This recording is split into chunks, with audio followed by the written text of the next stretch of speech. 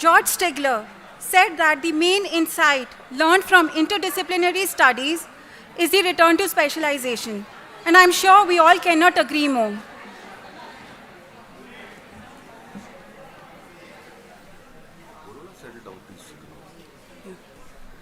In the present times, the application of science and technology is increasing worldwide at a great pace, making the global populace become more and more dependent on technology. Consequently, a lot of more innovations are taking place which are gradually bringing new technologies to the forefront. It is important to embrace change and move in sync with the new world order. However, we have to ensure that this rapid change is inclusive of the environment and the socio-economic challenges so that it can support a more prosperous and harmonious society. This inclusive approach is the core of this seminar, in which we are looking to inspire our participants, making them well aware and prepared to face the exciting challenges of ever-changing science and technology. A very pleasant morning to all the dignitaries present, distinguished guests, Principal Sir and all the participants. I, Shikha Narang, and I, Hema Nagpal, extend a very warm welcome on behalf of Shri Aurobindo College to our Chief Guest of the Day, Honorable Vice Chancellor, University of Delhi, Professor Yogesh Singh, our esteemed guest of honor, Professor Balaram Pani, Dean of Colleges, University of Delhi, Professor Shri Prakash Singh, Director, South Campus, University of Delhi, Mr. Ramesh Agarwal, Chairman of Agarwal Packers and Movers Limited, Professor Rajni Abhi, Proctor, University of Delhi, Professor Rajesh Singh, University Librarian and Head of Delhi University Library System, and all the participants to the inauguration ceremony of ICSSR-sponsored two-day international seminar entitled Technology for Environmental Sustainability, Socio-Economic Responsibility and Associated Entrepreneurial Opportunities in Society and Rural Environment, hosted by Shri Aurobindo College, University of Delhi. Before we progress ahead, I would request all the respected dignitaries, our Principal Sir, Professor Vipin Kumar Agarwal, and Dr. Rashmi Mathur, the convener of the seminar, to light the lamp in honor of Ma Saraswati and kickstart the opening of this knowledge-enriching event. Alongside, I request the students to showcase their performance. I would request all the respected dignitaries, our Principal Sir, Professor Vipin Kumar Agarwal, and Dr. Rashmi Mathur, the convener of the seminar, to light the lamp in honor of Ma Saraswati and kickstart the opening of this knowledge-enriching event. I request the students to show performance. I would request all the respected dignitaries, our Principal Sir, Professor Vipin Kumar Agarwal, and Dr. Rashmi Mathur, the convener of the seminar, to light the lamp in and kickstart the opening of this knowledge and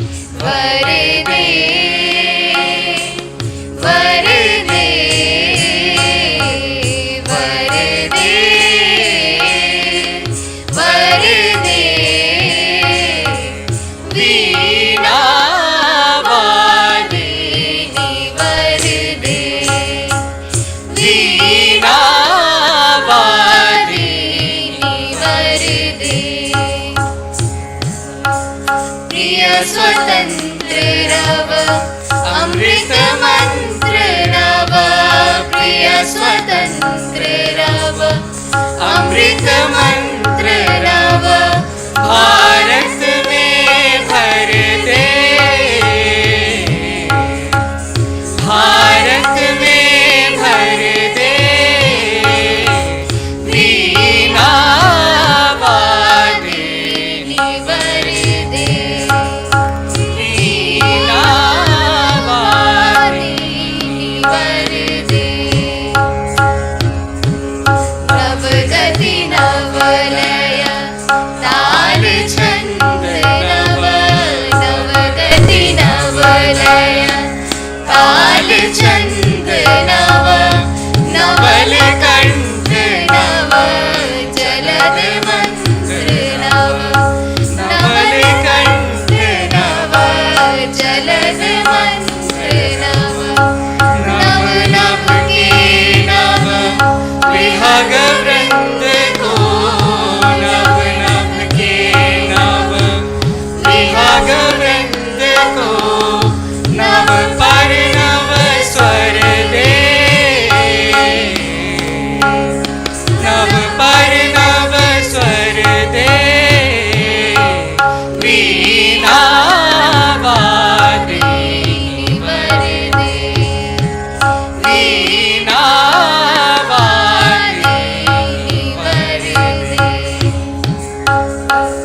गा गा गा गा गा प सा नि प ग रे ग रे रे रे रे, प प ग रे ग ग रे सा गा गा गा गा, ग प सा नि प ग रे ग रे रे रे रे, प प ग रे ग ग रे सा सा सा नि नि प प ग प ग रे सा, रे रे नि नि प प ग प ग रे सा, सा सा नि नि प प ग प ग रे सा, रे रे नि नि प प ग प ग रे सा, सा ग प ग प नि रे ग रे सा, सा ग प ग प नि रे ग रे सा, सा ग प ग प नि रे ग रे सा, गाठ अंधे उरे के बंधन स्तर, गाठ अंधे उरे के बंधन स्तर, महाजननी ज्योतिर्मय निर्झर,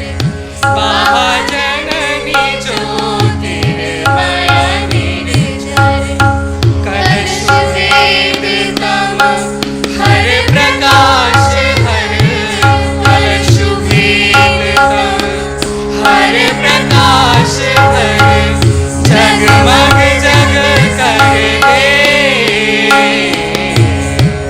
जगमग जग कर दे, वीणा वादिनी वर दे, वीणा वादिनी वर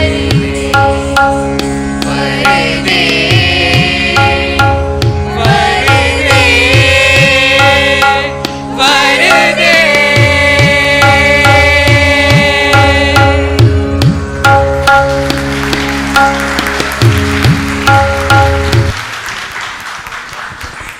Thank you. Before we proceed ahead with the event, as a token of welcoming our chief guest, I would request our principal sir, Professor Vipin Kumar Agarwal, to felicitate our chief guest of the day, Honorable Vice Chancellor, University of Delhi, Professor Yogesh Singh.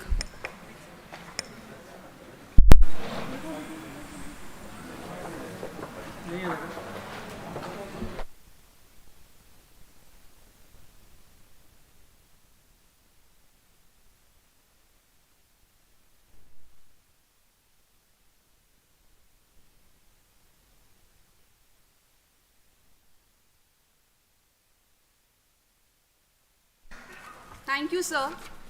May I now request Dr. Rashmi Mathur, convener of the seminar, to welcome Mr. Ramesh Agarwal, chairman of Agarwal Packers and Movers Limited, with a token of gratitude.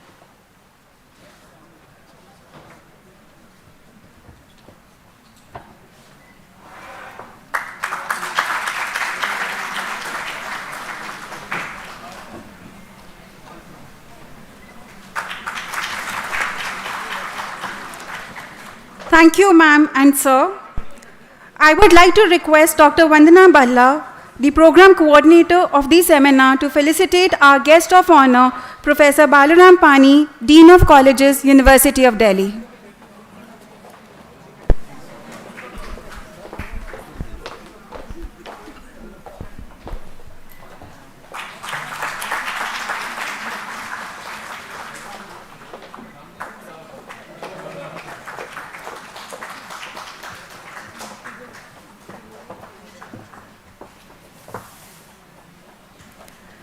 Thank you, ma'am and sir. I further take this opportunity to invite Professor Pramod Kumar, the program coordinator of the seminar, to present a token of gratitude to our guest of honor, Professor Shri Prakash Singh, Director, South Campus, University of Delhi.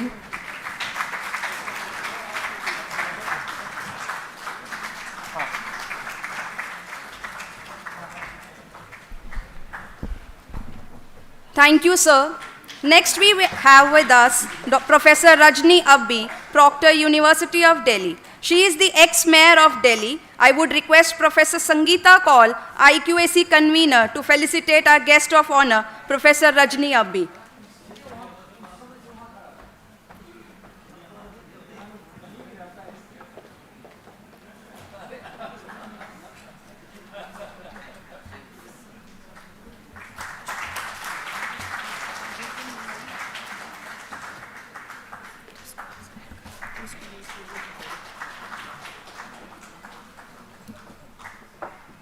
Thank you, ma'am. The significance and importance of this seminar can...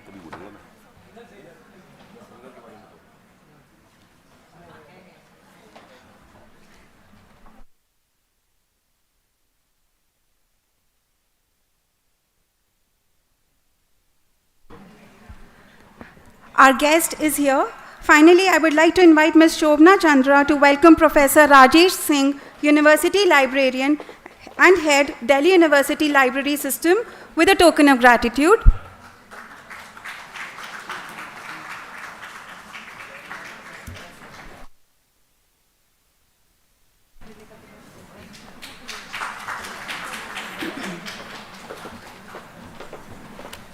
Thank you, sir. And ma'am.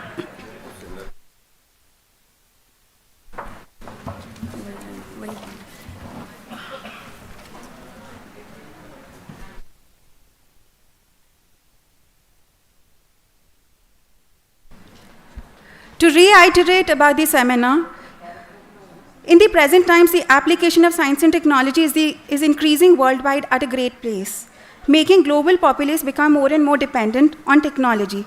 Consequently, a lot more innovations are taking place which are gradually bringing new technologies to the forefront.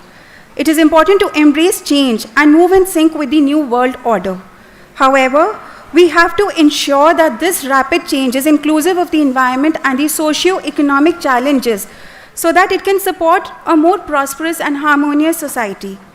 This inclusive approach is the core of this seminar today, in which we are looking forward to inspire our participants, making them well aware and prepared to face the exciting challenges of ever-changing science and technology.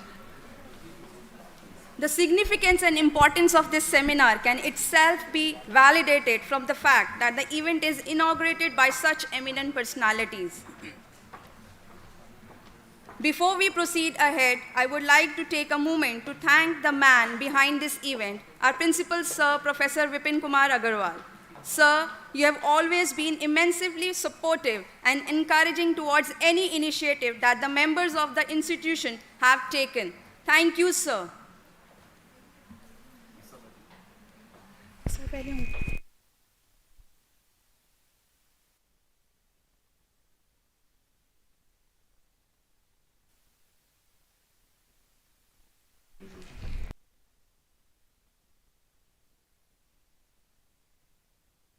I'll invite. I now request you to kindly welcome and address the gathering.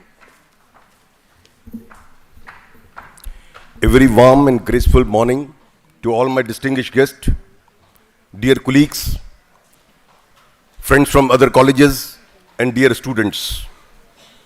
It's a special day for all of us. probably for the first time, we are organizing a seminar in the University of Delhi. Normally, we used to organize the seminars in the college itself. For the first time, we are organizing in the University of Delhi. So it's a great day for all of us.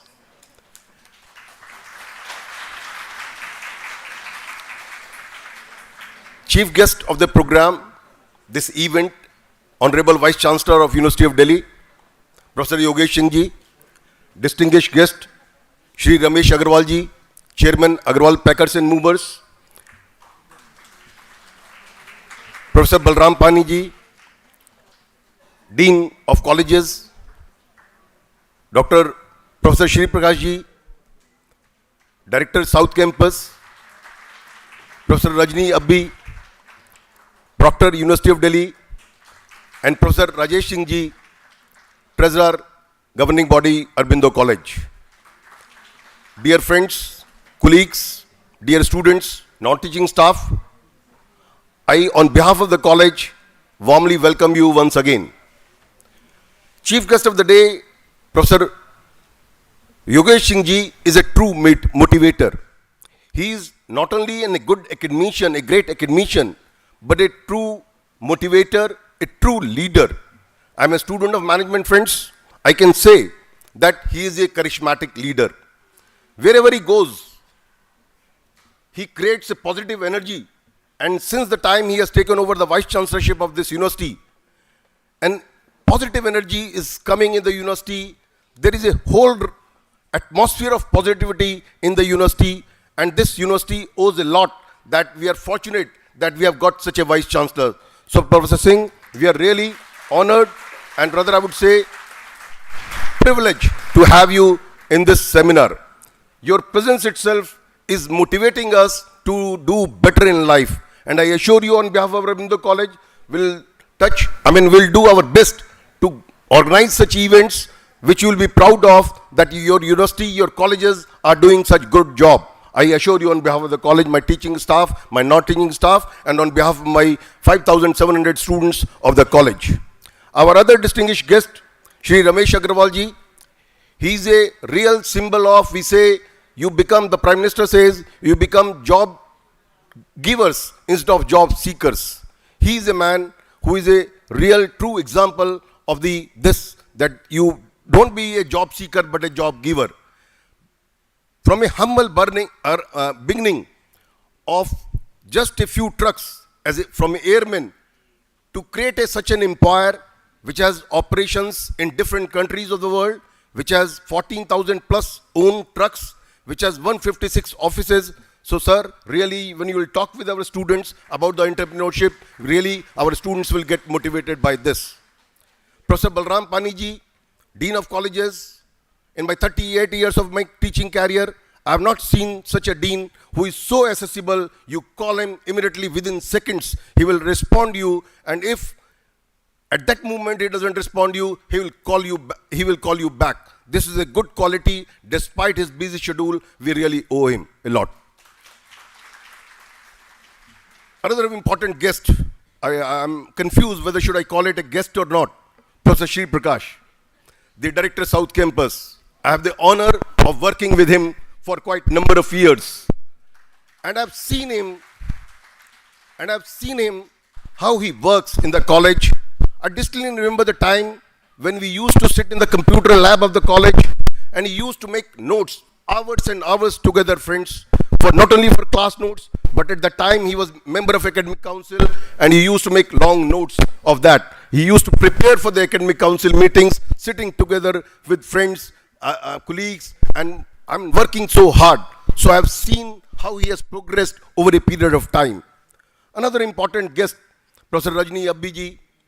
I know her since she got married to a person, right?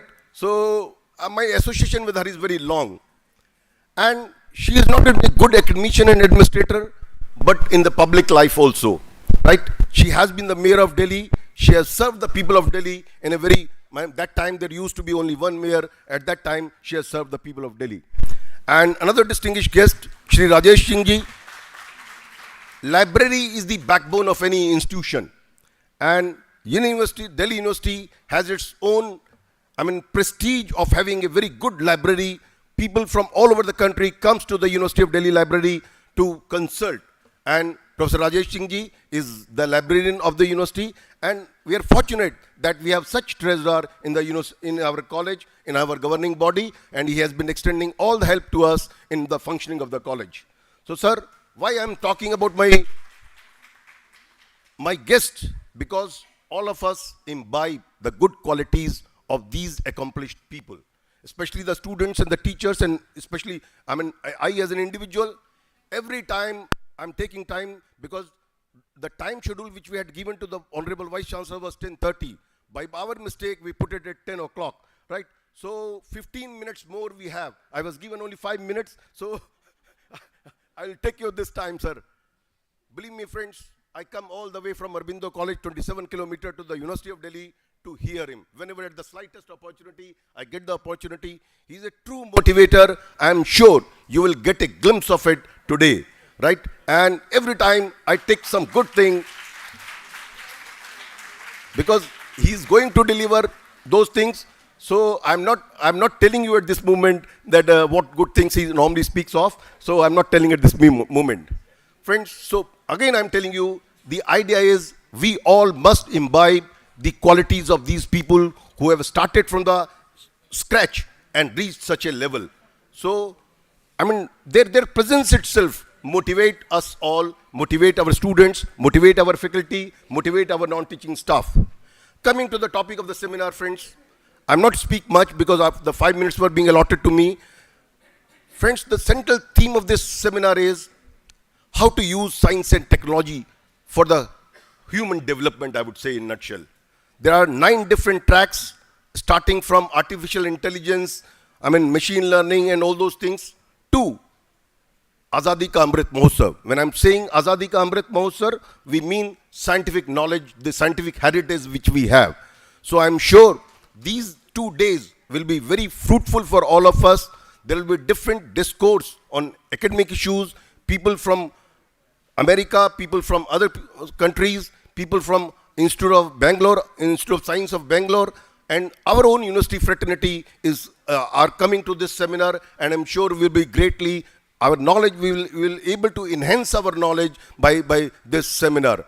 And this seminars provides you opportunities. Any seminar, I would say, provides you opportunity not only to interact, not only to have academic discourse, but also to interact with the people who have really excelled in their life. So I'm sure this seminar will be fruitful. And once again, on behalf of the Aurobindo College, Aurobindo Fraternity, sir, all the distinguished guests, and especially Honorable Vice Chancellor, sir, we are really privileged to have you in this seminar. And I'll be failing in my duty if I don't thank Professor Rashmi Mathur, who is the convener of this seminar. For the last 15 days, I'm seeing her that she and her whole entire team has been working tirelessly to make this seminar happen. And I'm sure this seminar will be a great success. With these words, thank you very much. Thank you, sir. It is always enlightening to listen to your interactive session. Now I would like to welcome our guest of honor, Professor Balaram Prani. However, before that, I'll take a minute to introduce him. Professor Pani is presently serving as Dean of Colleges, University of Delhi. He is also holding charge of Director, Campus of Open Learning, University of Delhi. He had been the principal of Bhaskaracharya College of Applied Sciences, University of Delhi for 7 years and has more than 25 years of teaching experience. He has published more than 50 research articles in reputed journals and authored 20 books. He has worked for the upliftment of the education sector through his diverse experience and expertise. I welcome you, sir, and request you to kindly say a few words for our audience.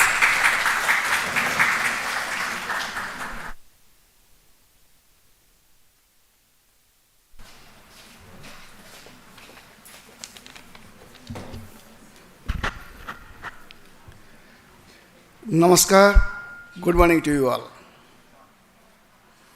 The chief guest of the day, Honorable Vice Chancellor Sir, Professor Yogesh Singh ji, Professor Shri Prakash ji, the Director, South Campus, Professor Mr. Ramesh Agrawal ji, the Chairman, Agrawal Packers and Movers Limited, and Professor Bipin Agrawal ji, the principal of this college, and the professors, and my dear colleagues and student friends. First of all, I congratulate you for this seminar. And the seminar topic it is the technology for environmental sustainability, socio-economic responsibility, and associated entrepreneurial opportunities in society and rural environment. Means whenever it is called that the environmental sustainability, why this sustainability is required? And first of all, this is because we have set up a narrative that in the environmental problem, and so whatever the problem it is coming out in the environment, it is the dilution is the best solution to the pollution. This narrative we have made. Since the dilution means there the carrying capacity of the environment, means there is three general great sinks in the world, that is the atmosphere, lithosphere, and the hydrosphere. These sinks, they are having certain carrying capacity. And beyond that, it will create some problem. So that dilution is the best solution to the pollution. That because of that narrative, we are facing the problems. So that's why the sustainability is, that word, it is very much required. And this sustainability means after that, the narratives will be the prevention. Prevention is the best solution to the pollution. So that's why, means to prevent the pollution level, we need the technology. And that's why it is said that the language of life is I can. But the language of environment, it is that to save your life. To save your life, it is the clean water, fresh air, and the fertile soil is required. So for that, you need the help of the technology to make it sustainable environment. And if that is that, if you remove the sustainability word from the environment, nothing is left out. Then definitely we will face the problems.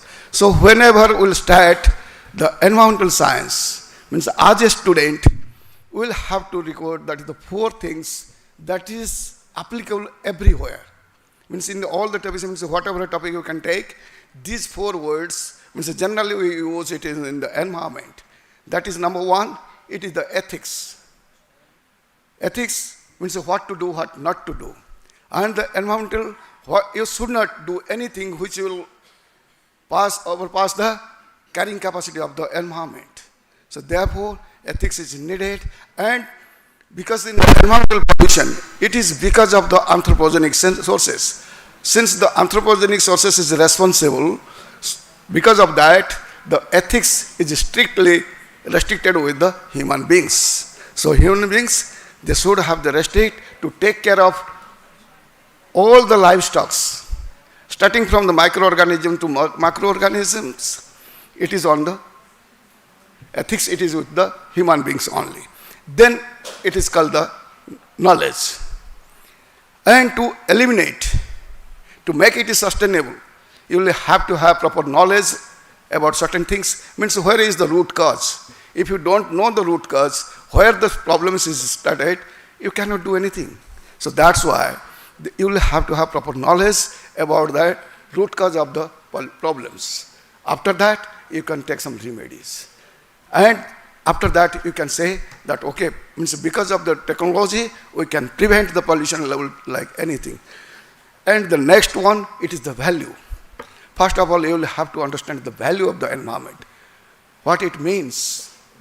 It is a life-supporting material. Means it is giving us the life. The fresh air, clean water means everything. If it is not, then we cannot sustain. So that's why you will have to acknowledge the value of the environment. After that, it is the stewardship. That is the responsibility. What is our responsibility? If we will not protect all these things, then who else? Because of that, the human being is the most, you can say that it has the tremendous responsibility to take care of everything, whether it is the plants, whether it is the animals or everywhere. I mean, so that's why human being is taking care of all these things. If they means if they will not use it, they will lose it. So in this case, I can say you have invited me for this occasion. So I am very much thankful to you all. And again, I say congratulations to you all and thank you too. Thank you, sir, for your words. Next, we have Mr. Ramesh Agarwal as our guest of honor. Mr. Ramesh Agarwal started his career as an airman and joined Indian Mechanical Training Institute, Tambaram, Chennai in 1980. He was always fond of meeting challenging assignments, and his hard work and dedication won him recognition, and he was conferred the title of Best Airman. In 1986, he decided to seek retirement and set out to become an entrepreneur. Sheer grit, determination, vision, leadership, and innovative mindset drive in him has helped him in setting up a vast empire as a business conglomerate. Now, he is the chairman of Agarwal Packers and Movers Limited. Sir, I welcome you and request you to share your words of wisdom with the audience. माननीय professor Yogesh Singh ji, vice chancellor Delhi university, dean Shriman Balram जी, श्रीमान श्री प्रकाश सिंह जी, बहन रजनी जी, श्रीमान विपिन अग्रवाल जी, श्रीमान राजेश जी, और मेरे सामने बैठे हुए प्रोफेसर्स, विद्यार्थी, मातृशक्ति, सबको जय हिंद।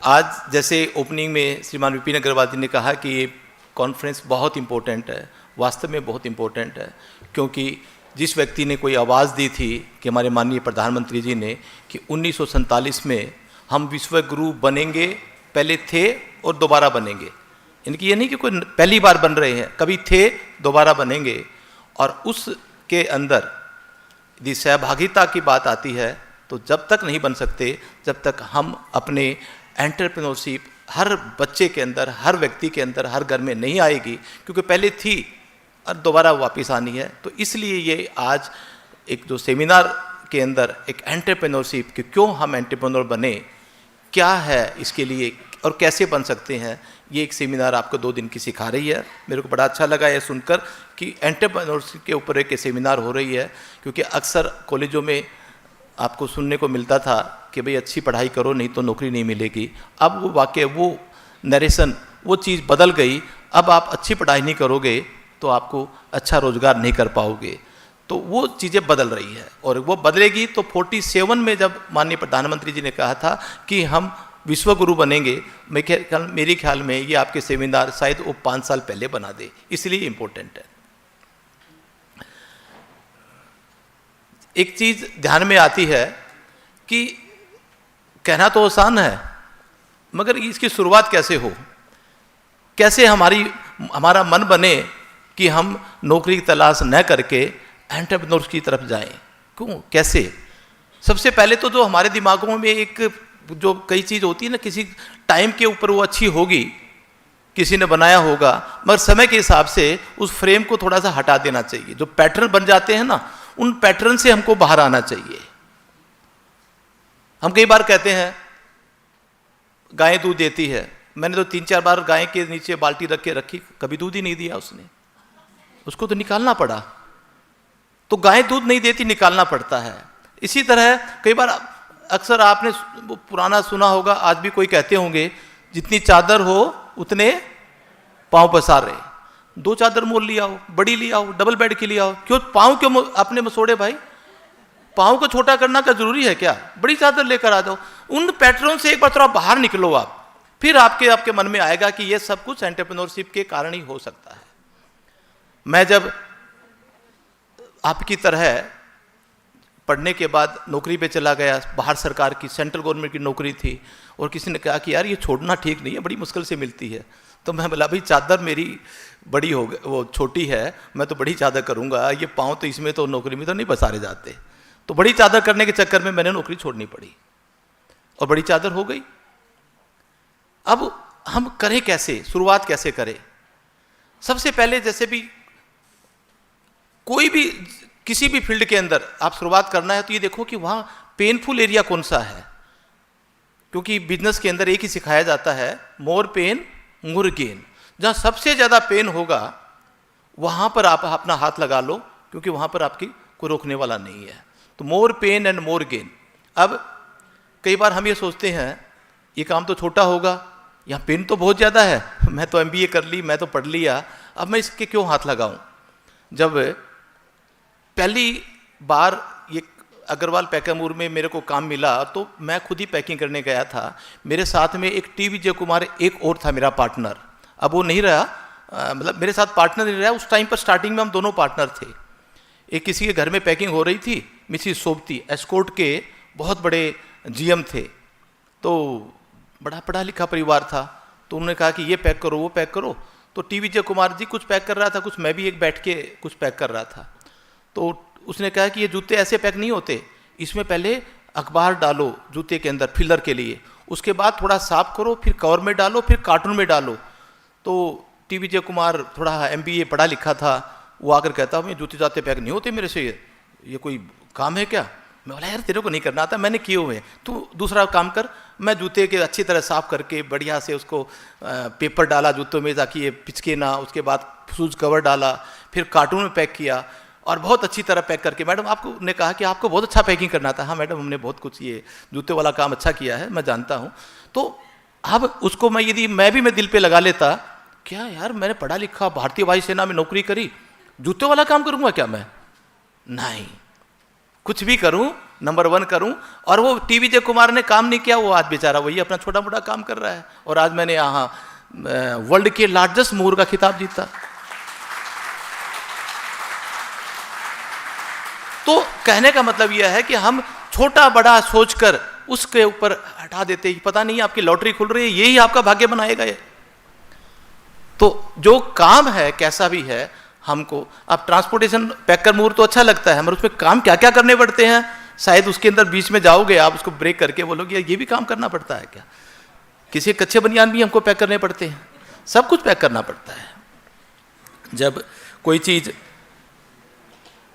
अब काम तो शुरू कर दिया, अब ये बड़ा कैसे बनेगा, उसके लिए कुछ भी नहीं, आपको ट्रस्ट जमाना पड़ेगा, एक ट्रस्ट, बस वो फिर आपको आगे लेता जाएगा। अब ये जमेगा कैसे, मगर वो जमेगा जब आप दिल से उसके साथ जुड़ोगे, अंदर में घुसा लोगे, ट्रस्ट जमाना है।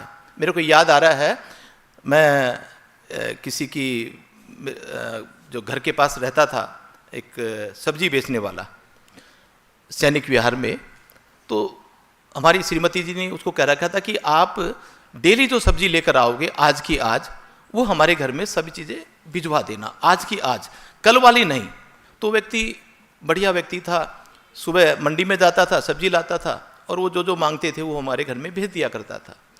एक दिन वो बीमार हो गया और वो नहीं आया, तो सब्जी ला नहीं पाया। जो सब्जी पुरानी बची हुई थी, उसके बेटे को जो स्कूल में आकर बैठा होगा, तो उसने बिठा दिया कि ये सब्जी उनको देनी होती है। तो उसने भी हमारे घर में भी वही सब्जी भिजा दी, बाकी जगह जहाँ भिजानी भिजवा दी। तो घर में जाकर उसने कहा कि पापा मैंने यहाँ भेजा है। अरे उनके घर में क्यों भेज दी, उनको तो फ्रेश सब्जी चाहिए थी। ये तो उसने रात के टाइम पर वो बच्चा वापस आया, बोलता कि आंटी वो सब्जी आपकी है ना, ये फ्रेश नहीं है, मेरे पापा बीमार थे, कल वाली मैंने भेज दी, मेरे को पता नहीं था, आप ये पैसे वापस ले लो, ये सब्जी वापस दे दो। उसने ट्रस्ट जीत लिया, वो व्यक्ति सदा के लिए हमारे दिल में बैठ गया, और आज उसके 15 स्टोर है सब्जी के, 15 स्टोर। ऐसे कितने लोगों का ट्रस्ट जीता होगा। तो ट्रस्ट जीतना बहुत जरूरी है, नहीं तो आपकी शुरुआत के अंदर ही कहते हैं ना, वो पेड़ मुरझा गया, मर गया, अंकुर ही खत्म हो गया, वो अंकुर ही खत्म हो जाएगा। तो ट्रस्ट जीतना जरूरी है। जब काम करते हैं वहां शुरुआती भी प्रॉब्लम होती है, आएगी शुरुआती प्रॉब्लम। एक होती है शुरुआत की प्रॉब्लम, एक होती है प्रॉब्लम की शुरुआत। दो में बहुत अंतर है। प्रॉब्लम की शुरुआत है तो दोबारा नौकरी कर लो जाकर, भाई ये नहीं होगा, जैसे जूते वाला काम है तो वो फिर जैसे जहाँ करना चाहे करो। शुरुआती प्रॉब्लम है तो आपकी रिजोल्व हो जाएगी, छोटे मोटे मुश्किलें आएगी, and you will cover up and you will get the, I think आप आगे बढ़ जाओगे। मेरे को भी बड़ी शुरुआती प्रॉब्लम आई। जब हमने काम शुरू किया 10-12 मेरे पास एम्प्लॉई हो गए थे और मैंने कुछ ट्रांसपोर्ट इंडस्ट्री से लोग ले लिए थे।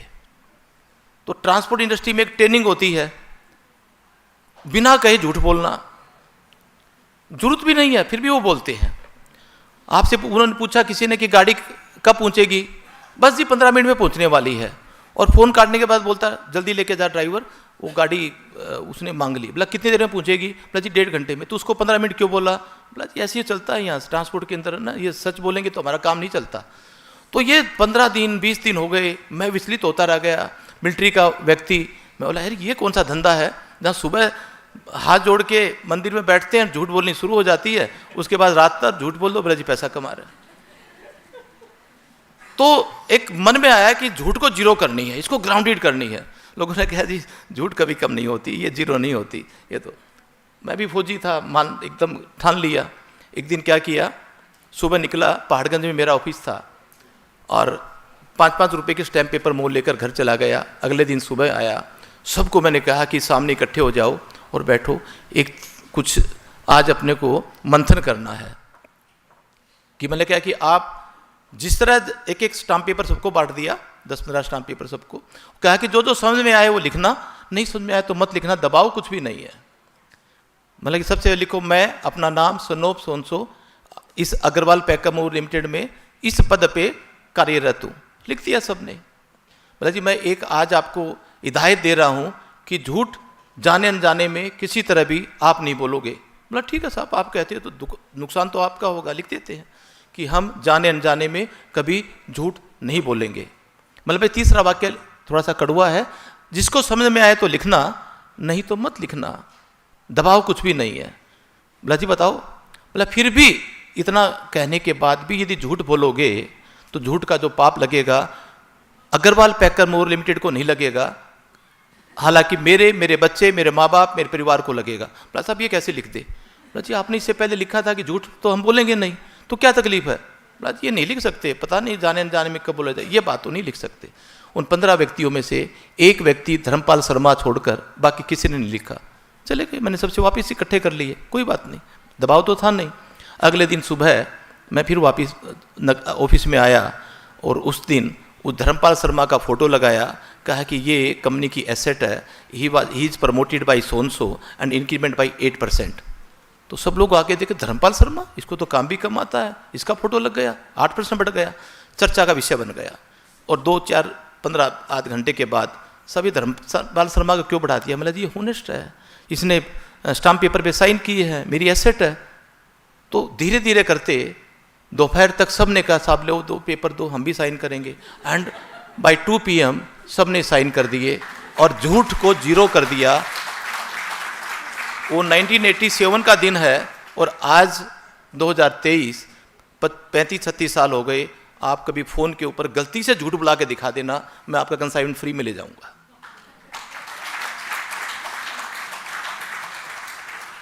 तो वो ताकत बन गई।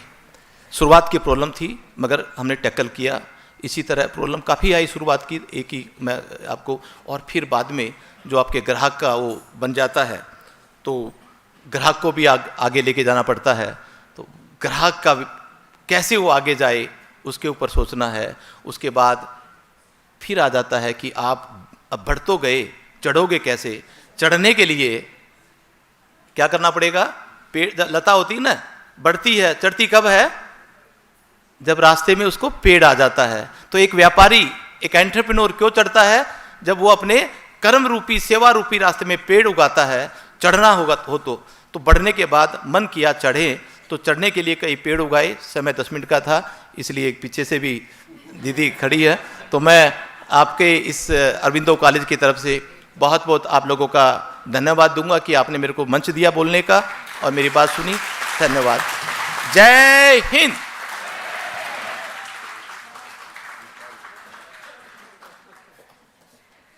So we would have actually loved to listen to you, but it's just sheer paucity of time.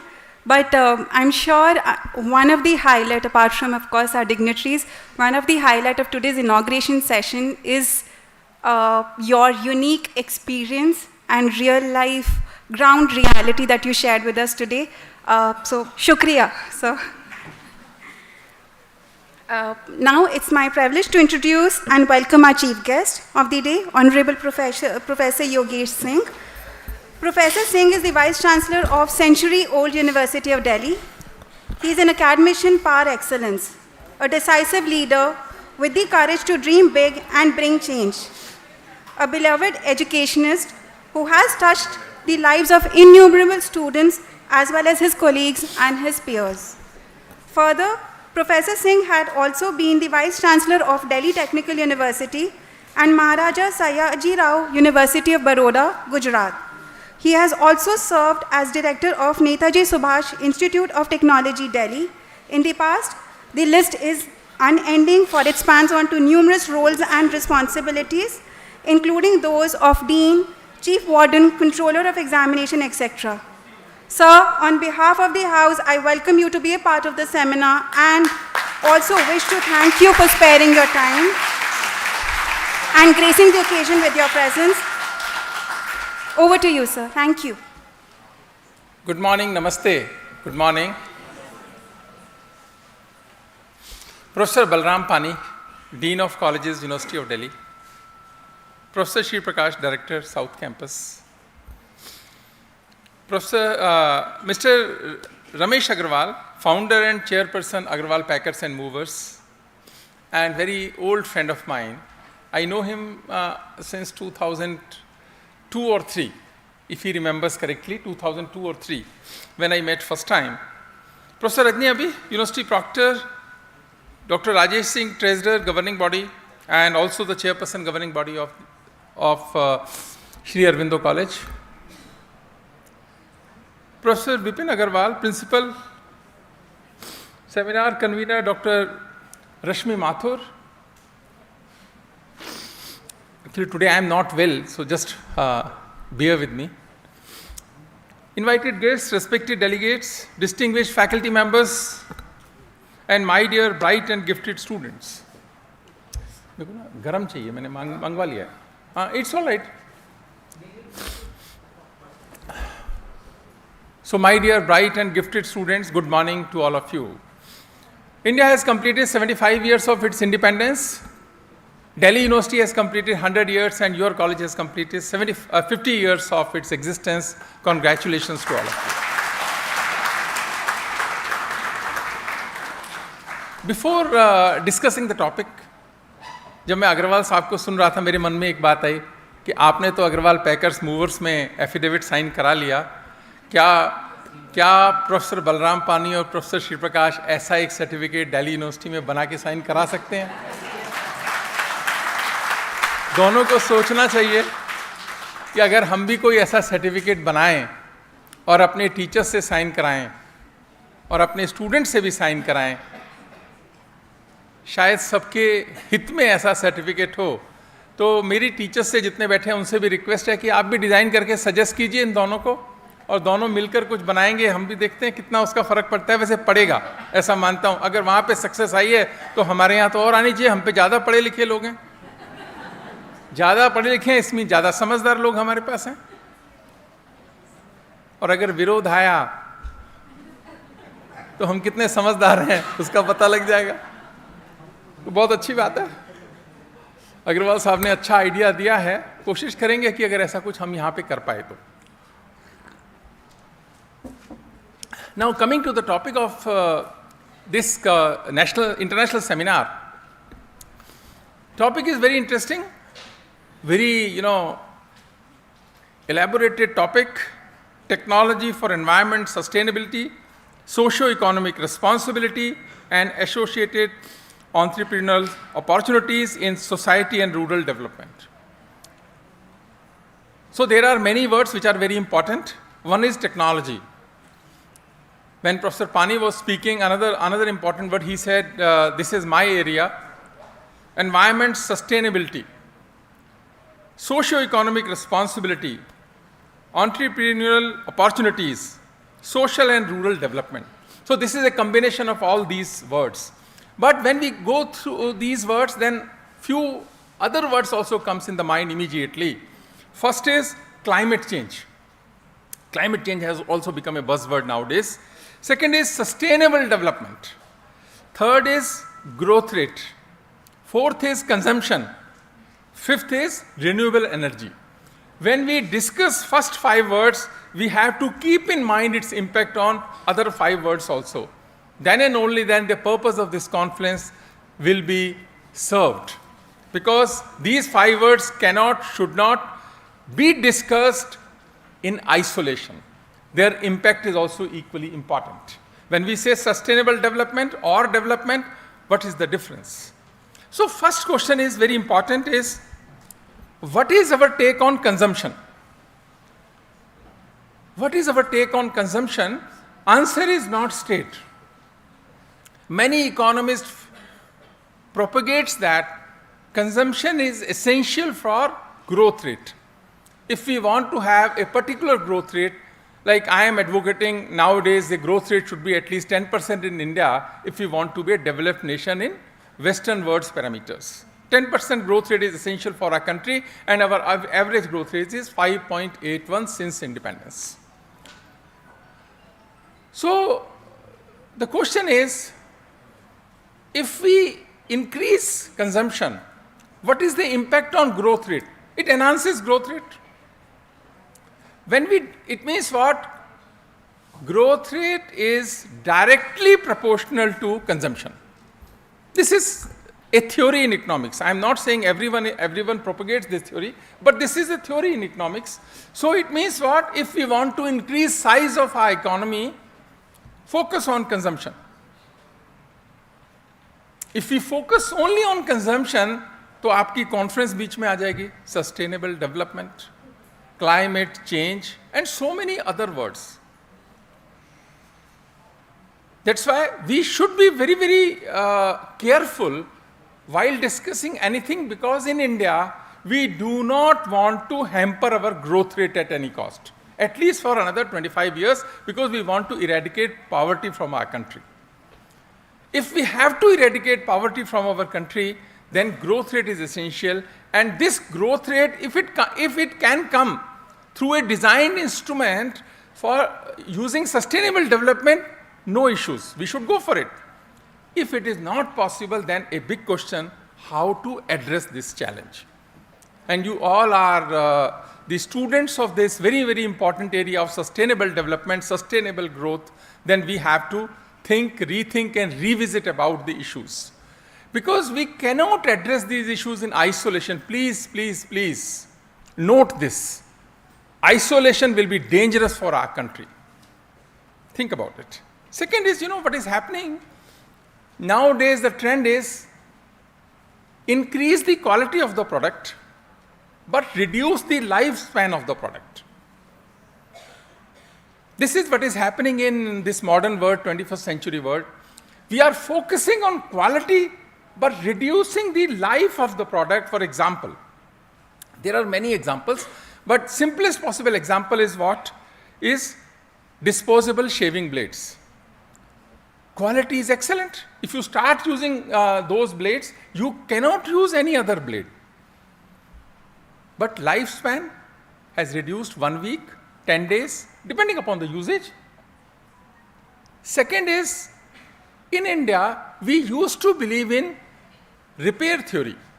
But nowadays, due to the inventions and discoveries in industry, I'm focusing on automobile right now, say from repair to replace. Now we replace the parts.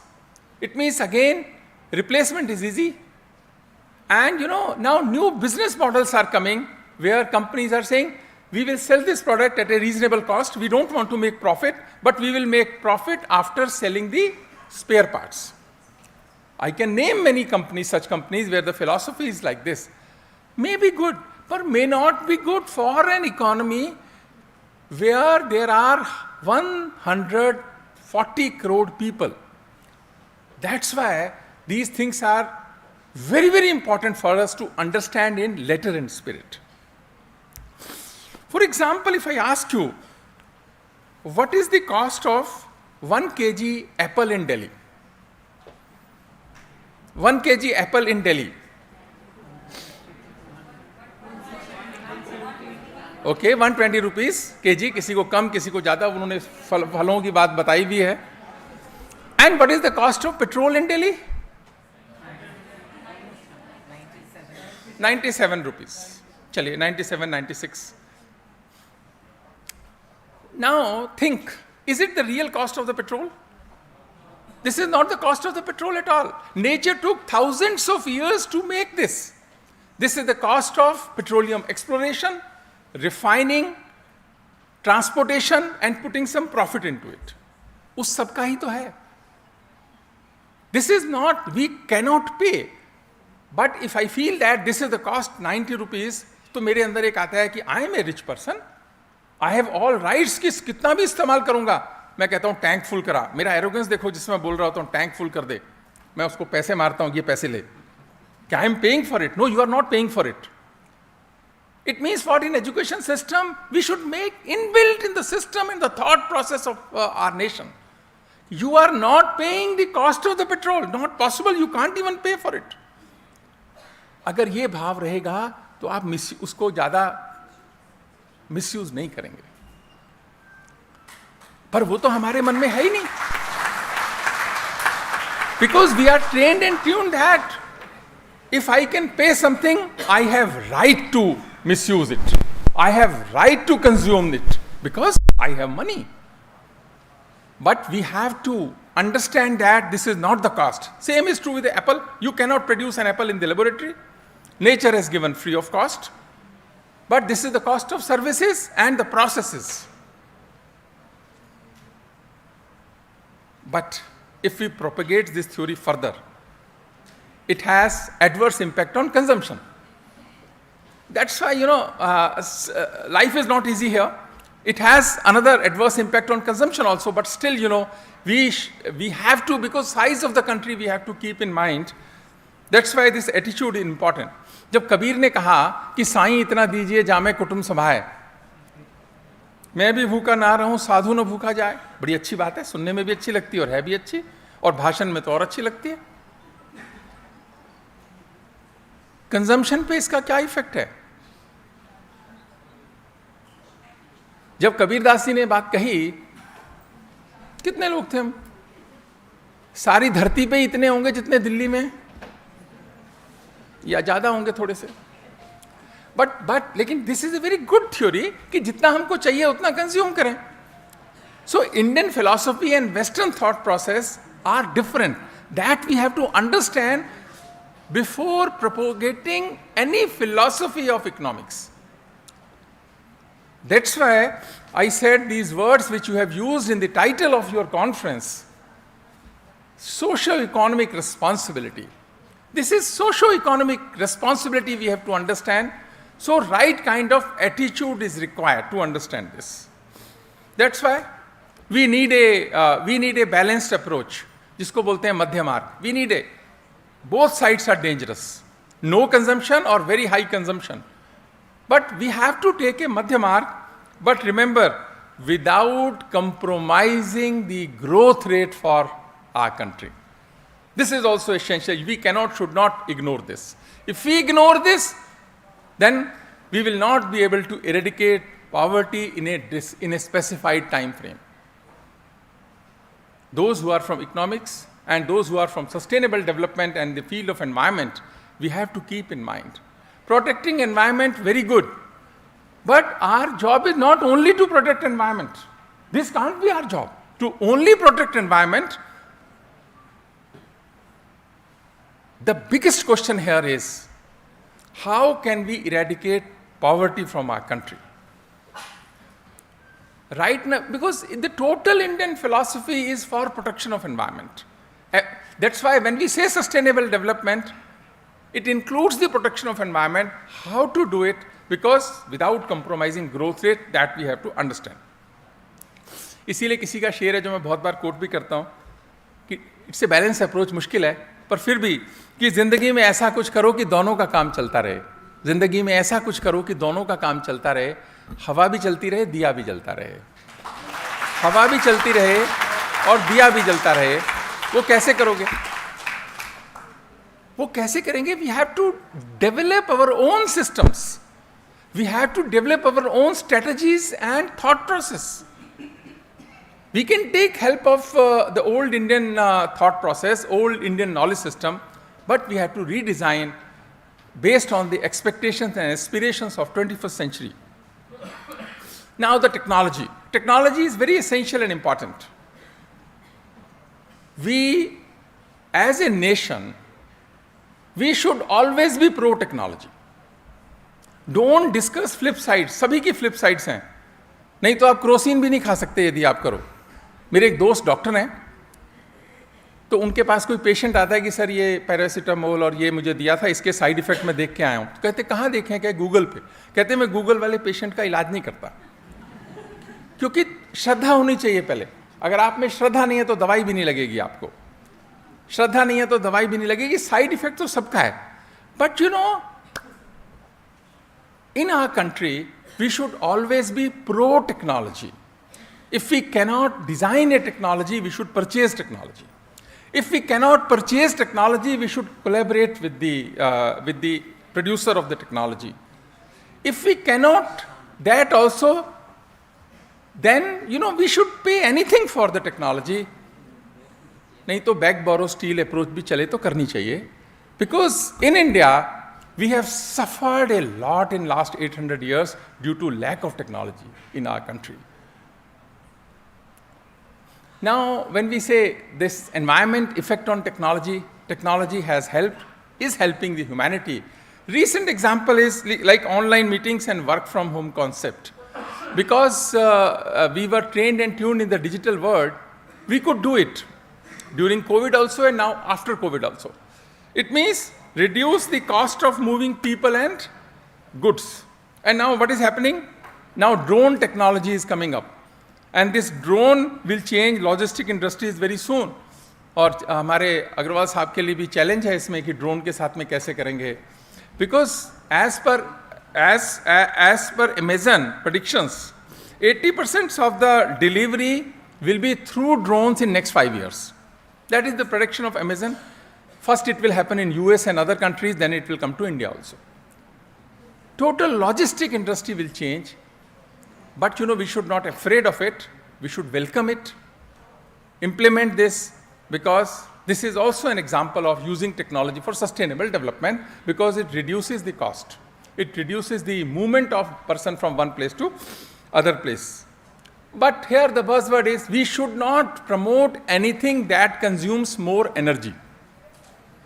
And we should not propagate anything that consumes more energy is one thing. And please we should not replicate the Western model of development. If something is good, we should do it. But, without understanding the effect and impact of that model, if we start replicating that model in India, US population is only 36 crore or 40 crore. We are 140 crore. It means that model may help us, but there are chances that may not help us also, that may have adverse impact on climate and other aspects for which you are organizing the conference. I will give you two examples. In the Western model, theory of development is every person should have a car. In US they have, if a family is having 4 members, 4 cars in the house, every adult has a car. Can we replicate this in India? We can, but we should not. We can, but we should not. Right now in India, 75% families have cars. Families, not people. 7.5% families have cars only. And there are about 7 crore cars in India. And all metros, we know the situation, what is happening in our all metros and in urban India also. Why to call only metros?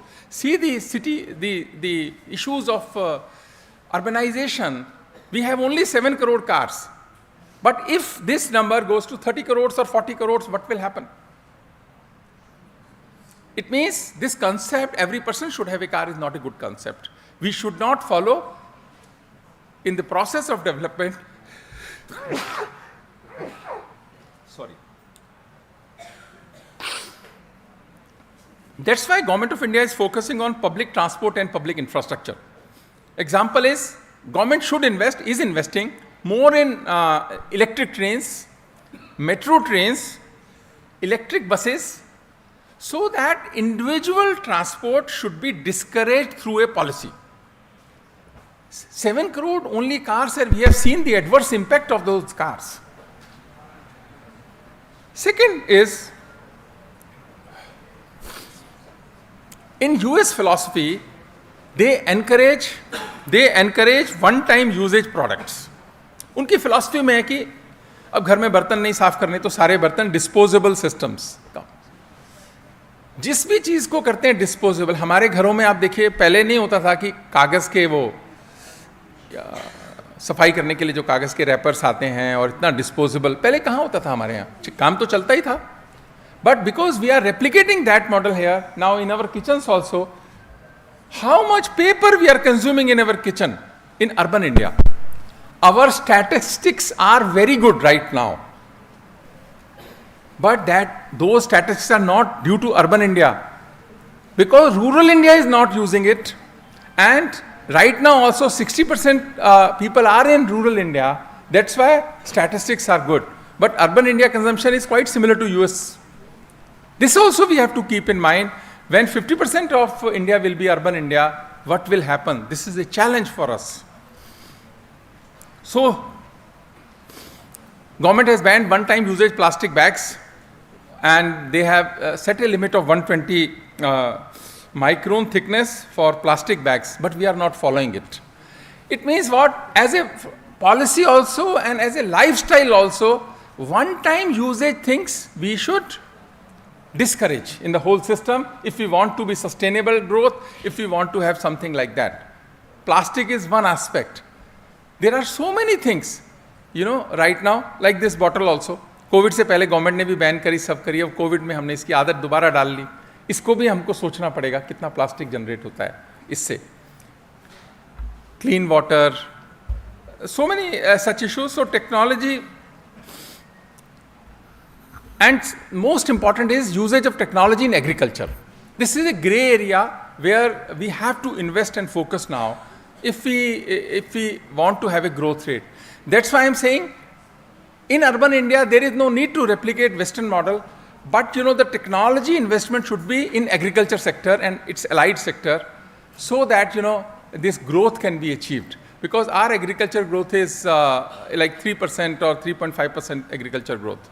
This is an area where scientists should work, suggest the government like for irrigation, for seeds, and for other things. One is yield, another aspect is what? How can we achieve minimizing the resources in the agriculture sector? But the biggest the challenge is, don't consider anything which compromises growth rate, because right now we don't and should not compromise, because first is we want to eradicate poverty from India, and right now our per capita income is 1,50,000 rupees per year. 1,50,000. Our service sector is consuming 54%, contributing 54%, industry 26%, and agriculture is 20%. And gross national income is $2,000 India. वो इतना ही बनता है, 1.5 लाख के आसपास बनता है. और US का कितना है? $66,000. Imagine, R is $2,000, there is $66,000. So their aspirations and expectations and technology, anything should not be replicated in India like that. कितना दूर जाना है अभी? 2,000 to 66,000. This is a challenge, but if Indians decide to work accordingly, at least we can take some steps, important step in the right direction. Robert Frost की एक कविता है बहुत अच्छी, उन्होंने कहा ना कि woods are lovely, dark and deep. I have many promises to keep. Miles to go before I sleep. Miles to go before I sleep. This miles to go should be buzzword in Indian minds, that we have to achieve from 2,000 to 66,000. आज बड़ा मुश्किल लगता है सोच के कि ये कैसे हो सकता है. अगर वो कर सकते हैं तो हम क्यों नहीं कर सकते? The question is, if they can do it, why can't we do it? If they are focusing on innovation, we should focus on innovation. If they are doing good things, new things, original work, in India also, we should also do that. If we have to replicate these things, that our target is 66,000. बहुत अजीब लगता है सुनने में आज, पर अभी तो 2,000 ही है. That's why in such seminars, how can we do this? Can we? Should we? These are the questions which are to be discussed. And our Honorable Prime Minister, lastly, in Glasgow Summit on November 1st, 2021, narrated India's commitment for addressing the issues of climate change. 5 promises उन्होंने दिए. And those 5 promises are directly related to the essence of your conference. The first was, India will reach its non-fossil energy capacity to 500 gigawatts by 2030. इसमें research की ज़रूरत है. It means renewable energy. Through renewable energy, 500 gigawatt or solar energy. Second was, India will meet 50% of its energy requirement from renewable energy by 2030. 50%. Third was, India will reduce the total projected carbon emissions by 1 million tons by 2030. Fourth, India will reduce carbon intensity of its economy by less than 45%. Less than 45% by 2030. And last is, India will achieve the target of net zero carbon emission by 2070. Net zero carbon emission. It means what? We have to implement the concept of reduce, reuse and recycle. Every institution, for example, we are in a university. Our university should be zero liquid discharge campus. First step. Every locality should be zero liquid discharge locality. So that, it means what? The energy we should generate within the system, liquid which is like sewage disposable and anything, we should treat it and use it. So if we take small step, instead of having a very high level plants, those are essential, but as a system, as a society, we should implement this. Like in Delhi University also now we are working in that direction to have Delhi University to be a zero liquid discharge university. And India's average temperature has risen by around 0.7 degree in the last 120 years. 0.7 degree बढ़ा है last 100 years में. That's why forests are important. We have to keep this in mind. जंगल बहुत सारे चले गए और भी चले जाएंगे.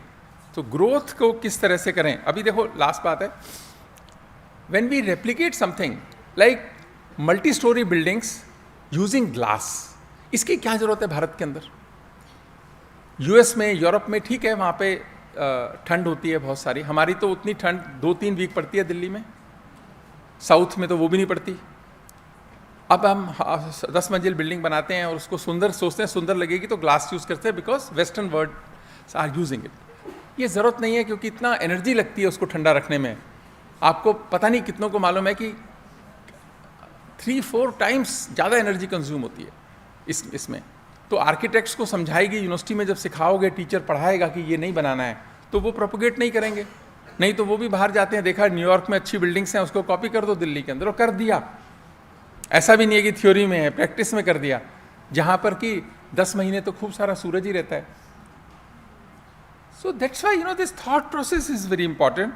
So we have to create and design our own models of development without compromising growth of the economy. Technology will be an enabler. Technology will be an enabler and will help India for sustainable development. Our bright minds of India must focus on technology for rural development.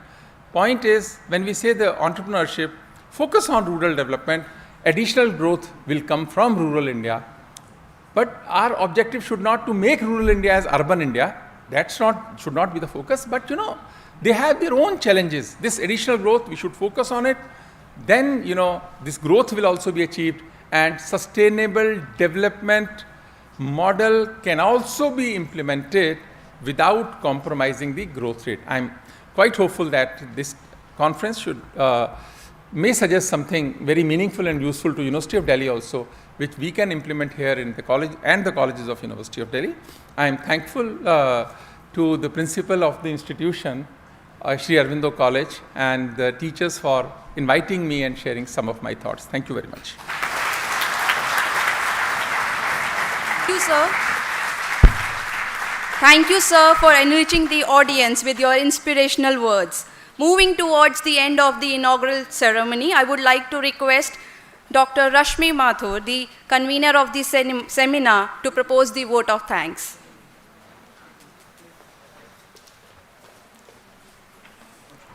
The way to develop the best that is in a person is by appreciation and encouragement.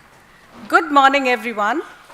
On behalf of Sri Aurobindo College, it's my proud privilege and honor to extend a vote of thanks. I would like to begin by thanking all the dignitaries present here for this session of the International Seminar. Your esteemed presence gives us immense pleasure and happiness. It is a matter of pride for us to have people of great importance and caliber with us during the inaugural ceremony of the seminar. I would like to thank our chief guest for the occasion, Professor Yogesh Singh, Honorable Vice Chancellor, University of Delhi, for his words of wisdom. Sir, it was truly enlightening experience to listening to you. We are indebted to you for sharing your diverse knowledge and thoughts with us. Sir, you have infused enthusiasm and a youthful energy that would guide us to a thoughtful deliberation in these 2 days.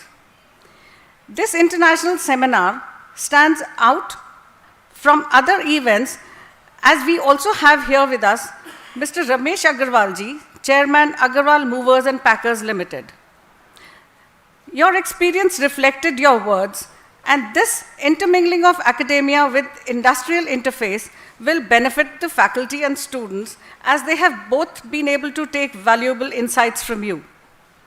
I would like to thank our guest of honor, Professor Balaram Pani, Dean of Colleges, University of Delhi, for sparing time out of his busy schedule and joining us for this seminar, sir.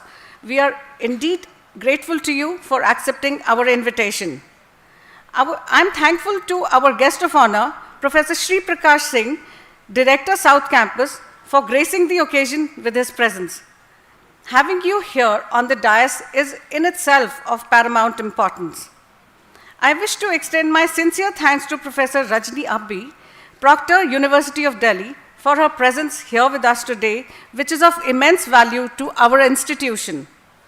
I am thankful to Dr. Rajesh Singh, Head Librarian, University of Delhi, and the Treasurer, Governing Body, University of Delhi, for taking time out to be with us during the inaugural session of the seminar.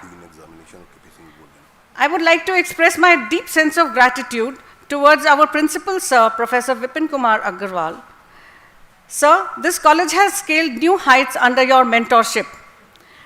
Without your vision and constant encouragement, this event would not have been possible.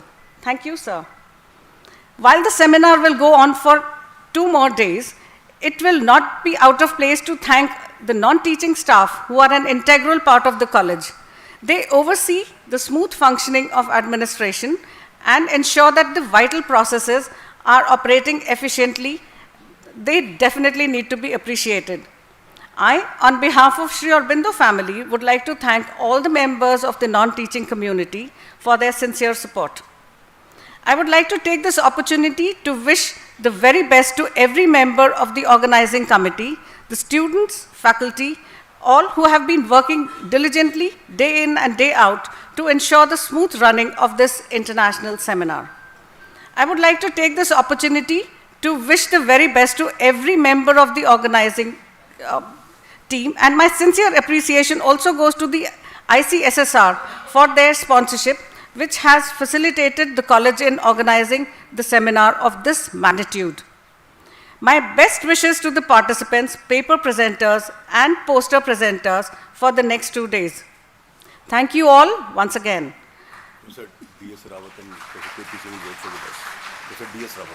Professor D.S. Rawat, thank you, sir, for coming and gracing the occasion. Thank you, sir. Professor K.P. Singh ji, thank you, sir. Thank you for coming. Just an announcement that today's event is being live streamed on the college YouTube channel. Thank you. Let's all stand for the national anthem, please.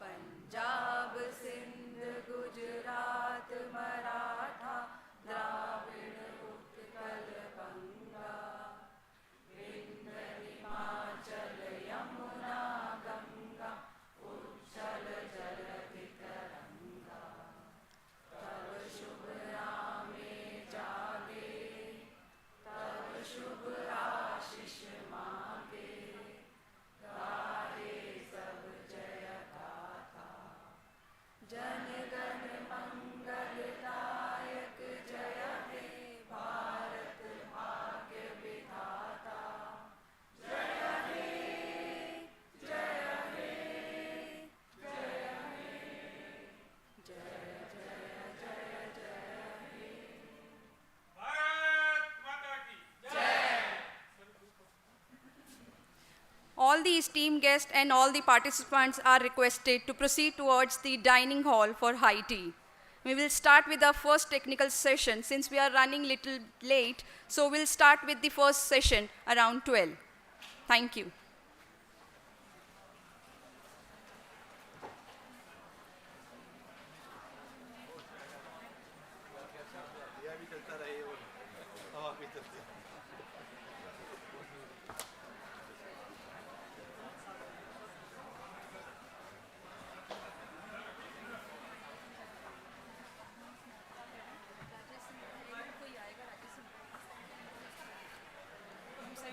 सही था, बढ़िया था, कुछ ही दिखाया ना, बढ़िया था। हम आपके लिए कन्या पुत्र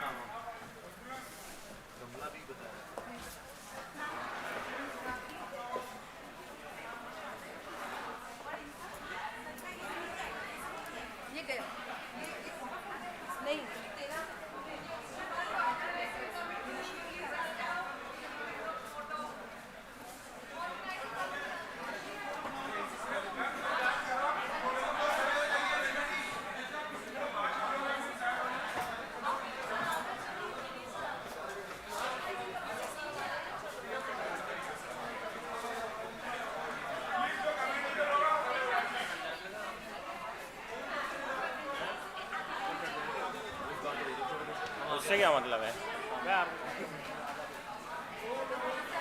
आओ जरूर।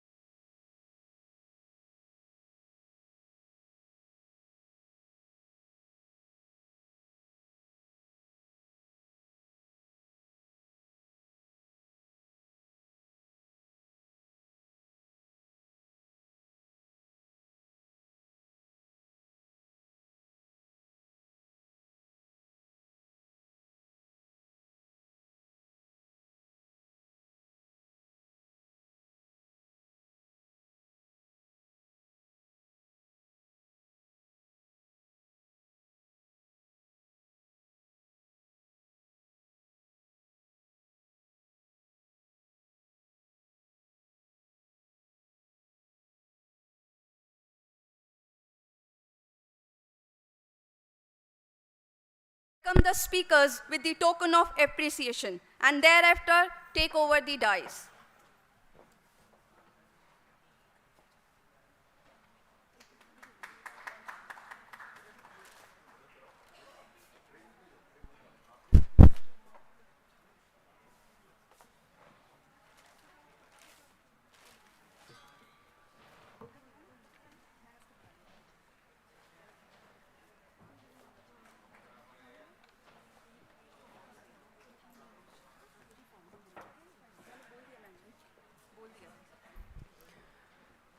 Thank you so much, Dr. Shikha. Good noon and a very warm welcome to the first technical session of our international seminar. Greetings to the esteemed panel of speakers. Environments around the globe are undergoing human-induced change, as our Honorable Vice Chancellor also spoke about it. Human population growth, rapid urbanization, expanding global economy, and the diffusion of Western consumer lifestyles are placing increasing pressures on natural and social systems. Global institutions, nation states, and local communities are seeking to identify and employ sustainable solutions to these environmental and socio-economic challenges. Sustainability has emerged as a policy discourse that seeks to balance the desire and need for economic growth with the protection of the environment. And amidst all this, there is disease. And to manage disease, we need drugs. Our first talk of this session is by Professor D.S. Rawat. It will be around drug development, on which he's been working lately. He is an eminent professor from the Department of Chemistry, Delhi University. His areas of interest include organic synthesis, medicinal chemistry, natural and marine products. He has successfully guided 12 PhDs and more are in the pipeline. He has over 109 publications in reputed journals and 9 patents. In the last 3 years, he has presented around 90 papers and posters in conferences. It is a privilege to hear you today, sir. I request the House to maintain silence and hold their questions till Professor Rawat concludes. Over to you, Professor Rawat.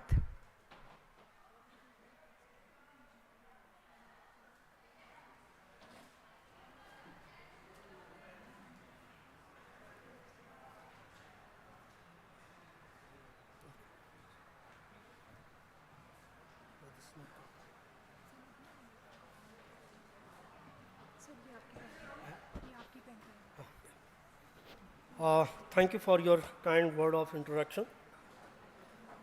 Thanks, Professor Vipin Agarwal, for your kind invitation. Whenever Professor Saab calls me, I can't say no to him. I had no idea about the title of the conference, actually, in fact. He called me, कि sir आप 16 को आधे घंटे के लिए free हो सकते हैं. So I looked at my calendar, okay, मैंने कहा मैं इतने से इतने के बीच में फ्री हूँ. I didn't bother to ask कि भाई किस टॉपिक को बोलना है.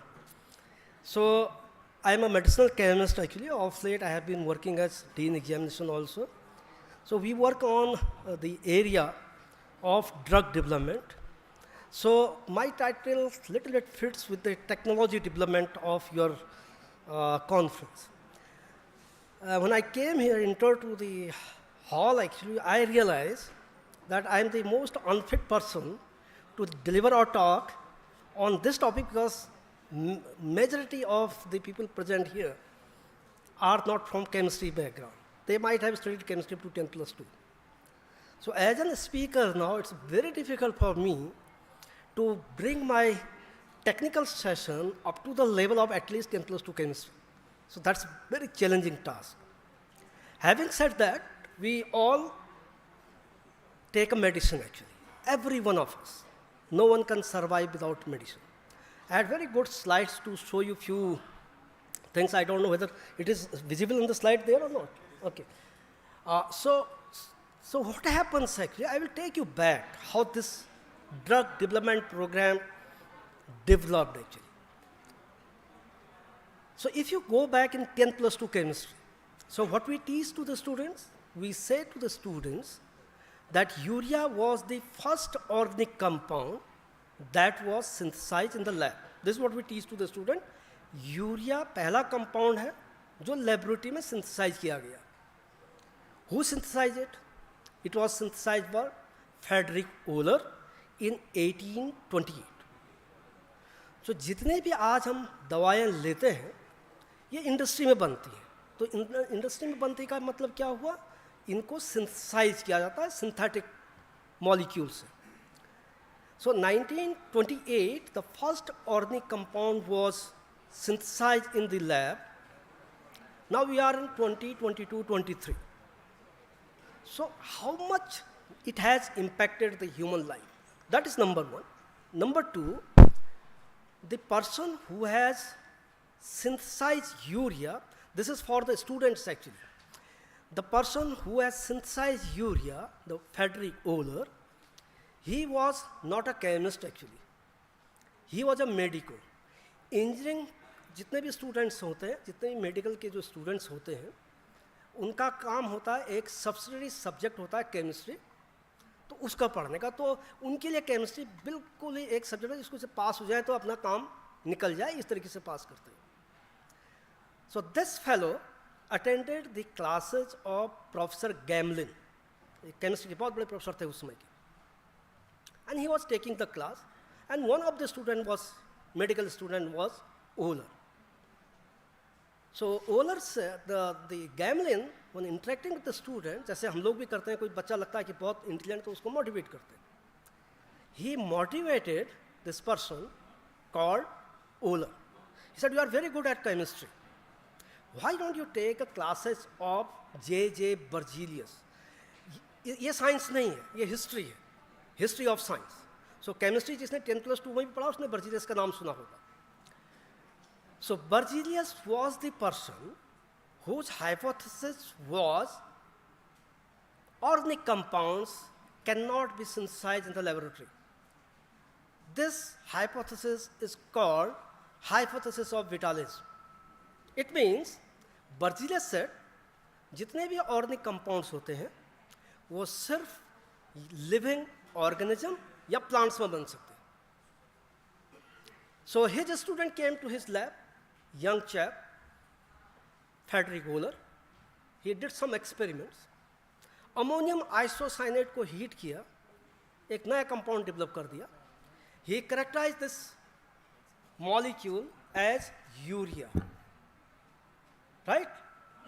सो किसके साथ काम किया था?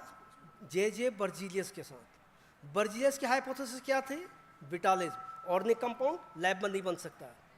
And his student discredited the hypothesis of his supervisor who was a famous chemist of that time.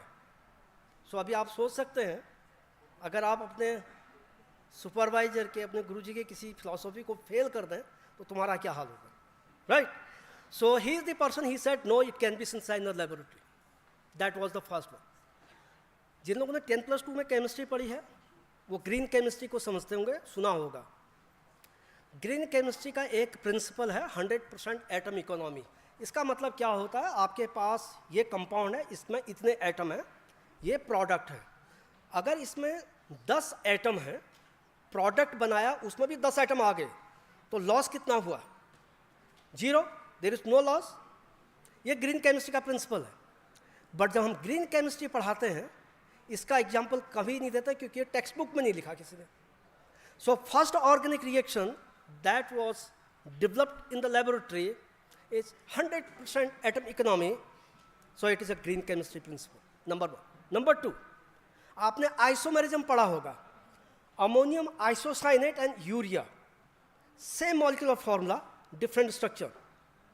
But जब हम आइसोमेरिज्म की डेफिनेशन पढ़ाते हैं क्लास में, इसको कभी नहीं बताते हैं क्योंकि किसी ने इसको टेक्स्ट बुक में नहीं लिखा.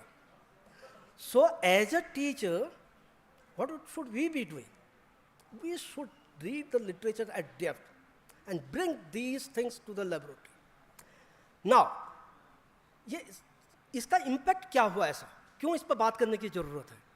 यूरिया सिंथेसिस के बाद आज के दिन you can make any molecule you wish to. आप किसी भी मॉलिक्यूल को बना सकते हैं इन the laboratory. How it impacted? So what happened actually?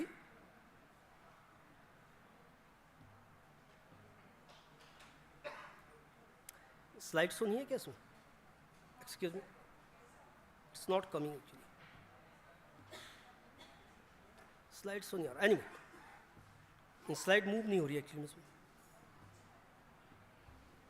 Anyway, so what happened? If you look back the data in 1900, I don't know, move नहीं हो रही slide actually.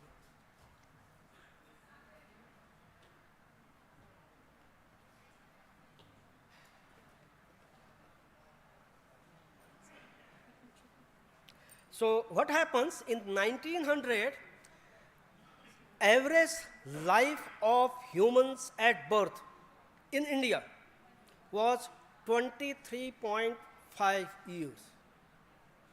Today in 2010, it has gone to 64.5, and Japan is the highest one. Okay? Why that happened?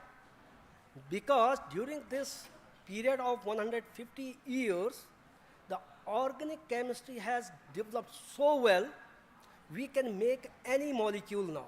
Molecule means the drugs. Before that, if you have any kind of disease or alignment, you are dependent only on nature. Okay? So if you know the treatment of certain kind of disease from a nature, the disease can be cured. But if you don't know about it, you can't cure the disease. The famous story of penicillin. आपने penicillin का नाम सुना है? Antibiotics. आजकल आप बहुत antibiotics लेते हैं. Viral infection होता है तो antibiotics खिला देते हैं, नहीं होता, नहीं लेना चाहिए. Right? So penicillin was the first antibiotics developed in 1940s. Penicillin. Okay?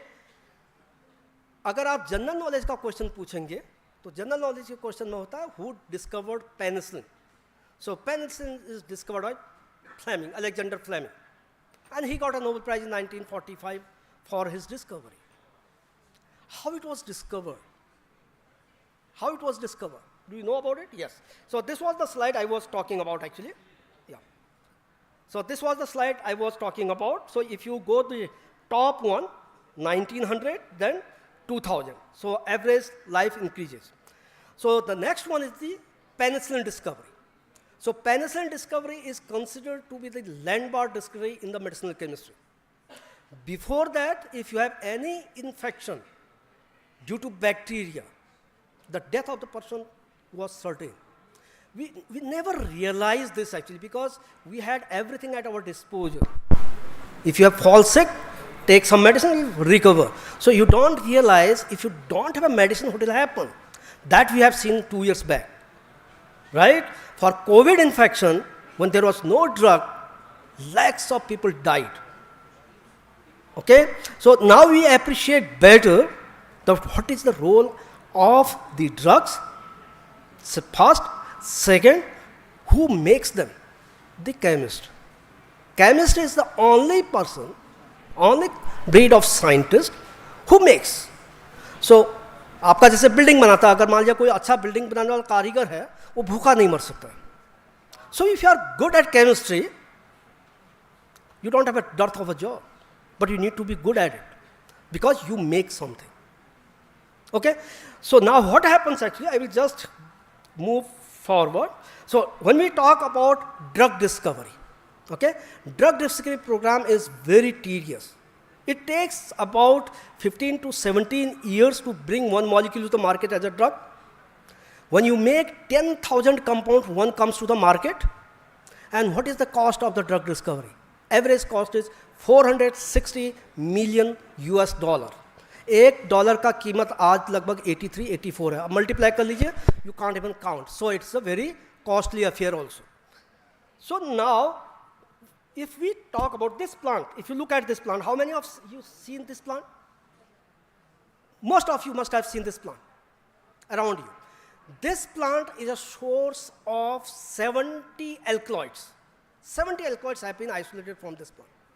And दो एल्कलॉइड का स्ट्रक्चर, केमिकल स्ट्रक्चर मैंने दिया, ये ऐसे दिखते हैं कुछ. So those who are not chemistry, they don't need to bother. So what I just want to tell you here, these two separate compounds, these two separate compounds, I have removed this line.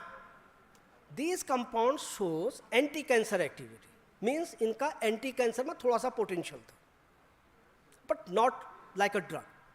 Same plant made another compound, this one. This is called vincristine. 1962, this molecule was approved by US FDA for the treatment of leukemia, blood cancer. Okay? So what it is, now when you fall sick, you go to doctor, doctor gives you a drug, right? Many times it happens, doctor gives you 2 tablets, not 1. So these 2 tablets are different.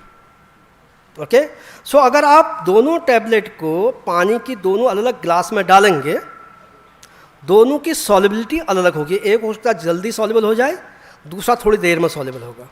इसका मतलब क्या हुआ, वो दोनों compound, जब आप किसी भी कंपाउंड को लेते हैं, ड्रग को लेते हैं, तो ड्रग करता क्या है, आपके बॉडी में एंजाइम्स है, और जो स्टमक है उसका जो पीएच होता है वो एसिडिक होता है, तो डिकम्पोज करता है वहाँ जाकर के, वो टूटता है, राइट.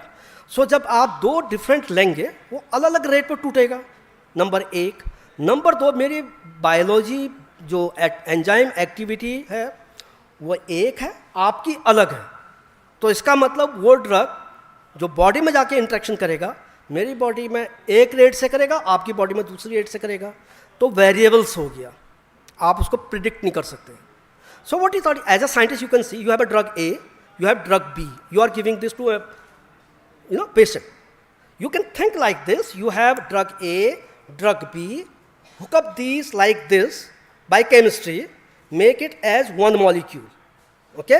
ये कनेक्टर है, इन दोनों ड्रग के बीच का कनेक्टर है. अब आपने एक बना दिया, अब आपको एक टैबलेट दी है.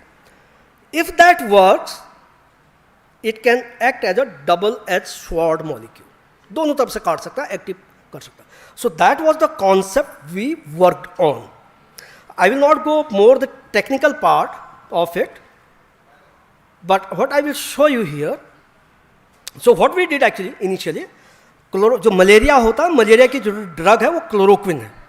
तो हमने क्लोरोक्विन का एक पार्ट लिया, एक दूसरी ड्रग थी उसका दूसरा पार्ट लिया, उसको ऐसे कनेक्ट कर दिया. जब कनेक्ट किया, जब हमने इन विट्रो लैबोरेटरी कंडीशन में उसको टेस्ट किया, तो हमने ये पाया कि ये जो मॉलिक्यूल है वो क्लोरोक्विन से ज़्यादा इफेक्टिव हो गया.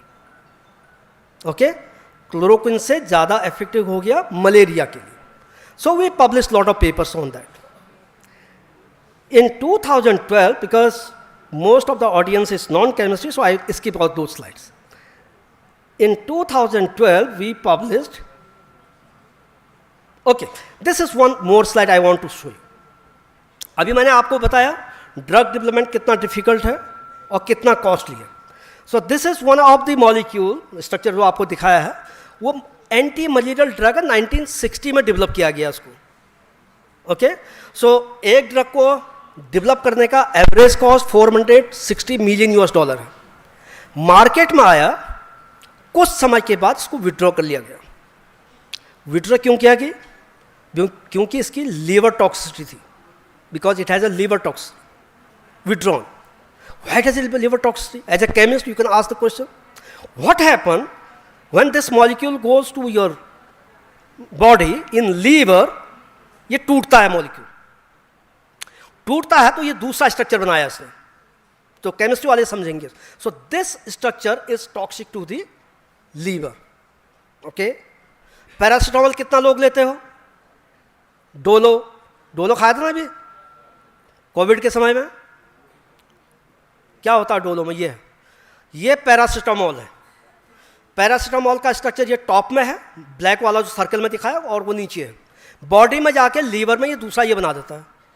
एंड जो नीचे वाला स्ट्रक्चर है वो लीवर के लिए बहुत ही डेंजरस है. So 37% of the paracetamol gives you this metabolite which is liver toxic. So if somebody has liver issues, the person should not be prescribed paracetamol. Liver cirrhosis हो जाएगा. How many of our doctors knows about it? Patient तो आप भूल ही जाइए, none of the doctors known about it. So ये chemistry known थी. जिन्होंने ड्रग डेवलप किया उन्होंने पैरास्टामोल की केमिस्ट्री को पढ़ा ही नहीं, ड्रग डेवलप कर दी. As a result it was taken back. Okay, so in 2012 we published a paper. This paper we published in 2012. And one fine morning I received an email from Professor Kim from Harvard Medical School. He said, जो हमने ये molecule publish किए हैं इसको वो Parkinson में study करने चाहते हैं. पार्किंसन में क्यों स्टडी करना चाहते हैं? There must be some scientific logic, rationale behind it. The logic was this. This paper, published in 1987 in Nature, it concludes that chloroquine can retard the progression of Parkinson symptom in patient. इसने ये कहा कि chloroquine अगर आप दोगे Parkinson के symptoms है वो कम हो सकते हैं. This is what he said. And professor Kim has screen 960 FDA approved drugs, found 3 hits. These are the 3. All have similar structure. So what is Parkinson? Parkinson is nothing but it is in the brain, small part of brain called substantia nigra to this side. Okay? वहाँ पर जब आपका dopamine बनाता है brain, dopamine अगर कम हो जाए वहाँ जाना तो आपको पार्किंसन सिम्टम हो जाएगा. अगर आप ड्रग डेवलप करना चाहते हैं आपको ये करना, जो डोपामिन न्यूरॉन है उनकी डेथ को आप रोक दो. उसकी डेथ अगर रुकेगी तो डोपामिन कंसंट्रेशन बढ़ेगा और पार्किंसन के सिम्टम खत्म हो जाएंगे. That's simple. बट आज तक इसकी ट्रीटमेंट के लिए कोई दवा मार्केट में नहीं. There is no medicine at all. We started working on it. What we did, अब ये करने के लिए हमको क्या करना है, एक एंजाइम होता है ब्रेन में, उसको कहते हैं नर्वन. आप जैसे नर्वन को एक्टिवेट करते हो, ओके, एक्टिवेशन का मतलब वो खुलता है, बाइंड करता है, एक्टिवेट हो जाता है. जैसे ये एक्टिवेट होता है डोपामिन न्यूरॉन की डेथ खत्म हो जाती है, तो डोपामिन बढ़ जाता है. दूसरा एक प्रोटीन है, दूसरा एक प्रोटीन है जो मिसफोल्डिंग होता है, उसकी वजह से होता है. So what our molecule did, our molecule actually did, so this is the slide what you see. The dopamine neuron healthy हो गए जब इस कंपाउंड से ट्रीट किया गया. The first slide in the left hand side, the brain part of a healthy mice. Second is जिसको Parkinson हो गया. The last one is with our compound. So हमने क्या डेमोन्स्ट्रेट कर दिया, हमने ये डेमोन्स्ट्रेट किया अगर ये कंपाउंड दिया जाता है तो बिल्कुल ही जो पेशेंट है वो हेल्दी हो जाएगा. So these are the people who work on this project actually. And the ultimate happiness was that this molecule was transferred to industry. Phase 1 clinical trial in humans will start sometime middle of this year now. And if we get a success on the human trials, it will be one of the biggest discovery in medicinal chemistry. So these are the group of students who has contributed on this. 26 students had been awarded PhD. And this circle one, these are the people who are working right now with me. Thank you very much for patience.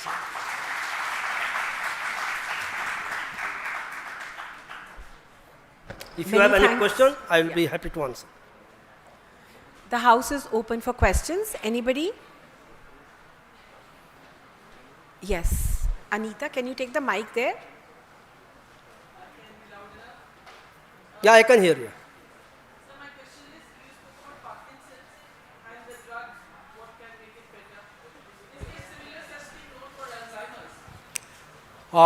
Yeah, it's a billion dollar question. The problem is the animal studies are so costly. So we have not studied for Alzheimer. But these, because Alzheimer and Parkinson, बहुत छोटा difference है. So we expect these molecules will work against Alzheimer also. But we have not done the studies for that. And dementia will also be? Yes. Dementia, all those are because of these diseases only. Yeah. Yes, please. Anita, can you organize the questions? Good afternoon, sir. So I am also pursuing my master's in chemistry, and you can say you are my academic idol. I look towards your researches you are conducting. Thank you. And it was really nice to hear about your lecture. Sir, I wanted to ask a question. जैसा कि आपने बताया एक बहुत common plant है जो यहाँ पे हर किसी ने देखा है, लेकिन उसकी बहुत सारी ऐसी medicinal properties हैं जो लोगों को नहीं पता. Sir, how did you reach that point कि you investigated about the thing? No, that plant is studied by many people actually. It's from the literature. That I have not done this. So you have to read the literature at depth actually, then you come to know what can happen. So this mixing, what I said, nature already had. Okay? As a scientist, we never utilize this. In 1997, first time, the synthetic medicinal chemist utilized this concept. It was already in nature. Okay, okay, sir. Thank you.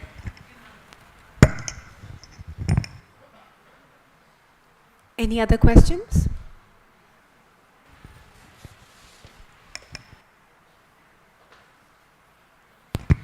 Good afternoon, sir. Thank you so much for the presentation.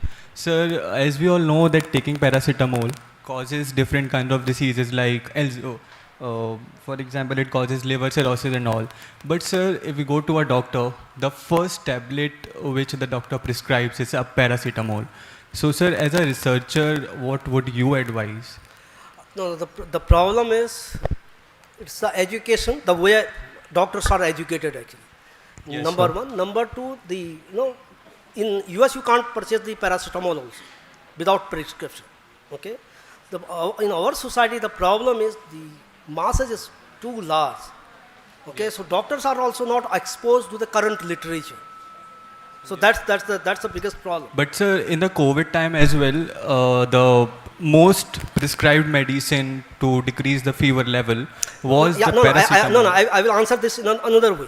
Yes, sir. So paracetamol का इससे पहले जो dose था वो 500 milligram था. Yes, 3 yes. times a day. Yes, तो 1.5 sir. ग्राम हो गया. Absolutely. Right?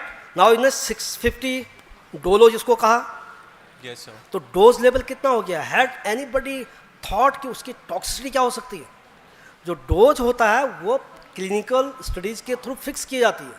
Yes, But nobody knew about it. That's why now there is an inquiry against this dolo business now.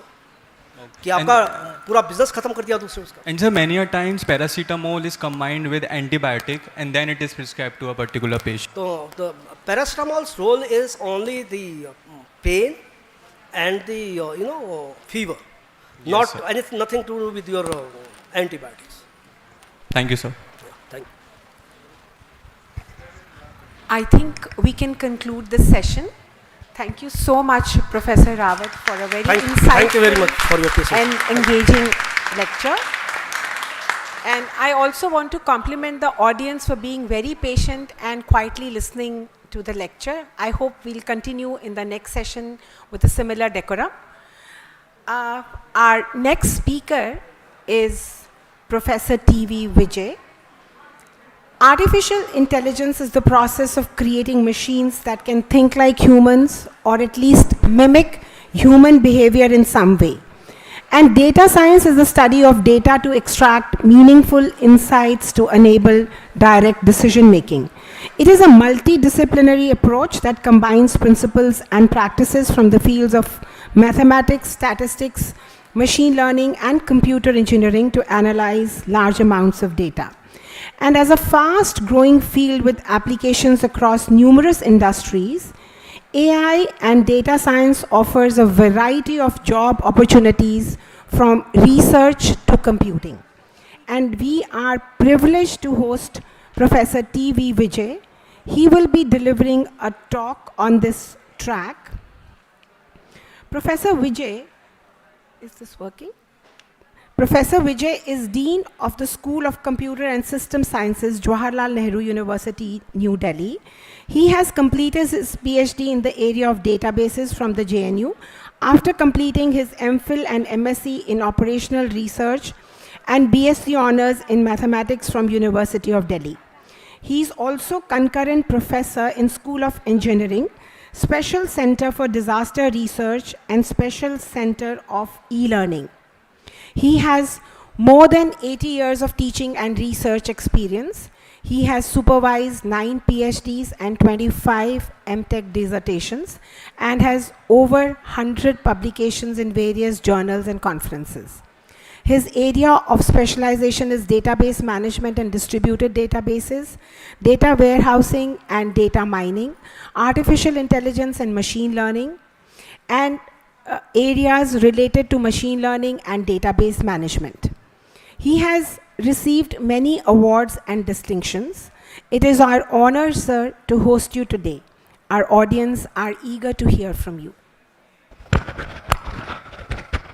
It's working? Okay.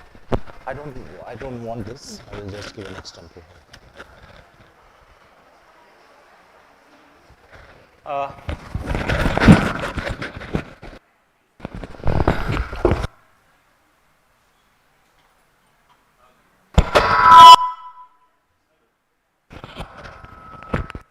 Hello.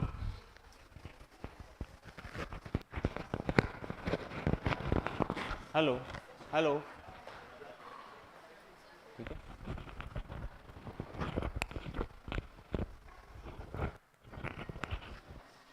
Hello.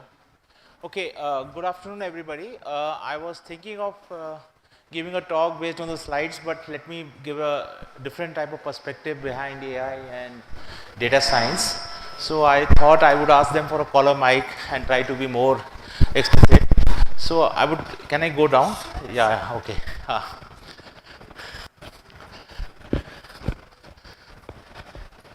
See, we have to understand the importance of AI in today's scenario because we have gone through various industry revolutions. The first happens to be the steam engines. And again, that time when we had steam engines, we were more apprehensive that people might lose jobs, but that did not happen. Then we had the second industrial revolution, which happened to be the electricity. Again, people had apprehension that if electricity is there and it is innovation and some sort of an invention that has taken place, again people might lose jobs. Again, that did not happen. The third industrial revolution was all about the PCs and the internet. Again, people thought when everything can be done automated, then we are going to lose jobs. Again, that did not happen. Now we are in the era of Industry 4 revolution, which is run by the artificial intelligence. Again, people have apprehension that what might happen. We might lose jobs, but that won't happen. The reason is very clear. In 1990s, when this AI concept was being thought about, people were actually thinking that sooner we are going to have machines that are going to behave like humans. But what happened, unfortunately, what they did, a big mistake was they overestimated AI and underestimated the human brain. And then now they realize that even in near future, even distant future, they are not going to have machines that are going to behave like humans. Because it's too difficult. And that forced them to classify AI as strong AI and weak AI. When I say what is weak AI, is the one we come across today, which is based on simulations. Simulations, the chatbots you come across are totally based on simulations. But when it comes to human, we are talking about thinking with consciousness. That is the actual thinking, which is actually defined as a strong AI. Another categorization of AI was the narrow AI and generic AI. Now, when you talk about generic AI, we are talking about ability to perform multiple tasks. But when you see today's machine, the machines have only able to perform single task. So we are far away from the concept that you are going to have machines that are going to behave like humans. And this was the basic inception which people understood, and later now they realize that it's so difficult. The concept is that how you mimic the human brain, but there is so much complexity in the human brain, it becomes so difficult to mimic. So that forced them to define a term superintelligence, which is a combination of what you call strong AI and generic AI. That is, we are looking for a machine that have ability to perform multiple tasks, at the same time can think with consciousness, as a human does, which is still far away from reality. You must be knowing about Stephen Hawking. He has said in one of his statements he has made about AI, he said that the day AI succeeds, it's going to be the end of humanity. Because AI can be constructively used as well as destructively used. And that is what the human machine, the AI is all about. Maybe on a lighter note, we can say, today when we go to zoo, we find animals, maybe when AI succeeds, we may find humans. That is also a possibility. Because that is the ability, because the machines are far more computationally powerful as compared to humans. The only thing is they cannot think like a human does. That is thinking with consciousness. And that is why today's challenge is all about AI. Now, in computer science, unlike other fields, even in mathematics we have field medal. In computer science, we don't have Nobel Prize. But what we have in computer science is the Alan Turing Award. It's Alan Turing who is known for his Turing machine. He has played an instrumental and a big role in the Allied forces winning the World War II. He came out with the Enigma machine which decrypted the code, the location of the German submarines so that they were destroyed. His contribution a lot, and here is artificial intelligence, there is a Turing test. What it says is, if you put a curtain between you and a machine, and you don't know the other side is a machine, keep interacting, and later on you find it's a machine. So that means the machine is behaving like a human. You are able to interact. The day such machine happens, the Turing test is passed. And that is what AI aspires to do. Make the machine things, mimic the human brain. And that is what about AI is.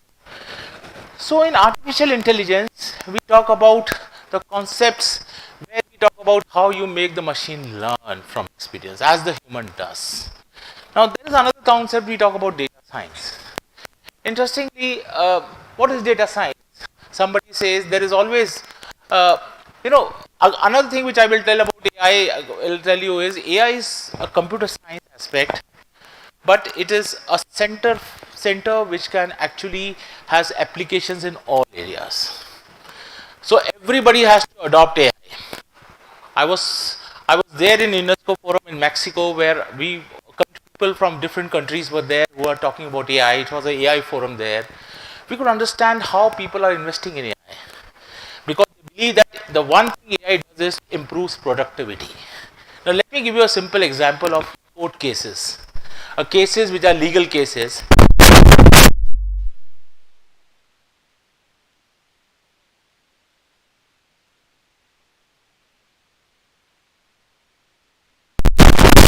AI succeeds, just imagine if this information is digitized, just imagine what can happen. It will give you in seconds, maybe minutes, maximum maybe hours, it will give you. Just imagine the potential of AI. That is why it says it improves productivity. And that is what AI does. Now when we talk about AI in what context? We context in the data science context. Now data science is what? Data science is all about inferring something very important out of data. Actually, it is called the wisdom out of data. Now, I will make you understand what it means, wisdom as. You have data at the core. Data is anything which you gather from the surrounding, from the environment, which is in the raw fact. If somebody says, what is data? You say data is a raw fact. Why I say it's a raw fact? It may not be organized, it may not be meaningful because you have gathered it. For example, a journalist goes to a site of an event and suddenly he starts gathering data by asking questions from various people who are surrounding that place to just understand what has happened. So when he notes those information in a diary, it is in such a raw form because he only understands what he is writing and it is not in an organized form. But when I want to do some analysis on data, I can't do on such information. So I need to process it in order to organize it and make it more meaningful, and that is what is called information. So when I say difference between data and information is, data is raw, the information is a more organized and meaningful data, and that is what is information. Now next is, now information is there, this is the next level of the pyramid, then we go a little bit higher. In the next level, we want to infer something. Because the ultimate goal was to analyze such data. We want to infer something useful out of this information. That is what is called knowledge. Now, I will give you a very interesting example of this. There was a study in a Walmart, in a supermarket, where people wanted to understand what items are bought together more frequently. They came across many such items which we could have perceived. Maybe they could have found bread and butter were bought more frequently. Nothing amazing about it. People who tend to buy bread are likely to buy butter. Similarly, bread and jam, pencil eraser. What they found in addition to this is, they found that beer and diaper were bought together more frequently.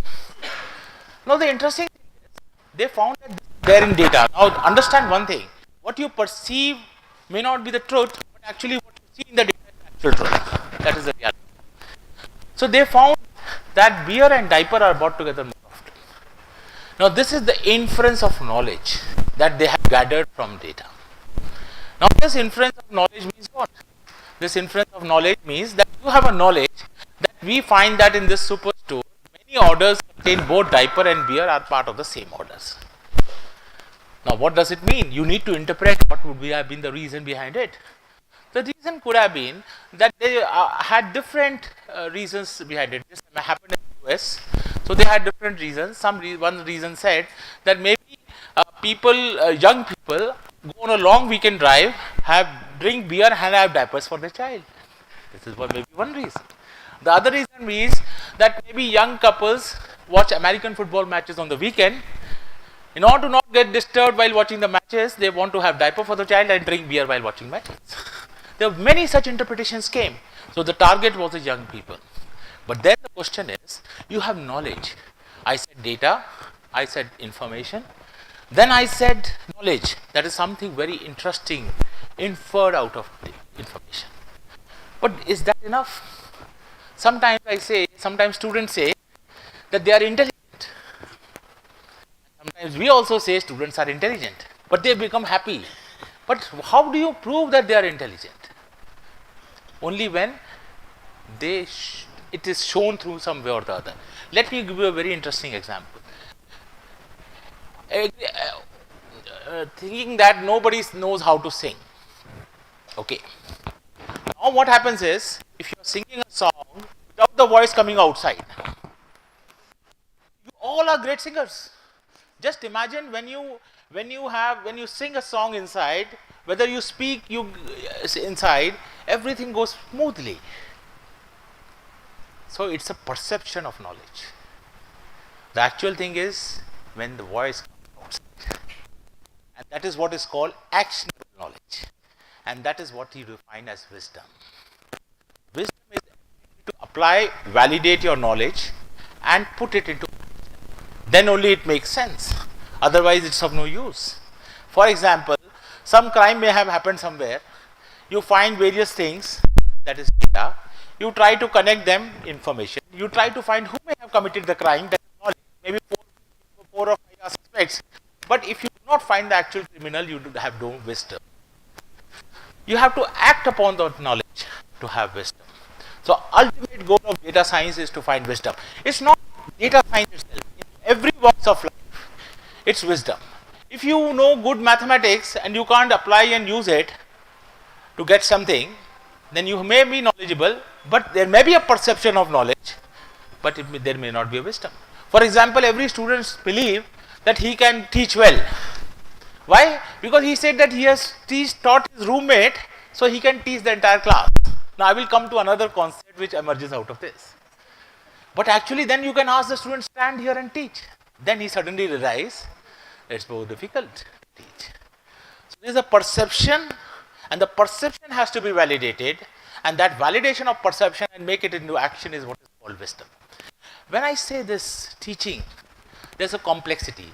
Then there was another term which came into picture, that is big data. How many of you have heard about big data? Big data, cloud computing. They have got fog computing, they have got mist computing.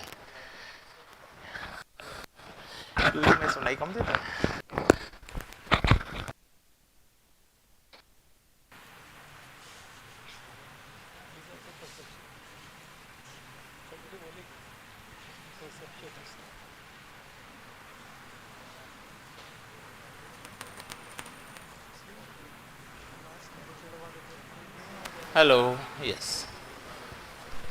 See, big data, fog computing, mist computing. Now somebody feels that something has happened, that big data has come means it is something different than data. Now let me make you understand. Suppose I give you an example that in McDonald's is selling a burger. Say for example, aloo tikki burger. Okay. So people are excited, go daily to McDonald's, have that burger, give treats to people, have that burger. Maybe 1 month, maybe 2 months after that they get bored. Now McDonald's feels that now customers are not coming. So what they do is, they can't change the burger. So what they fall is, now what they do is, they come with the innovation. What is the innovation? Aloo Tikki Espanol burger. Now what does it mean? It means, it's nothing, the same burger with the Spanish sauce. And when people go with their psychology, they say, oh, yeah, it's different. So that may happen. So that always happens different. The same thing is with data and big data. You know, it's like having a small hammer. If you have a small hammer, you are asked to break a table, you can do that.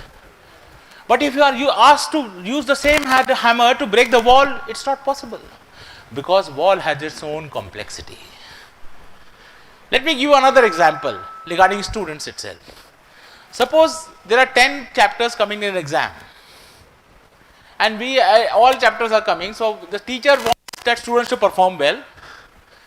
I will give you two options. I think the students prefer the third one. I will tell you what is the third one.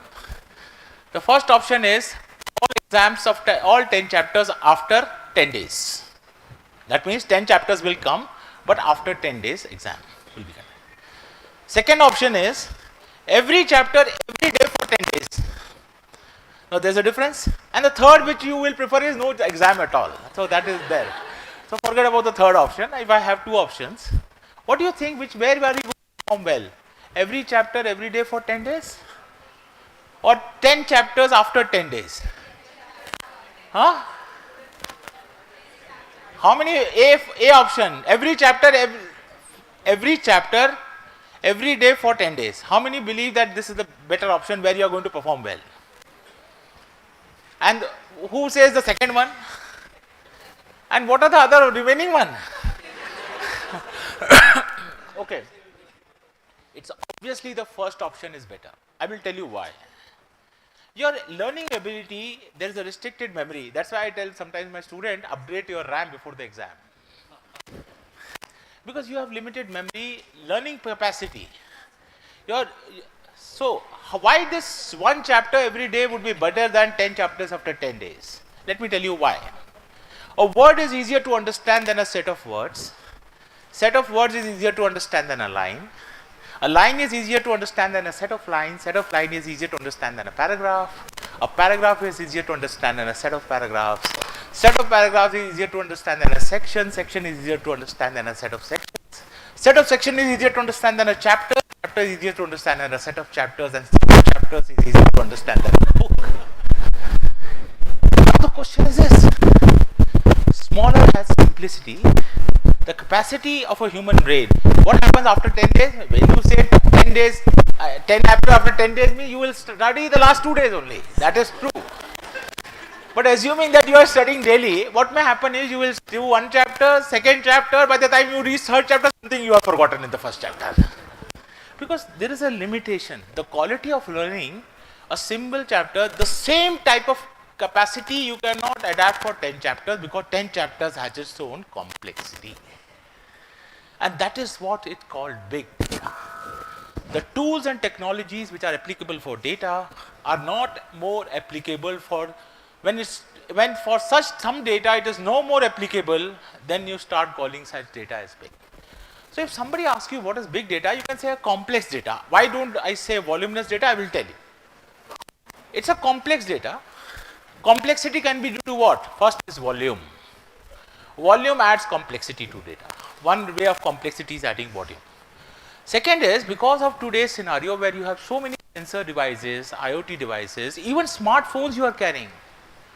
Just imagine the Google map shows you congestion at some paths because one of you only is sending the information to them and one of you only is the consumer. So there is a paradigm shift. Earlier, few people were producers of information, the rest were consumers. The paradigms totally has shifted. Everybody is a producer as well as everybody is a consumer. Because we are all surrounded by smart devices, especially we have all mobile phones. So this concept makes you realize that one complexity measure is the volume, the second is the velocity, which is called the speed at which the data is getting generated. Now when the speed data, there are two types of data. When you store some data in a file, that is called static data, which you can use later, you can do analysis later, that is static data. There is another type of data which is very much used in research, is called dynamic data in the form of streaming data. Let me tell you what this data is, or why it is called streaming, why it is called dynamic, and why it is not stored. The reason is, after some time it has no significance at all. But as long as it has significance, you can do it online, processing online, and find something very interesting out of this data. For example, the stock market analysis, where you have to make decisions in seconds whether you want to buy a stock or sell a stock. Okay, I will finish 5-10 minutes. I will finish. Buy a stock or sell a stock. So this is again a case of streaming data where you have to make in a window time that how efficiently you can actually work on buying and selling a stock. So when you talk about big data, the third complexity measure is the variety of data, that is the heterogeneity of data. Today when you go to a website, you find all sorts of data. Text data is heterogeneous, then you have image data, voice data, video data. There are so much heterogeneous type of data. So this also adds to complexity of data. But the most important aspect of complexity of data is the veracity of information, the authenticity of information, the reliability of information, and the correctness of information. Now tell you how students exploit this characteristic. Students, have you ever seen a student writing a wrong answer in an exam? No student writes a wrong answer. If he has written, it is correct. Only it is a problem with the teacher who marks it wrong. Okay. So what happens is that teacher marks it wrong, students come, sir, ये तो correct है. Teacher say ये तो correct नहीं है. Then student says, no sir, I can show you a website where this answer is given. Now this is where the veracity of information comes. There's so much information on the World Wide Web, most of it is not authentic. So now if you do analysis, if you consider all the information, assume all the information to be authentic, then you will land up in disasters. So the other aspect is to associate trust with data to find one which has trust beyond a threshold that can be used. So this is one complexity. This time is a scarcity. I will tell you another very interesting aspect of AI, which comes from a very interesting concept of meta-heuristics, but I will try to put it very level. Heuristic is to search and meta-heuristics to search with randomization. I will tell you what it means. Okay. Then I will tell you very interesting thing that why unnecessarily humans believe they are intelligent. They are creatures in real life which are far more intelligent than humans. They have no education, but they are far more intelligent. Now meta-heuristic is that you talk about heuristic with randomization. For example, somebody wants to buy a mobile in a mall. There is one mobile he has to buy. There are 100 shops. Every floor has 10 shops. The mall has 10 floors. So how many shops are there? 10 shops in every floor, and mobile has 10 floors. 100 shops? Okay. Now a person has 4 hours to shop in that mall. So he believes that 10 minutes he will stay in one shop, because he will first go and then bargaining this, there, that, there. And then suddenly, assuming that there is no time between one shop to another, so maximum in 4 hours, how many shops he can visit? 24? Okay. Heuristic is that he may go to first floor 10 shops, second floor 10 shops, third floor 4 shops, over. That is heuristic search. Heuristic randomization means first floor 2 shops, then jump to second floor 3 shops, jump to third floor 2 shops, and by this he explores all the 10 floors, but a limited number of shops. What do you think, which will give you better results? The second one. That is area of meta-heuristic. Another question I will ask, do you agree that by the time he comes out after visiting 24 shops and buy a mobile, can he be sure that he has got the best price in the entire mall? No, because he has not gone to the remaining 76 shops. Most of the problems are like this. And most of the real life problems are like this. There is no possibility of all possible solutions. There is a very famous problem of the traveling salesman problem, where you have to visit n nodes in all possible permutations and come back. How many possible combinations will be there? It is called n factorial. And suppose the such nodes are 100 factorial, forget about computing the value, you can't even explore all possible solutions. So then comes the creatures in real life, which happens to be far more intelligent. Without education, they are far better than human beings. For example, ants. When you see ants on the floor, You notice them when they are all together walking in a straight or diagonal line. Interestingly, have you seen they will all take this line? They will not take because the reason is there. Initially, ants are spread out, they are looking for food. Some ants find food, very unlike humans. They find food and lay on the back path pheromones, the chemical pheromone, which is an indicator to other ants that this path may lead to a food source. What will happen in case of humans? Food is there, he will say it is there. So that by the time he comes from there here, he will already consume the food. But ants are socially organized. They believe in the Helen Keller statement. Alone we can do so little, together we can do so much. Individually they are not intelligent, but they together exhibit intelligence. And that is far more intelligent in the case of ants. So what will happen? Gradually, some paths will have more pheromone deposits, suddenly that path will be traversed more. And that will lead to the actual destination. Interestingly, birds, ants communicate in an asymmetric manner. It's not calling other ant come this side, no. Birds, while flying, they will have a V-shaped. Interestingly, they will never collide, but they will be interacting with each other. What? They may be either looking for food source or a place of rest. They will be interacting with each other to tell the best place they have found, and the one which has found the best amongst all will then lead the entire flock of birds. This is how it happened. This has led to algorithms that can solve such problems. Bees, you know bees, because but you know very interesting character of bees. They go to flowers, get back to their honeycomb, perform dances in a dance floor inside the honeycomb. There are onlooker bees around that dance floor who watches their dances. Some bees are so exuberant, some excited, I'm just finishing, some excited that they throw the other bees out and they, as if they have got the best food source. And suddenly they will recruit bees and take them to the flowers. This has led to algorithms. Cuckoo. Have you, cuckoo you know? Koel. Don't go by his melody. It's a brooding behavior. It never has its own nest. It always usually mostly lay eggs in the crow's nest. In such a manner that its egg cannot be distinguished from the crow's egg. So that crow is not able to distinguish its egg from the cuckoo's egg. Their egg hatch faster. The first thing, once the small cuckoos come out, they will throw the crow's egg outside the nest. This behavior of cuckoo has led to algorithms in computer science that have solved complex problems in computer science. Now I will finish with a very interesting thing. What may happen in future? Data science may lead to a very interesting future. Today you go to a shop to go buy a product.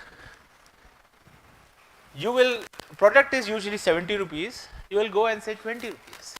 The shopkeeper knows you will bargain, he will say 100 rupees. So you will enter, then you will say 20 rupees. He said, no, nahi hota. Then you will come out, aiye, special price for you. 90 rupees. Then you will say, no, 90 nahi, 30 pe dijiye. Then he will go out, again he will call you back. 85 rupees. आपका पास है, किसी को बताइए मत, आपका best price 85 rupees. Then you go 40 and gradually the product will be bought around 60 to 70 rupees. But today this bargaining goes on. But it will not happen if the data science succeeds. What may happen is, even if before you think that you want a product, the product will be at your door. The amount of data that will be available with the people is that they know that you have bought this product, how much you consume daily, and they will find out when it is going to be over. Even before they will. In case you go to a shop, before you ask for a product, they will tell you this is what the product is. This is the level of analytics can be there. Very harmful for customers, very great for vendors. So whenever I went to Mexico, they speak Spanish. So they have interpreters. When I was speaking in English, somebody was interpreting in Spanish, somebody was Spanish, it was interpreted in English. I spoke in English, I ended up with one Spanish statement, and everybody started laughing. I said, algunos son sabio, algunos son otro sabio. It is called some are wise and some are otherwise. And that is what is more important. So it's always the motto of data science is be wise than being otherwise. Thank you.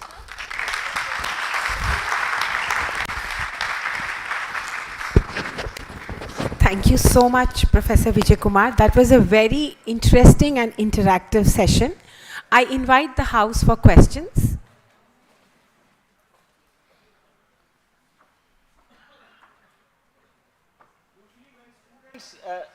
Usually in their last slide they say, if you have questions, please don't ask. Otherwise you don't have to say it. If you have any questions, I can take them. I have to leave for a very important meeting, so if you have any questions, please do ask. Please ask your question. Oh, did you really mean no question? No, I said if you have any questions, please do ask. She returned the No, that I'm talking about the student side. A very good afternoon, sir. Yes. So my question is, can AI increase unemployment? That is what I'm saying. It's an apprehension which happened in the first 3 industrial revolution as well.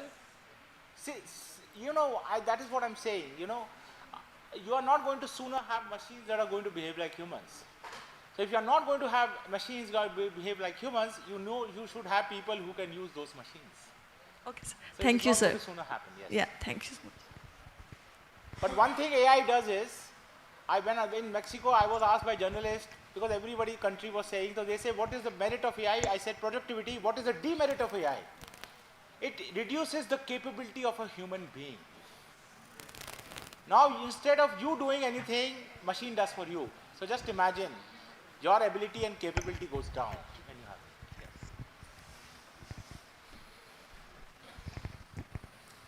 Yes. Good afternoon, sir. Good afternoon, sir. Thank you for the session. And since you mentioned animal behavior, and since you mentioned that animal behavior is inspired to solve some of the complex problems in AI, I actually made an observation yesterday. So I was sitting on the rooftop, and I saw a monkey. So what he was doing is, we have these water buckets on the top, right? Matlab jo baltiya hote hain jinme we store the water. So the monkey sat on top, the bucket was closed, he opened the bucket, he sat inside, he drank water, he came out, he closed the bucket, and then he came down, he dropped down, he crawled on the building, he analyzed the structure, he was looking at the plants, and he was touching sometimes the bricks and everything, and then he jumped and then he went away. So if you have derived inspiration from birds, from the bees' behavior, what inspiration can you derive from this incident, and if it could be relevant to AI? No, that's why I'm saying that unnecessarily humans believe they are intelligent. They are creatures in real life who are not even educated, but they are too intelligent because they know how to survive in the environment. And that is how they become. They learn from the environment, and most interesting is they are socially organized. They work together because they believe individually they will not be able to achieve. Even if you have seen lionesses hunting, they will not go alone. They will go in a group. If wild dogs hunting, they will not go alone. They will go in a group because individually they cannot do it.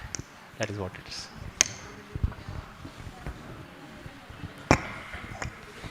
We'll take 2 more questions. Sure. A very good afternoon, sir. Thanks for such an informative session. So my question is, as you have mentioned that the data present on the internet is not at all authentic, but we all know that... No, I did not say that. I said that most of the data you will find will not be authentic. Yeah. But being on the internet, you consider as authentic may not be the right thing. Okay. Okay, so as we know that the ChatGPT is trained using the data present on the internet. Yes, ChatGPT, if right now it is training itself. Yeah. If you ask who is the Vice Chancellor of DU, I don't know what it will say. Because it gave the wrong answer for JNU. So it depends upon till what time it is updated. Totally depends upon till what time it is updated. But it gradually is going to learn. It is based on transfer learning, so it will do that. But sir, it also possesses a great accuracy. But since the data... Not accuracy till now, but yes, gradually it is going to have more accuracy, yes. So do you believe it's a boon or a bane?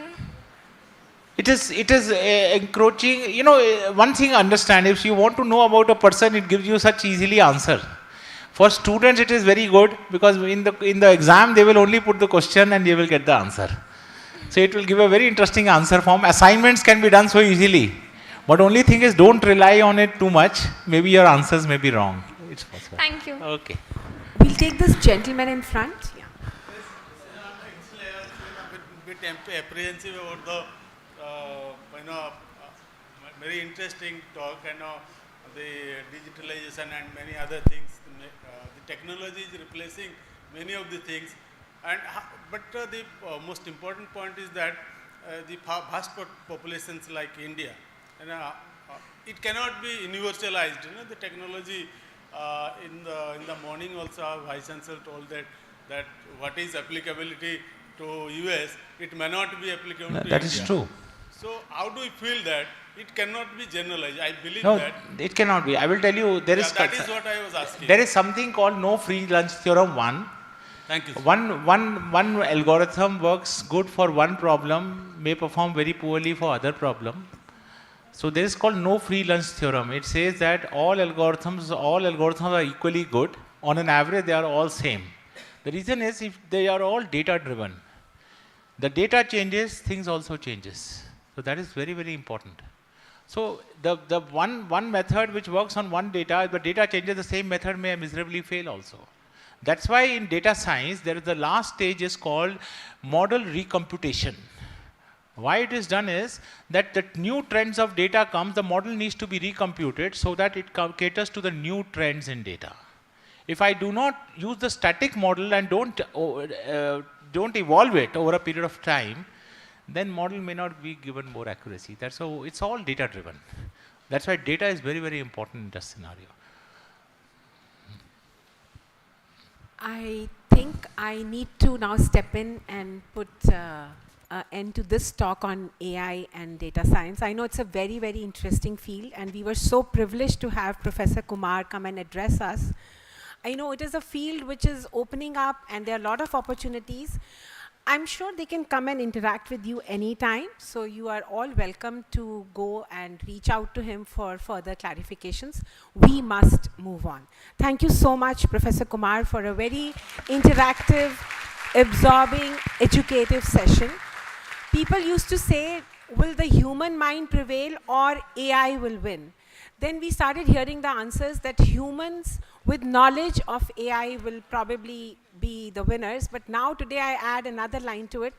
Gathering the wisdom of data with AI knowledge, I think that human is going to go a long way. So that's my take on this session. And we move on to the last and the final speaker for the first technical session.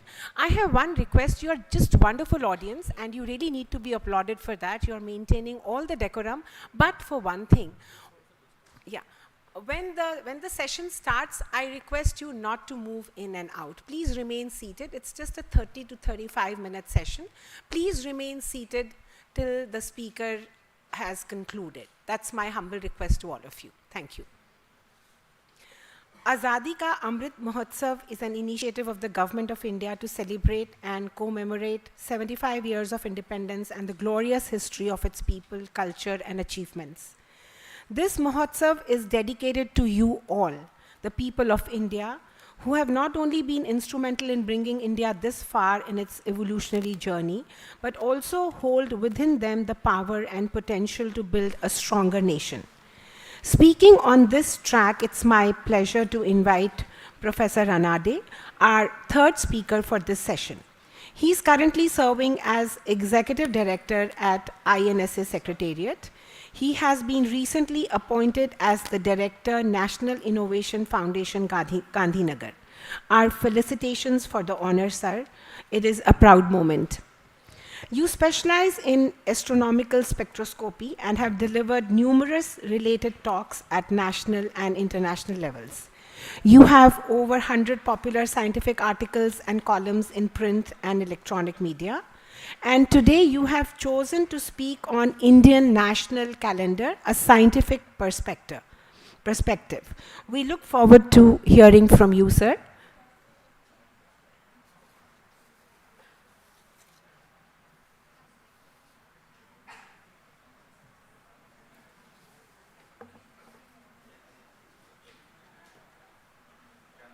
Yes, please. Our pleasure. I hope you are able to see the screen. Oh, I think, is it a PDF or a PPT? PPT. So it seems that you don't have font in that case. So do you have another PDF file there? Acha, it's okay. I think it's simply an Hindi, titles. इसमें नहीं चलेगा, छोड़ दीजिए. Sir मैं convert कर देती हूँ. Okay, till the time she make it ready. First of all, thank you so much. I really do not know, when you look at your watch, it's a very compromising situation. Like, you are forced to listen to me at the same time the food.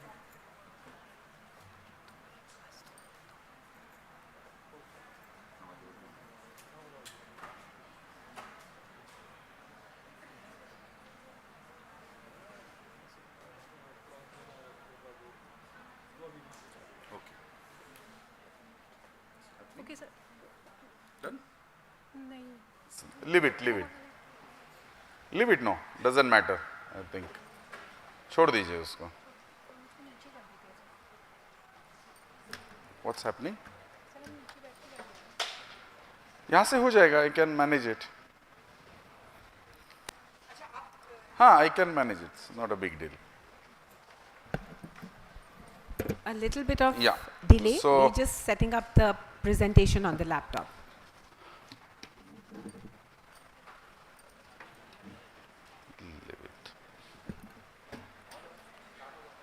Leave it as it is. It's there, na?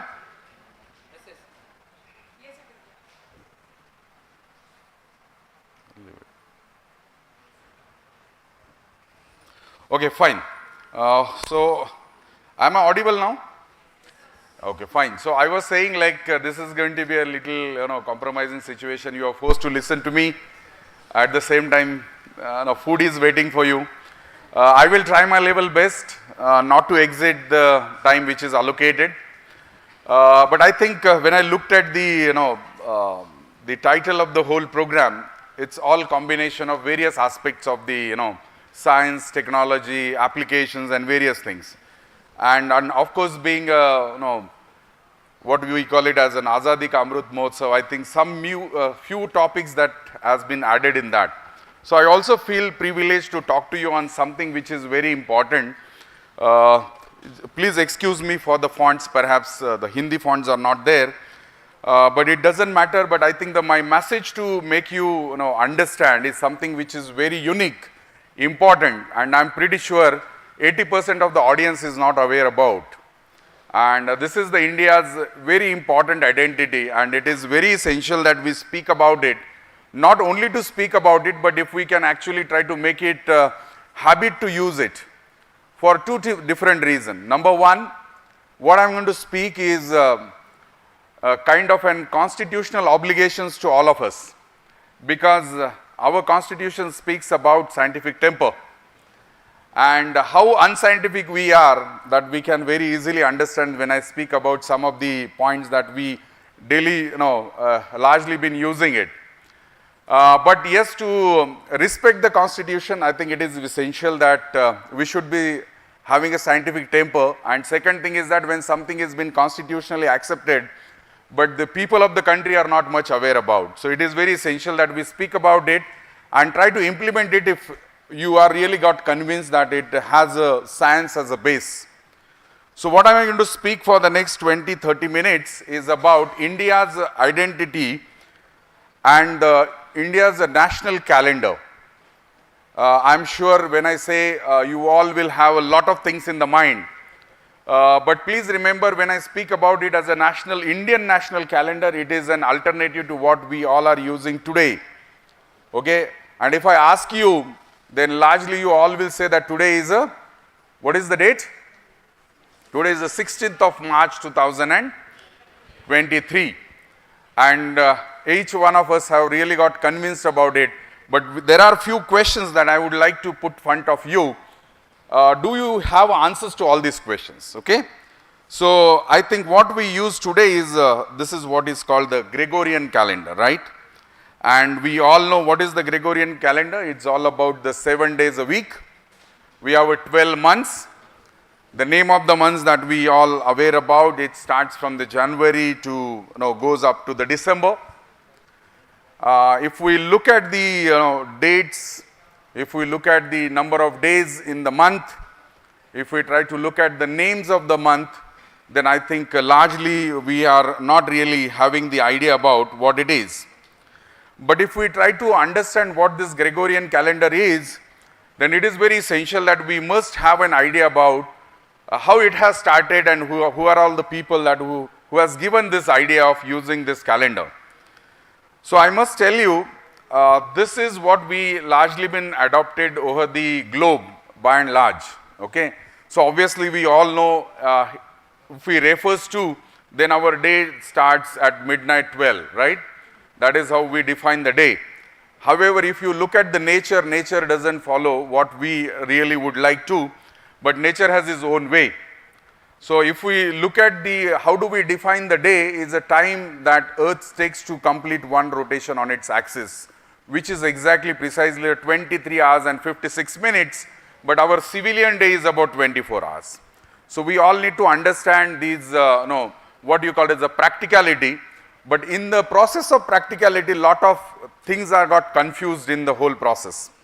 And obviously when we look at it, we consider as a Greenwich as a central point. I hope you all know about it, right? Greenwich is a location in the UK, that is United Kingdom, and that is where we started. And if we try to see this Gregorian calendar, then we always believe that the year that we are using is a 2023, so that means this calendrical system has started precisely 2023 years before, isn't it?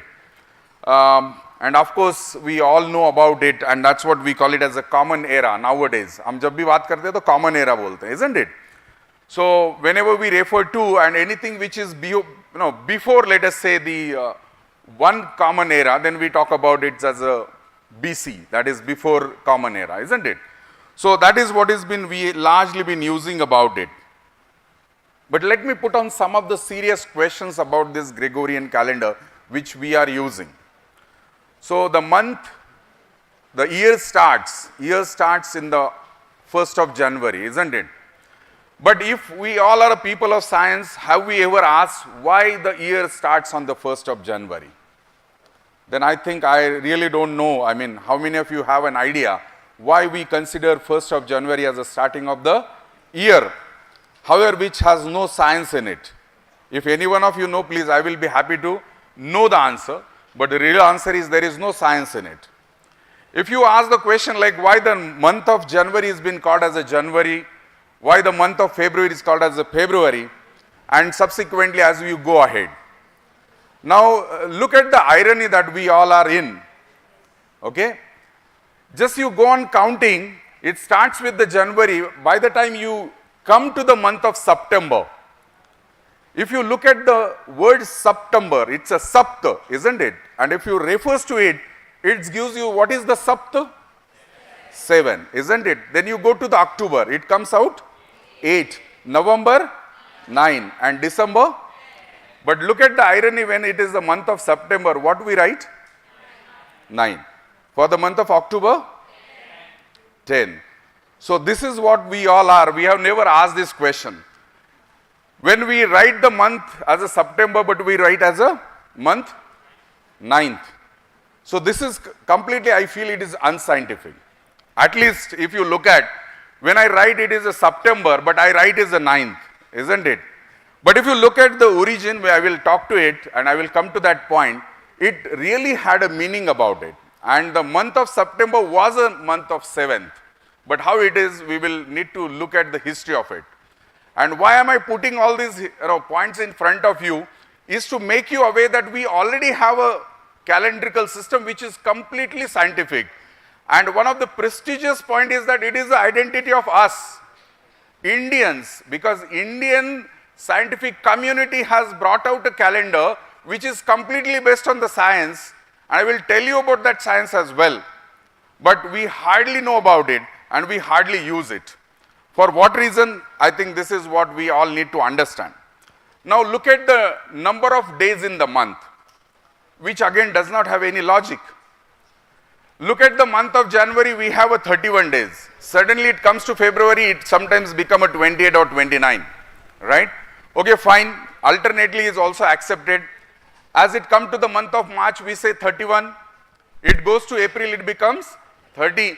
If you go ahead, if you reach to the month of July, it becomes how many days?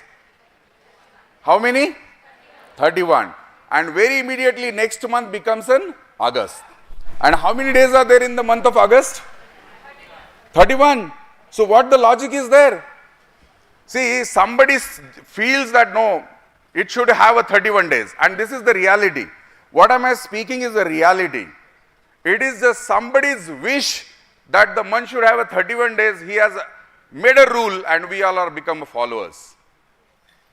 And I want to make it understand that how it has started. So it is very essential that we all must know about that we are the people or we are the Indians whose constitution under the 51 AS talks about the scientific temper. And what the phrase says is that to develop a scientific temper, humanity and the spirit of inquiry and reform. This is what our constitution under Article 51A speaks about. But how unscientific we are, I'm just putting a few of these questions in front of you. So it's become essential that I must tell you the history about this Gregorian calendar. So that I will convincingly make you understand how unscientific it is and how I am trying to bring you to a calendar which is a very much scientific and been put forward by the scientific community of the country, which is accepted by the Parliament of India in 1952, but we are unfortunate, we are aware about this whole process and we are not using it. So if we define, let us say after my talk, at least we are the people of the country who has to bring the change. And if we all got really convinced about being a scientific by our own way of style, then let's start using it. At least many of the institutions during this Azadi Ka Amrit Mahotsav have started using it because they got convinced that it is a scientific. So let me first take you to the history of this Gregorian calendar. And when I was trying to tell you the month of September was actually should be a month of 7th and how it is, then if you look at it, the story or the history goes back to about 700 BC. Okay? Now I hope you all know what is BC, right? So if you look at the 700 years before, of course not 700, this 2023 plus 700, so nearly 2700 years before. So how the calendars were defined, the people, those who have defined it, it started with the total number of only 10 months. And look at the starting month. The calendar actually started with the month of March. And it was been called as an Martius, then Aprilis, Mayos, Jules. These are all the Latin words that it has started all about, okay? And look at now the month of September, it actually comes at a 7th. So to start with, the calendar had only 10 months. And do you know why 10 months? The reality is that the people, those were living in those part of the globe, because that was a severe winter. So once they reached to the month of December, there used to be a complete snowfall, and that time's population decided that for next 60 days, there won't be anything. So it was remain uncountable. So they used to consider that these days are not to be performed. So they literally used to just enjoy those days, and then all of a sudden in the month of March, the calendar will start. And that is how the history is. What am I speaking? You can verify. Of course, Google is the one Baba, but then you have others, history of the calendars that you try to see, that these are all the only 10 months to start with. And look at even if that particular point of time, the month of March is very, very essential. Because if you look at the month of March, it used to actually starts with the 21st of March. We will come to it when it comes to the Indian calendrical system. And that's why initially there were only 304 days, having a different combination of the days in the month, okay? Then around Numa Pompilius, who is around 700 BC, he has realized that we are not going according to the nature.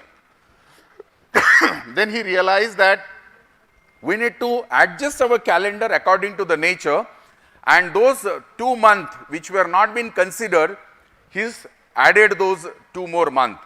Please remember, the month of January and February has got added in the history of calendar 700 BC, okay? please remember, month of January and February were the last month. Okay, they got appended after the December. So the starting month was actually a March, but then subsequently, as the time passed on, it got converted and brought to the 1st January. Still, it has some historical aspect of it, but we will not discuss being a secular country. Okay. So the point, let's talk about the next point. So as it passed on, the month has got added into that, and then it was realized the number of days are still not matching with the nature. When I say it is a nature, please remember what I mean is scientifically it has to match with the seasons. So in the month of January, when we fall, let us have a winter, every year the month of January should have a winter, isn't it? That is how you have to match the calendar. And that is what the people have started realizing those problems and started using it. So by the time when it comes to the Julius Caesar, he realized that now the month has to be adjusted in such a way that the seasons are also been considered, seasons are also been taken into the consideration. If you look at the second column there, 700 BC when Numa Pompilius came into the picture, and he was the emperor in the Rome, and he started giving this idea. You know how superstitious, not only we, look at the calendar, what I am speaking is a reality, how superstitious were the Europeans. Look at the second column. If you look at the second column, every month have an odd number of days, not even. Okay? And why do the even odd number of days? There was a phrase, there was a proverb, even is evil. So whenever there will be an even number, that is the very bad, the evil will come and something destructive will happen. But you will realize in the second column, only month of February has got a 28. Why it is so? Because if they make it as a 29, then the entire addition will become a even number. So the whole year will become a danger for them. So it is better to just face a 1 month problem. So they continue to have a 28 days to make the addition of 355. This is the reality I am speaking to you. How unscientific and how superstitious the calendrical system was. But over the period, when it comes to about nearly 46 years BC, when Julius Caesar came into the picture, he realized it's not only the seasons which are not matching, the days, number of days are also not matching. And he was, I think a lot of us are very much aware about the Julius Caesar and then his girlfriend in the Egypt. I hope many of you know about that story. But the same Julius Caesar, he requested one of the astronomers from Egypt to come with him along, and his name was Socio-Economic. When he brought the Socio-Economic back to Europe, or rather more precisely in Rome, he said that there is something wrong in my calendar, seasons are not matching and things are not going according to the nature. And then this Julius Caesar asked this Socio-Economic to correct the calendar.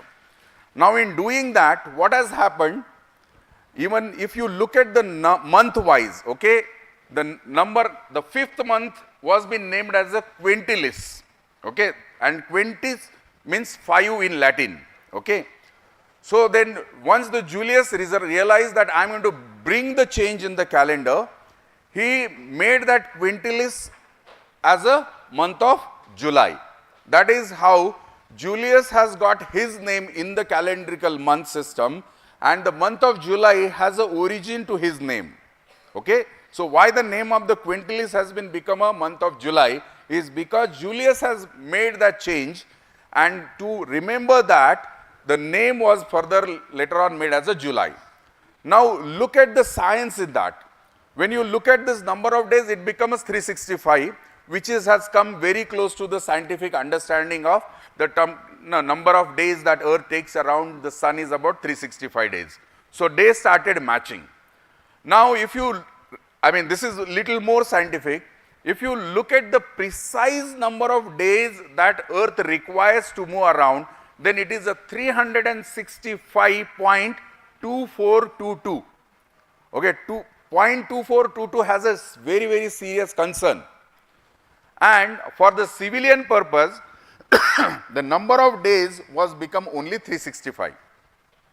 So that left out this what you call as an irrational number, 0.2422, need to be adjusted, so it become a 0.25.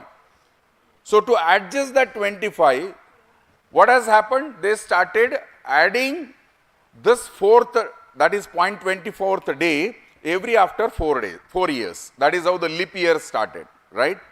Now there is some mismatch happened. What Julius Caesar in his reform calendrical system mentioned that every after 3 years, 1 day has to be added in the calendar. So it becomes matches with the season. But the interpretation has become that every 3 years, the 4th day or the last, the 366th day should be added. So what has happened, and this I am talking about the story 46 BC, when the Julius Caesar started giving this idea. And very much within the next 37 years, when Augustus came into the picture, he realized there is a big mistake which has happened. Instead of adding 4th year, that is extra day, they started adding on the 3rd year. So by 46 BC to about 8 BC, nearly 12 days got added into the calendar. Again, that means season has changed. 12 days difference has come into the picture. Now that mistake was realized by the emperor called as an Augustus. Then again he did the reform, and in that process he very categorically said it is not the 4th year, it's not the 3rd year, it should be 4th year. Okay? And that's why again the Augustus did the reform, calendrical reform, and then after the addition of the last 366th day started only in the 4th year. Now that has continued. Now look at the, if you try to look at this smaller micro number become how it is macro number later on, please remember the difference of 0.2422 and 0.25, then its number out come out 0.0078, which is around 10 minutes. So every year that 10 minutes kept on adding, and this big mistake has got realized somewhere in around 300 AD. Okay? In a 300 AD they have realized that what has happened, that every 100th year also got extra additional day. So that means they have realized again calendar has got shifted. And the biggest challenge has come in the year 1482, when the Pope Gregory has realized because of that 0.007 days, that is 11 minutes, has piled up to the level of 12 days in the calendar. And that's why Gregory, Pope 3rd Gregory, has made a complete committee to again redo the calculations, and in 1482 this Gregorian reform started coming into the picture, and by that time 0.078 has increased up to 12 days, and that reform has come into picture. And to remember that, in between Augustus when he did the reform, the month which was there, he again converted next month into the Augustus. That is how the month of August has come into the calendrical system. Okay? Now by year 1472, this calendar has to the large extent has come to the normality, with what addition? That the 100th year, which is divisible by 400, will become a leap year, not everything. Like 1700 will not be a leap year, 1800 will not be a leap year, 1900 will not be a leap year, but only 2000 will become a leap year. So that reform again proposed by Gregory, and that is how now we are using it. But still the question remains the same, that number of days in the month has no science, the name of the month still has no science. So that is what has been realized when we all have reached to the independence. And let me now come to the this is what the history I just spoke about, so I will not talk about it. So when we got the independence in 1947, Dr. Meghnad Saha, and I hope many of you must be aware that he was the astrophysicist who did the Saha equation and all number of things. Then the independent India under his chairmanship has requested CSIR to have our own calendar which is completely based on the science. And that's why these 5 people, of course led by the Meghnad Saha, this is the committee which is constituted, and all the people in the committee were the experts of the calendrical system, Panchanga system of Indian variety of the calendars. And now look at the important points. These are all the people, I am not going to name it, you will always get it. What is important that these are all the quotes by the Meghnad Saha. If you read that, what he says is a Gregorian calendar which is now used in a great part of the civilized world, but which is in many ways an extremely inconvenient and unscientific system of time reckoning. So the Gregorian calendar is completely unscientific. This is not only we are saying, of course Meghnad Saha has pointed it out how unscientific, and we need to have a system in place. Not only that, when I was talking about the name of the month, he also says that it is a simple lesson of the history that only dictators like Julius Caesar or a religious leader like Muhammad and Pope Gregory wield the power to impose such measures of reform.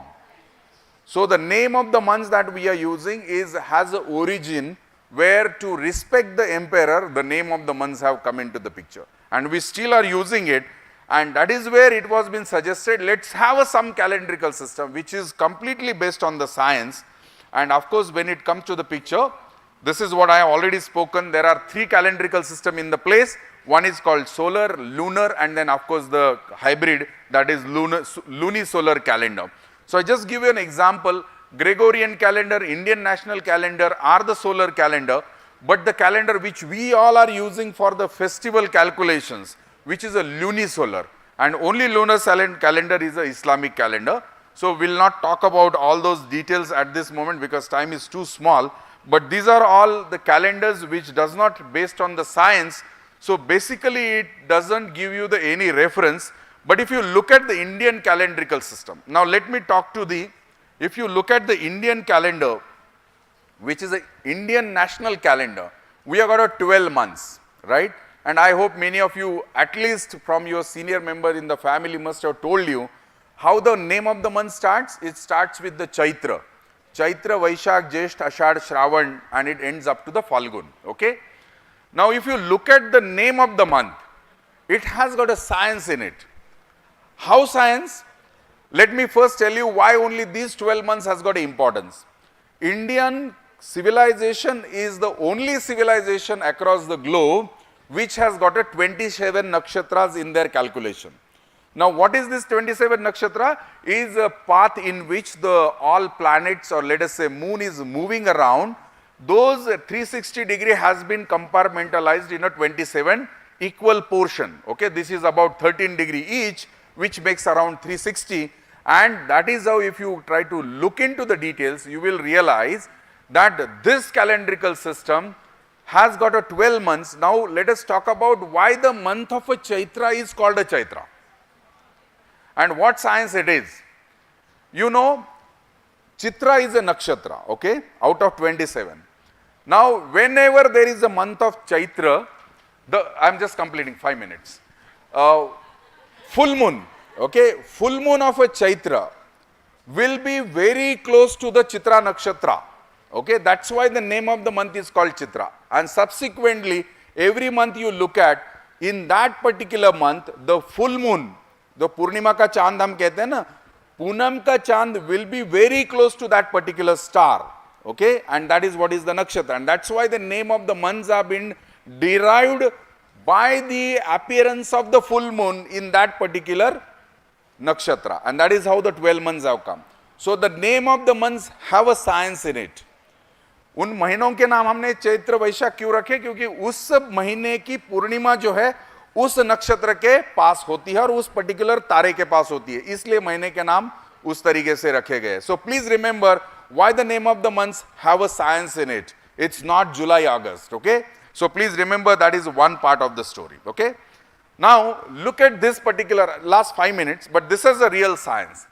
This is the, if you just imagine, thoda sa kalpana karke aap soch sakte hain, is the one is called the orbit, wherein the earth revolves, or later on we call it as the ecliptic, which is Hindi mein isko Kranti Vrat kehte hain, the ecliptic in which the earth is revolving around the sun. And then we have got an equator, Vishuvrat, right, which has got the 23.5 degree, angle in between. Now in that two, orbits, there are 4 important points. One is called the Dakshinayan, another is called Uttarayan. Why am I using it? Because we all are aware about this word. Okay, when we talk about the Uttarayan, it is called the summer solstice, okay? When it talks about Dakshinayan, it becomes a winter solstice. And there are 2 important points, vernal equinox and autumnal equinox, which in Indian calendrical system we call it as a Vasanta Sampat Bindu and Sharad Sampat Bindu. And these all the 4 important points has got the significance in Indian national calendar. So the first vernal equinox, which is a Vasanta Sampat Bindu, that is how even this European calendar also has a reference to the month of March. If you look at the calendar has actually started in the month of March, but because of the religious reason, it has brought to the month of January. However, our Indian calendar starts from the month of March, and more precisely, it is on the 22nd of March. So 22nd of March is a day when the length of the day and the length of the night is equal.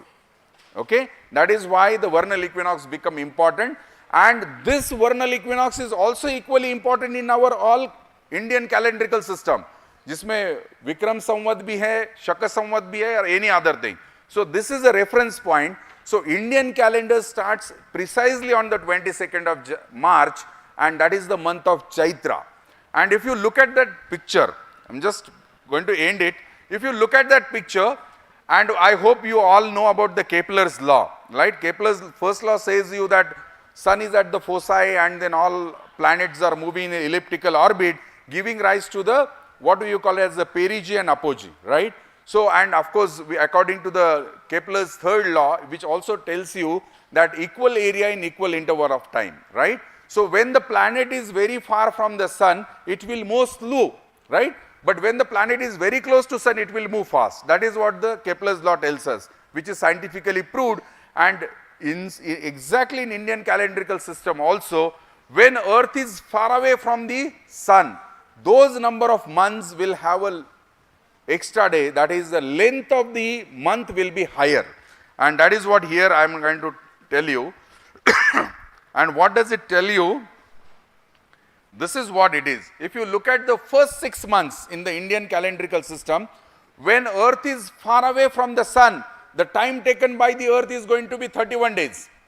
So that's why first 6 months of the Indian calendar will have a 31 days, but next 6 months will have only 30 days, because Kepler's law is being utilized or used in this particular calendrical system. And based on that, what is important? That vernal equinox will be the starting of the year, that is Chaitra 1. When it reaches to the summer solstice, that is Uttarayan, then the 4th month will start, that is 1st of Ashad.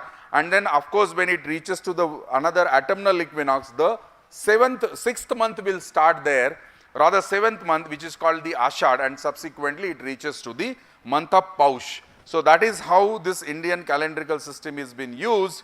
And of course, by and large, we all know this is the only reform committee suggested that in our Indian standard time should also have a reference to the Allahabad, right? For us, actual time now, if you look at the clock, the time that you are seeing is not the Delhi time, it is the time of Allahabad.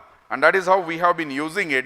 But largely must tell you that this is the most scientific calendrical system that is in place, which has got the reasons to have the name of the month, which has got the reasons to know how many days in the month to be there.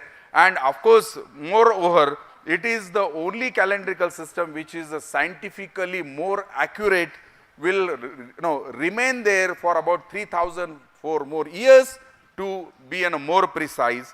And of course, after this calendrical system is in place, I think, I do not know how many of you really look at the Indian Gazette.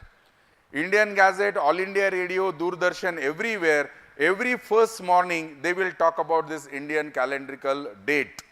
Like for example, if you look at, today is the 25th of Falgun. So because on the 22nd of March, the new calendar will start, which will have a 1945, and a reference point we need to have it. So Shaka calendar has been adopted by the Indian Parliament, which is started by the Shaka, Vikramaditya, when he got the, rather defeated the Shaka. From that reference, we have started the calendrical system, which is a Shaka calendar, and we have got that reference. So now on 22nd of March, coming 22nd of March, our Indian calendar is going to start from 1st of Chaitra, which will be 1945, which is more precisely a scientific calendar, and of course, it is more precise and we all should actually start using it. If we start using it, then perhaps those March-end issues will also get over, and we will be very proud to say that our Indian calendrical system is the only scientific calendrical system in the world, and people have tried. Government of India has also done a lot of work on this, 84, 98, and many places, many a times the effort was being placed, and we tried that how we can make use of it. Let me also tell you, this calendrical system, if you start using it, not only constitutionally, in any bank system also, you can actually use that. So if I give you the check with saying that 25th of Falgun 1944 today, this particular check will also be get debited in your account. That is how our Indian calendrical system is being used by the people, but common people is not aware about it. But if at all, if you really got convinced that this is the only calendrical system which is a scientific base, then let us start using it. At least to my knowledge, because we have been closely working with the Ministry of Culture and all, minimum 25 institutions have started using this calendar, and we have also started using it. So you will see that in my institutions, every letter will talk about the Indian calendar, which is the more scientific. Thank you so much. Dhanyawad.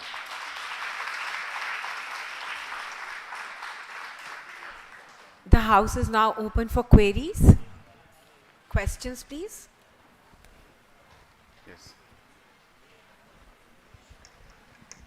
Good afternoon, sir. Sir, as you said it, that it is most scientific calendar known to us. Sir, will it have the absolute values for different hemisphere, as southern hemisphere has winters when northern hemisphere face summers? That is season, no? Yes, sir. Season is nothing to do with the calendrical system, isn't it? So, for example, Australia, you will always find that year celebration happens for them in the summer. Yes, sir. But that is, seasons are going to be constant, no? If we are all living in the northern hemisphere, so for us the seasons are constant. Precisely similarly for southern hemisphere, seasons are constant. So they will ensure that the New Year starts every summer. That's it. Okay, sir.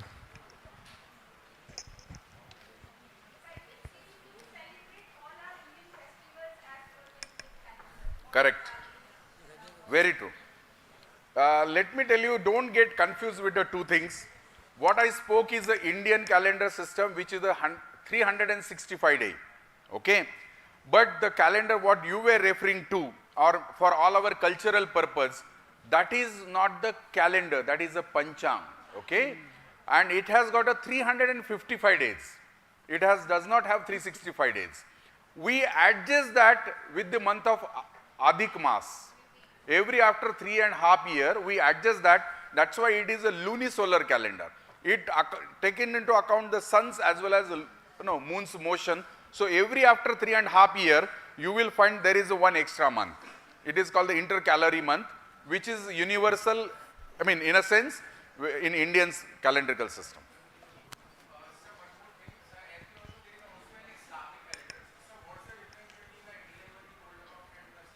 Islamic calendar is absolutely based on the lunar motion. That's why you will see Ramzan comes in January, Ramzan comes in March, April. So the Ramzan month will move all throughout the year.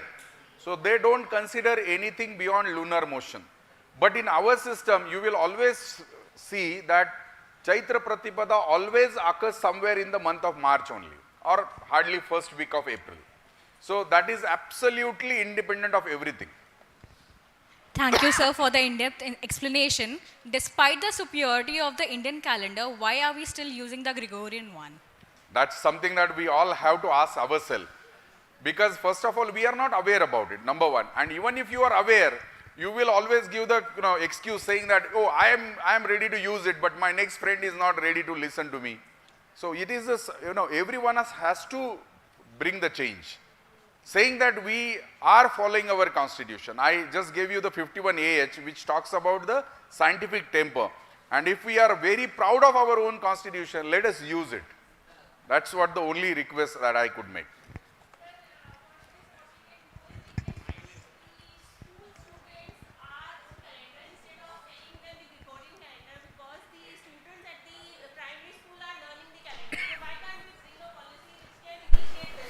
Ma'am, very true. The next edition of the NCERT textbooks are going to have these details. That we have. I think we can take just one more question. Sir, after globalization, apart from our calendar being the most scientific, Gregorian calendar is the most used. So how will we exchange ideas with the international world, and will it make India a step backward in communication with the international world? That is why we speak about India to become a super knowledge power, isn't it? So see, if even today, if you don't mind, let me tell you why we are so inferior about our own thing. How many of really, all of us feel proud saying that Indian culture is, most powerful one. We always feel inferior to ourselves. See, if I generalize the question, how many of you would like to get settled outside the country? Then I think half of you will say, oh, good, no, I would like to get settled in America or maybe Australia, somewhere. Why? Because we feel that they are more forward than us. However, the fact of the reality is that we were very much forward. If you look at the history of India, India was the only knowledge resource across the globe. If you look at the Nalanda, Takshashila, those point of time, we were the only knowledge holders. But British have made us realize that we are the more inferior. We are the people who are Saaf Safero Ka Desh, and we still accept it. So we need to change that facts in the minds of the people. Then the things will change. Sir, I think we'll continue with our discussions over lunch. Thank you, Professor, for the very educative and absorbing session, giving us interesting insights to the evolution of the calendar system. With this, we come to the closure of technical session 1. Many thanks to Professor Vijay, Professor Ranade, and Professor Rawat for sparing their valuable time and joining us today. And I felt privileged to be chairing this session, and I'm grateful for this opportunity. And I thank the House for their participation and patience. And I hand back the proceedings of this session now to Dr. Shikha.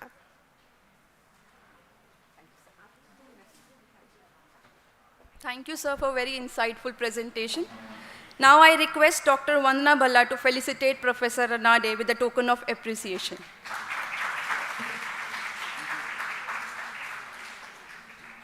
And thank you, ma'am, for moderating this session. Now I request everyone to please kindly proceed towards the dining hall for lunch, and we will resume the second session around at 2:30 sharp. Thank you.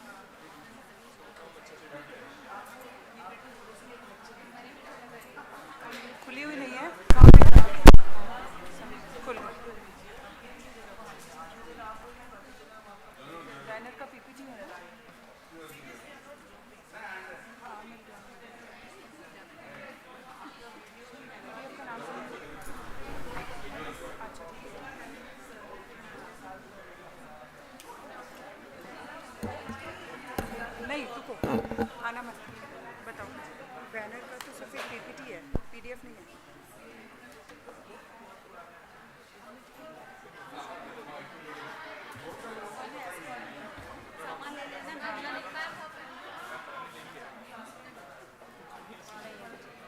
रुको रुको रहने दो PPT चला दो ये desktop पे यही है और भी कोई फोल्डर है मुझे बता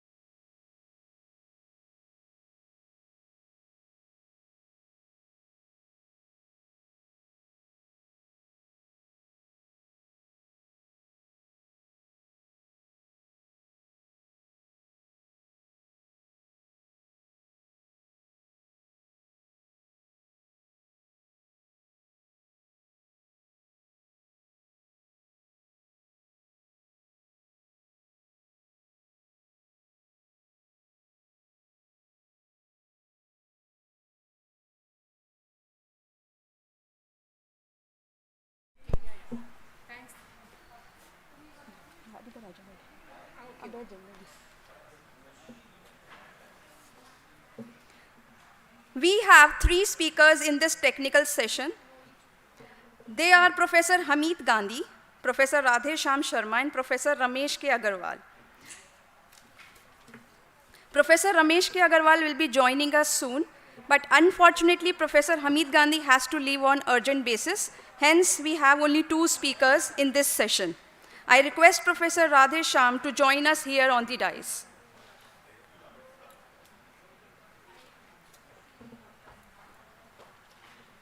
I would now request Ms. Shobna Chandra to welcome Professor Sharma with the token of appreciation and thereafter take over to the dais.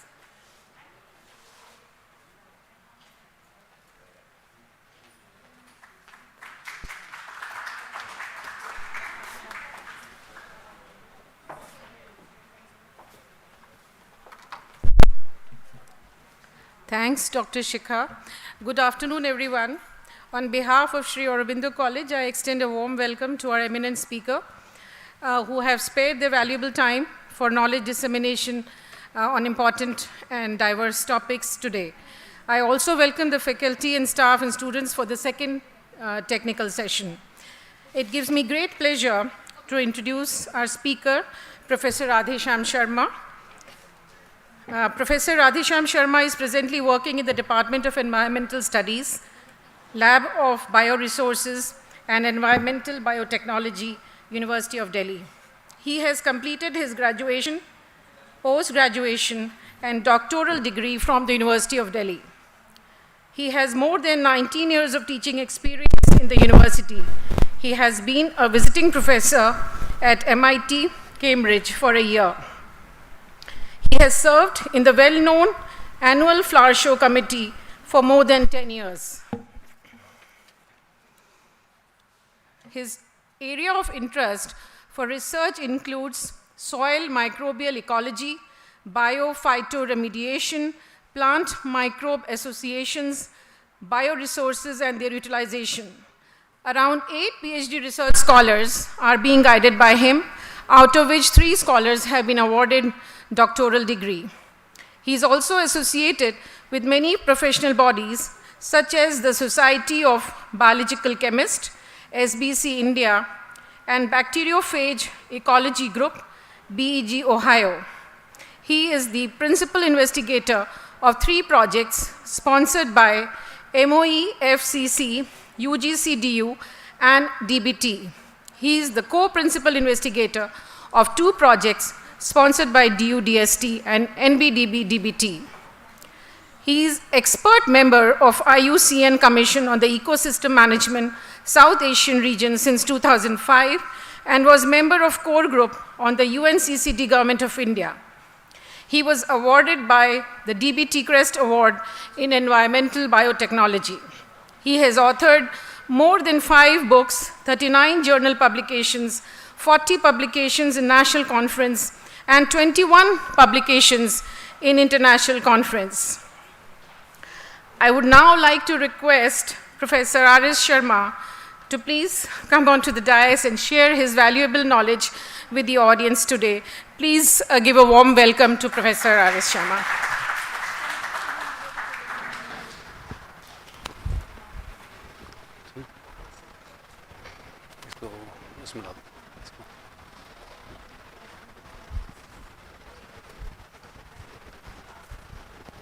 So very good afternoon.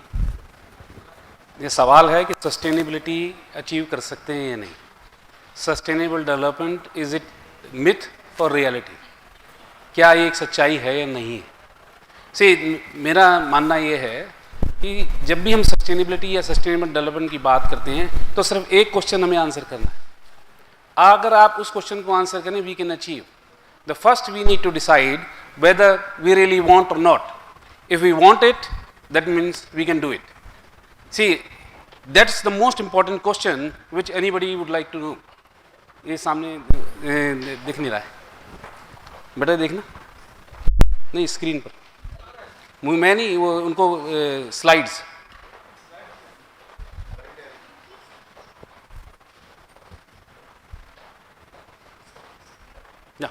So yeah, that's the most important question, whether you want it or not. Once we decide, we can do it. We can achieve sustainability, there is no doubt. The important thing is, आप ये सवाल करेंगे, how we can do it, what we should do it, that should not be the question. The question is, when we should do it. And the answer is very simple, just now. We can decide today whether we want to achieve sustainability or not. So, how we can do it? So, each one of us, can we decide today one activity in our life which is sustainable?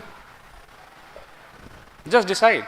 I think this is what we have gathered here, how we can achieve sustainability. So, each one of us, if after this conference, that should be the right outcome of this conference, to be very frank, because all of us are knowledgeable, we know in our sphere of field how we can go about the sustainability, but whether we can practice or not. So, each one of us, if we can practice and adopt one practice just for a month, that means we are moving towards sustainability.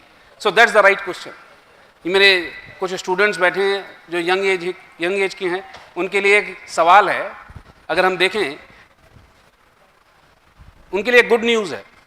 Good news ये है कि जो teenager of this time are going to live 125 years long. ये science में paper publish हुआ, और जब ये पब्लिश हुआ तो ये हुआ कि क्या ये सच्चाई है, क्या डाटा सच कहता है, क्या सैंपल साइज था और क्या एनालिसिस था, क्या ये स्क्यूड रिप्रेजेंटेशन है, सबके अंदर यही कंसर्न था. लेकिन आप ध्यान से देखेंगे, health indicators suggest yes we are going to live long. Teenagers के लिए गुड न्यूज़ है कि they are going to live long. अब कहेंगे इंडिकेटर्स, यस इंडिकेटर्स हैं. जो 20 साल पहले कैंसर पेशेंट 4-5 महीने जिया करते थे, आज वो several years of life, good life they can live. So that means health indicators are quite strong. They are suggesting our teenagers are going to live long. जब 2012 में ये पेपर पब्लिश हुआ, काफ़ी डिबेट हुई, डिस्कशन हुई, फिर ये कहा गया कि चलिए एक बार देखते हैं कि वाकई ये सच है यानी, री एग्जामिन द सेम क्वेश्चन. फिर उसके बाद फिर दोबारा पेपर पब्लिश हुआ, एंड दैट वाज इन 2018. 2018 में जब दोबारा से एनालिसिस हुआ, ये कहा गया कि नहीं, सच्चाई तो ये है कि 125 से ज़्यादा हो सकता है, कम नहीं.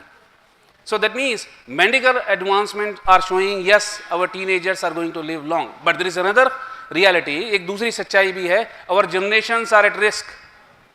That is also reality. The kind of disease our teenagers or young population is facing, वो कभी 40, 50, 60 में हुआ करती थी, अब उनको पहले होने लगी. So that means, इसका मतलब ये है कि the whole generation is at risk, and that is because of poor environmental health, ecosystem degradation and contamination. Our exposure, increased exposure to the contaminants in our day-to-day life. Whether we are working, we are at home, or we are traveling, we are exposed to the diverse inorganic and organic contaminants. So that is the reality. So that means एक oxymoron की तरह है कि अगर हम कहते हैं teenagers are going to live long, but at the same time the quality of life is going to be compromised. The quality of life is going to be a challenge. Length की कोई दिक्कत नहीं है, लेकिन quality of life, that will be the interesting part. How we can do it? So the question is, what is the major cause?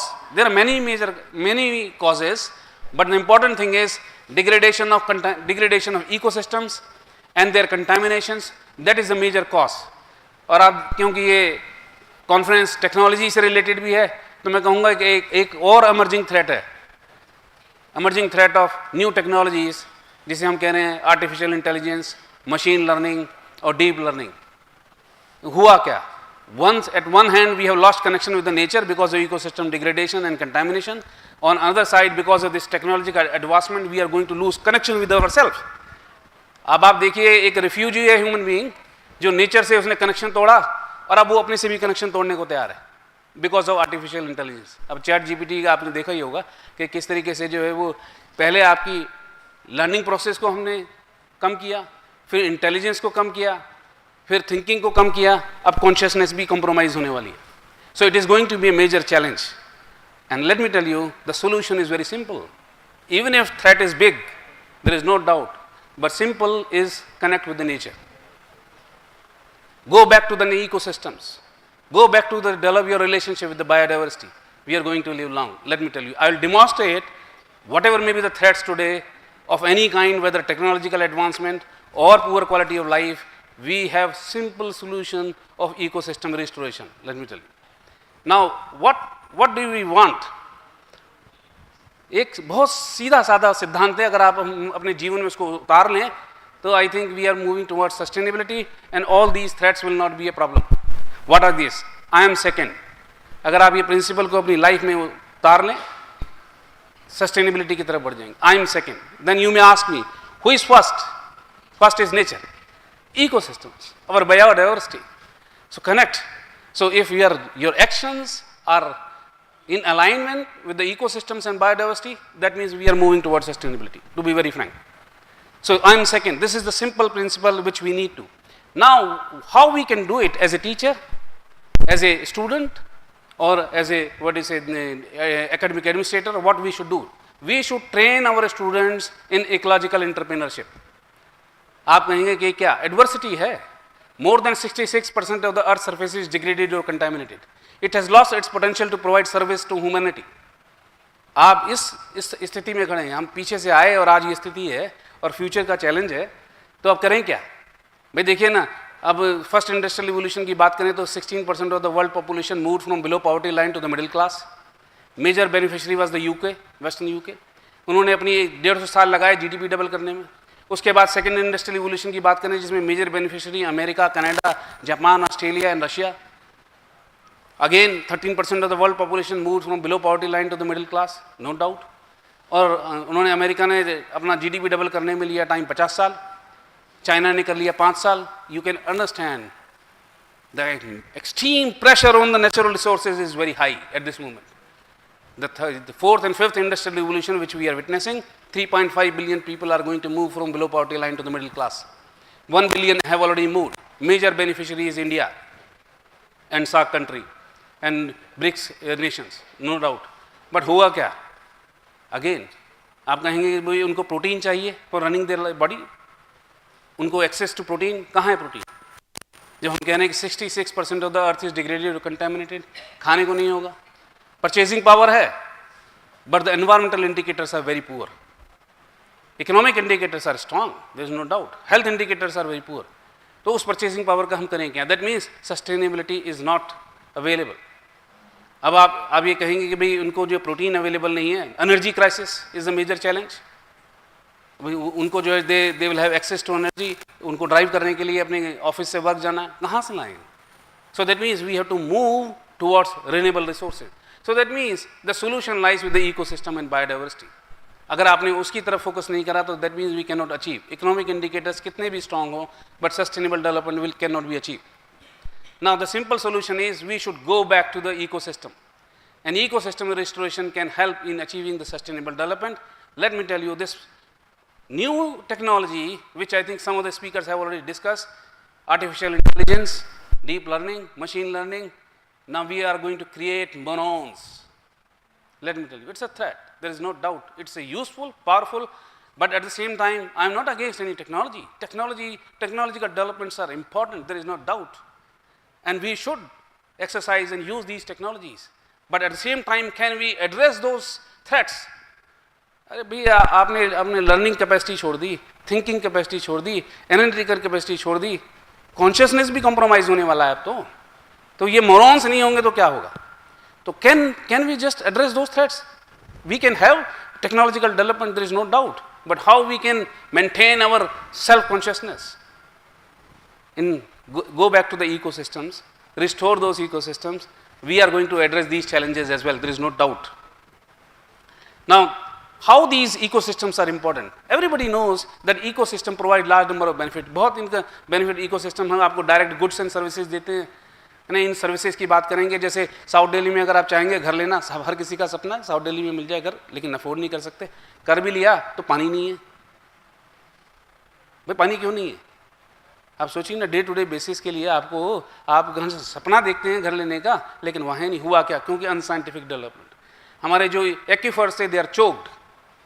Unscientific development के कारण जो भी हमारी छोटी मोटी रेन होती है, that surface run off goes to the nadi and nala rather than going to the groundwater recharge. So groundwater recharging capacity has been compromised because of unscientific development where aquifers have been choked.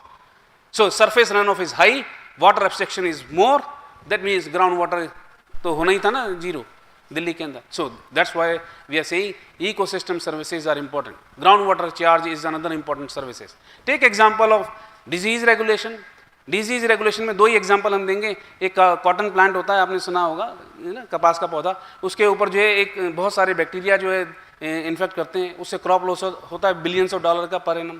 एक एंट, छोटी सी एंट आराम से रहती है और वो उसके ऊपर प्रेडेट करती है उन बैक्टीरिया पर जो कि पैथोजेंस हैं, वो बेनिफिट करती है. जब उसको इकोनॉमिस्ट ने एस्टिमेट किया तो उन्होंने बताया कि इस एंट के कारण मोर देन $20 बिलियन बेनिफिट हमें मिलता है पर एनम. अब हम करते हैं क्या, इंसेक्टिसाइड पेस्टिसाइड इस पर स्प्रे करते हैं बचाने के लिए, एक्स्ट्रा भी करते हैं, उस एंट को भी किल कर देते हैं. जो इसके बाद हुआ क्या, वो जो एंट जो सर्विस देती थी वो भी खत्म हो गई. That means you have to spend more, और साथ के साथ you have to contaminate your environment by access of pesticide and insecticide. आप कंटेमिनेट भी कर रहे हैं ground water recharge, ground water को, सॉइल को, और साथ में इकोनॉमिक आपके ऊपर डेप्ट भी ज़्यादा है. तो वो हमें एक सर्विस देती है. दूसरा एग्जांपल लीजिए ना, बहुत सारे बैक्टीरिया हैं लाइक सुडोमोनास एरिजिनोसा जो कि हमारे लंग्स को इन्फेक्ट करता है, ऑपर्चुनिस्टिक पैथोजन है, आराम से प्लांट्स की रूट में रहता है. आप जब इकोसिस्टम डिग्रेडेशन करते हैं तो आपने उसके नेचुरल होम को डिस्ट्रॉय किया, जब उसको भी तो इट हैज़ टू एमर्ज, उसको जीना है ना.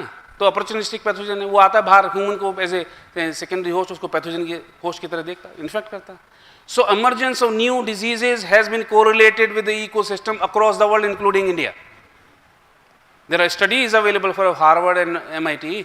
उन्होंने बताया कि कैसे चिकनगुनिया का स्ट्रेन्स यहाँ पर जो है इवॉल्व हो रहा है very fast in Delhi just because of ecosystem degradation.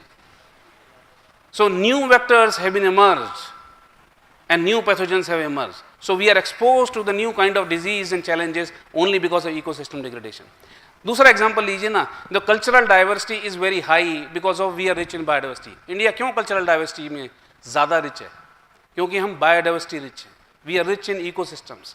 आप नॉर्थ ईस्ट में जाइए, वेस्ट में जाइए, ईस्ट और नॉर्थ और साउथ में जाइए, ईस्ट और वेस्ट में जाइए, तो आप देखेंगे कल्चर डिफरेंट है, रिचुअल्स डिफरेंट है, traditions different, because we are interacting with the new different kind of biodiversity and ecosystem. That's how rituals and traditions have evolved along with the biodiversity and ecosystem. Fishery communities के ritual tradition अलग है as compare to the agriculture community, and they are different than as compare to the nomadic community and so on. तो ये ritual, when ecosystems are threatened, so that means our cultures are also threatened. If we are going to lose ecosystem and biodiversity, we are going to lose our culture. अब आप बताइए ना, जब कोई आपको कहे कि भाई ये रिचुअल ट्रेडिशन करना है, 5 घास ले आइए, एक घास नहीं मिलती, तो किसी को भी तोड़ के हम उसे यूज़ कर लेते हैं. वो कहते हैं जी कुएं का पानी ले आइए. पानी कहाँ है? कुआं तो बाद में छोड़िए, कुएं पानी नहीं है. So that means we have lost those water holding capacity. जो ट्रेडिशनल प्रैक्टिसेस थी वाटर कंजर्वेशन की, वो हमने लूज कर दी. ये रिचुअल ट्रेडिशंस उन्हीं के लिए इवॉल्व हुए थे. So when we are losing these ecosystem diversity, we are losing our cultural diversity as well.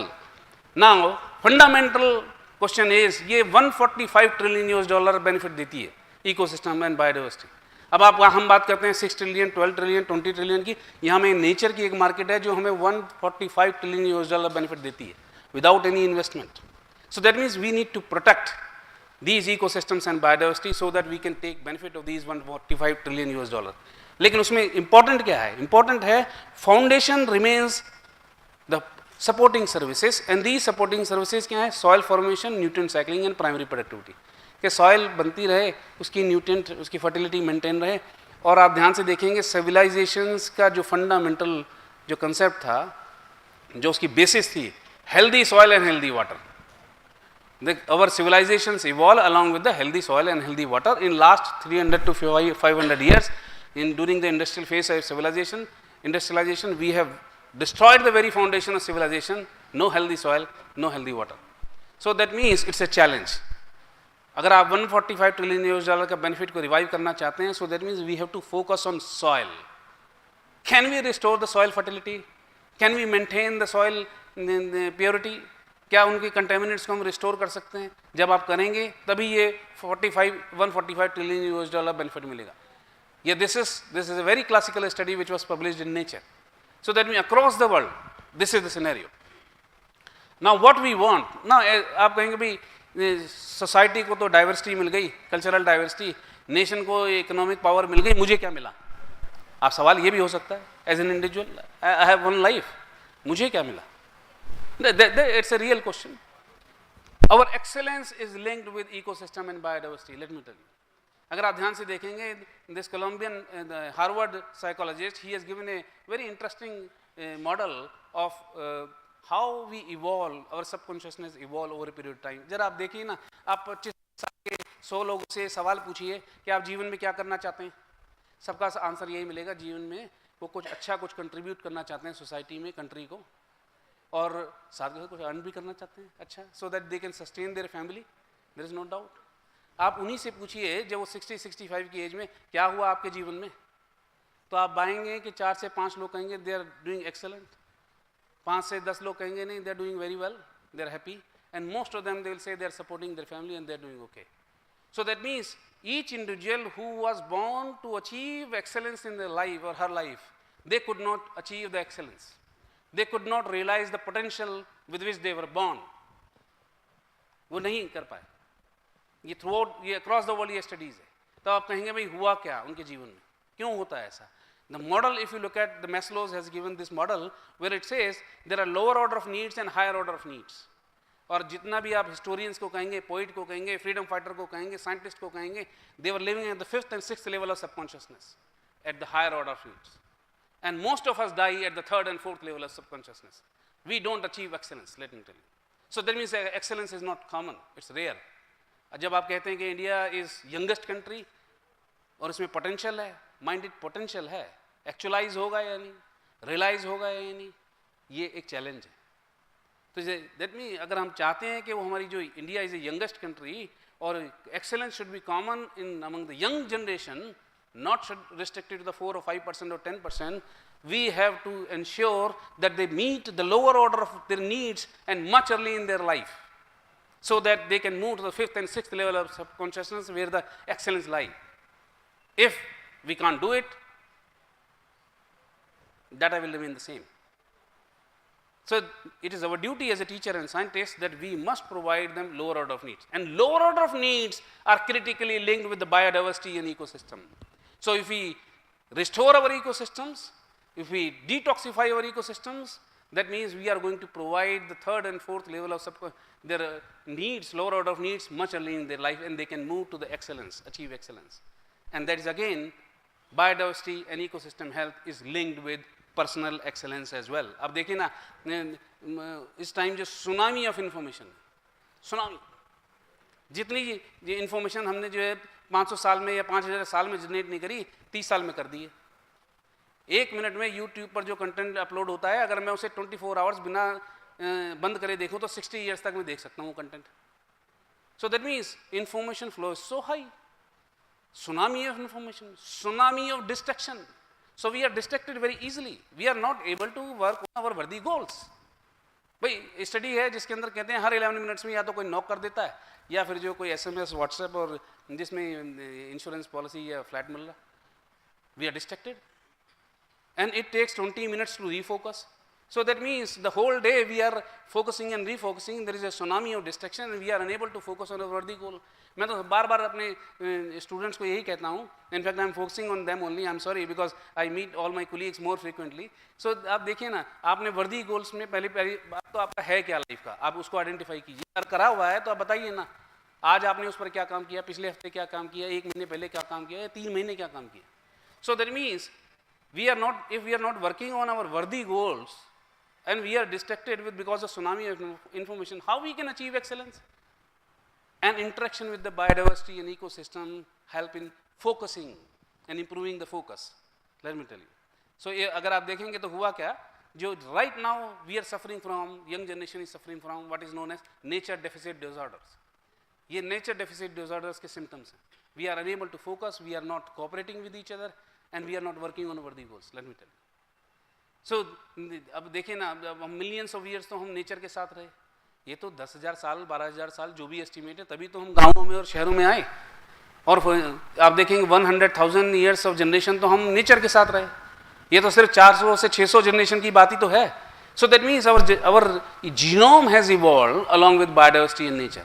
उसका बिल्कुल सीधा जागता उदाहरण है, अगर आपको नोएडा में फ्लैट खरीदना है ना, तो आपको जो है देखेंगे रोड साइड है तो आपको जो है 3-4 लाख रुपए कम है, और पार्क फेसिंग है तो 4-5 लाख रुपए ज़्यादा है ना. पहले तो हमने इकोसिस्टम को डिग्रेड करा, वो सारी ग्रीनरी को ख़त्म करा। ना स्मॉल पैच को देखने के लिए रोज़ सुबह 4-5 लाख रुपए देने को तैयार हैं, है ना, उसको देखने को तैयार हैं, because we inherently our genome has evolved along with biodiversity. We want to remain with the biodiversity. That's true, because we want to remain focused on our worthy goal, which is the reality. Now look at this. What we are suffering from? We are suffering from the different kind of disorder, and one of the disorders which has become common among youth is reproductive disorder. Let me tell you. हम AIIMS के doctors के साथ हर सालाना हम जो पूरी country में जाते हैं और ये अवेयरनेस के लिए कि how cancer is emerging and the new kind of disorders among youth, they are emerging, and how, what are the medical side and what is the environmental side. So we educate them about how environmental health is linked with those disorders. आप ध्यान से देखेंगे जो हमारी biodiversity crisis है उसके बहुत सारे कारण हैं, लेकिन एक कारण ये भी है pollution and exposure to these toxicant. Exposure to these toxicant is whether it's mollusk, otter, birds and fishes. We are witnessing it. Let me tell you. But similar kind of disorders are also common in human male and human female. Let me tell you. It's not only these organisms are suffering. In fact, human male and human female are also suffering. Now what is the challenge? The challenge is ecosystem services and loss of quality of life. Can we restore it? Yes, we can do it. Now what is the toolkit? So this is what we want. We want $145 trillion. We want social diversity should be high, okay, so that we are rich in culture. We want our nation should grow very well. There should be economic indicator and we achieve economic development. At the same time, we want our young generation should live healthy life. So that means we need to restore our ecosystems. So these are the things which we want, and we want to achieve excellence in our life. These are the two major goals. And how we can achieve? We can achieve very simply if we practice ecosystem restoration. This is a very good model which shows how biodiversity is linked with ecosystem structure and function, and how these structure and function give rise to the quality of life. अब आप सवाल पूछेंगे, मुझे अभी भी एक किस्सा याद आता है. एक मैं कॉलेज का नाम नहीं लूँगा, वहाँ मुझे लेक्चर देने जाना था. एक स्टूडेंट आई और उसने कहा कि सर आप मुझे CV दे दीजिए, हमें जो है आपको इंट्रोड्यूस करना है. तो हमने कहा कि नहीं आप कर दीजिएगा कि मैं टीचर हूँ, मैं पढ़ाता हूँ और ये रिसर्च. नहीं सर आप दे दीजिए. जब तक मैं प्रिंट निकाल रहा था मैंने उससे एक सवाल पूछ लिया कि आप क्या करना चाहते हैं. टीचर क्या करता है, ये तो सवाल करता है बच्चों से कि आप क्या करना चाहते हैं लाइफ में. उसने कहा जी जो भी करूँ प्रोफेसर नहीं बनना. उसने जो भी करूँ नहीं, आजकल तो शायद बनना चाहते हैं because it was before the 6th पे कमीशन. उसने कहा कि जो भी करना प्रोफेसर नहीं करना. मैंने कहा नहीं कोई बात नहीं, we do need good people in different walk of life. मतलब इसमें कोई ज़रूरी नहीं है कि सारे बच्चे जो है टीचर ही बने और प्रोफेसर ही बने. लेकिन फिर मेरा सवाल था कि भाई क्यों ऐसा, वैसे ही पूछ लिया कि ऐसा जिज्ञासा थी. उसने कहा जी आप क्या चाहते हैं लाइफ में. मैंने कहा जी मुझे तो मालूम नहीं है, अभी मैं आई एम स्टिल डिस्कवरिंग. कहते नहीं आपको चाहिए एक अच्छा फ्लैट हो, एक गाड़ी हो, एक ये हो. उसने थोड़ी बताया सामान, और फिर साथ में एक अच्छा जगह आप रहें और आप यू लिव गुड लाइफ. मैंने कहा हाँ ठीक है. तो मैंने कहा तो आप प्रोफेसर होंगे तो आपको ये सब कुछ नहीं मिलने वाला. मैंने कहा आपको कैसे पता. मैंने कहा मेरी मदर प्रोफेसर है. तो इसका मतलब ये था कि ना the message is what is good quality of life. That is the biggest question. And what is there can be difference in opinion about the definition of good quality of life, but there is a universal definition that if we have security, basic material for good life, health, good social relations and so on. तो ऐसा क्या होता है कि जो scientist हैं developing country से जाते हैं डेवलप कंट्रीज में, they do wonder, they publish well and बहुत कुछ सब कुछ अच्छा होता है, और वापस डेवलपिंग कंट्री में आते हैं, फिर देन अगेन दे स्ट्रगल. ऐसा होता क्यों है. आदमी वही है, वो यहाँ है तो कुछ और परफॉर्मेंस है और वहाँ है तो कुछ और परफॉर्मेंस है. Because the ultimate goal of quality of life is freedom of choice and action. You should not worry about basic material for good life, security, health and good social. Let me tell you. So in developing countries the major challenges are these. They are not able to exercise the freedom of choice and action. आप देखेंगे ना, आप सोच रहे होंगे शाम होगा तो कैसे घर पहुँचना है, सारा जाम लगा हुआ है. यहाँ तो मुझे 20 मिनट लगे यहाँ से श्रीवंदर आने में, अपनी ये रेड लाइट से यहाँ आने में 20 मिनट लग गए. So much jam. तो आपको जो अपना सबसे, तो जब आपके दिमाग में चल रहा है कैसे जाना है मुझे, घर पहुँचना है, तो कहाँ से आप मेरी बात सुनेंगे, कहाँ हम डायलॉग करेंगे जिसपे हम डिस्कशन हो meaningful, so that we can you give me some ideas, I evolve and I share my idea. So but you are there, of course I'm appreciating, I'm not saying that you are not listening or interacting, but you can understand what I want to say. So that means freedom of choice and action is the ultimate criteria of good quality of life, and that can be achieved if we conserve biodiversity and ecosystem. That's the difference between developed and developing countries, let me tell you. That's why there is a challenge. And this is what we want to give to our young generation, good quality of life, so that they do what they do. They work on worthy goals. Now, how we can do it? See, there are many ways of doing it. One of the important ways, we need to identify the wild grasses and legumes which play a very significant role in ecosystem restoration. आप कहेंगे ये legumes और grasses क्या हैं? ये जो wild grasses जो होती हैं हमारी, वो जो है नर्स स्पीसीज की तरह काम करती हैं. आपने नर्स को देखा होगा, डॉक्टर तो प्रिस्क्रिप्शन दे जाता है, पेशेंट को नर्स ट्रीट करती है, टाइम से मेडिसिन देखती है, उसको मॉनिटर करती है. अगर अच्छी नर्स है तो समझो वो हॉस्पिटल बहुत अच्छा है ना. ये बड़ा इंपॉर्टेंट है. डॉक्टर तो होना ही चाहिए, but nurse. So these species are nurse species. They take care of the degraded and contaminated ecosystem very well. They repair, restore, detoxify, and increase the soil nutrient, increase the soil formation, and then increase the soil productivity, so that the other species can inhabit and ecosystem restoration can take place. Let me tell you, that's the major challenge. तभी हमारे afforestation, reforestation program fail हो जाते हैं, because we do not take care of the natural processes which are happening. So if we take and implement the message which we have learned from the nature and implement it, हमें अपने ज़्यादा दिमाग लगाने की ज़रूरत नहीं है. हमें सिर्फ यही समझना नेचर कैसे काम करती है और उसी आइडिया को रेप्लिकेट करना. So but learning the nature how it works involve deep science. Practicing will not take much time, let me tell you. So आप उस आइडियाज को इन्वॉल्व करें. So that means you are practicing ecosystem restoration. Now I think across the road there is a Center for Environmental Management of Degraded Ecosystem. They have dedicatedly worked on in the ecosystem restoration. I was fortunate enough to be part of this program long back, 20 years back. So there are thousands and hectares of land, degraded lands in Delhi, around outskirts of Delhi, which are abundant mines. Nothing grows. अगर mining में होता भी यही है कि हम डिग करते हैं, ओपन कास्ट माइनिंग में डिग करते हैं, डंप कर देते हैं, डिग करते हैं, डंप कर देते हैं, so that we can reach the ore and minerals. लेकिन उसमें हमने करा क्या? Dig and dump. So lowermost profile of the soil is at the top. Okay, lowermost. So in nature, most of the toxicants they leach out to the lower level. Now we have created a new artificial dump which never exists in the nature, which is now those toxicants at the top. So there are two challenges in abundant mines. वहाँ तो rock जिसमें ना जहाँ nutrient है, ना moisture capacity है, ना कुछ grow कर सकता है ना. Surface albedo is very high. At the same time, there are toxicants. वो वाटर और हवा से जो है दूसरे एनवायरनमेंट में फैलते हैं.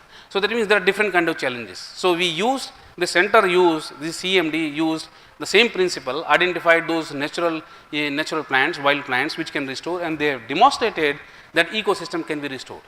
When I am saying ecosystem can be restored, that means I am focusing on what is known as कि जो नेचुरल स्पीसीज वहाँ मिला करती थी उनको हमने ग्रो करना है, ना कि हमें एरिया ग्रीन करना है. एरिया ग्रीन करने से इकोसिस्टम सर्विसेज बेनिफिट नहीं मिलेंगे. आपको वही natural species, wild species, assemblage communities जो वहाँ हुआ करती थी, अगर आप उनको लाएंगे तभी $145 ट्रिलियन वर्थ ऑफ बेनिफिट मिलेगा. So that's how the restoration ecology is different from afforestation and reforestation programme. Now the same way we have worked on fly ash dumps, because our more than 70% of the electricity supply is because of coal-fired thermal power plants. So same method has been used for restoration of fly ash dumps as well. Now what is the challenge? I'll take just 2 or 3 minutes because I have been hinted I'm crossing the line, but I think I'll take only 2 or 3 minutes.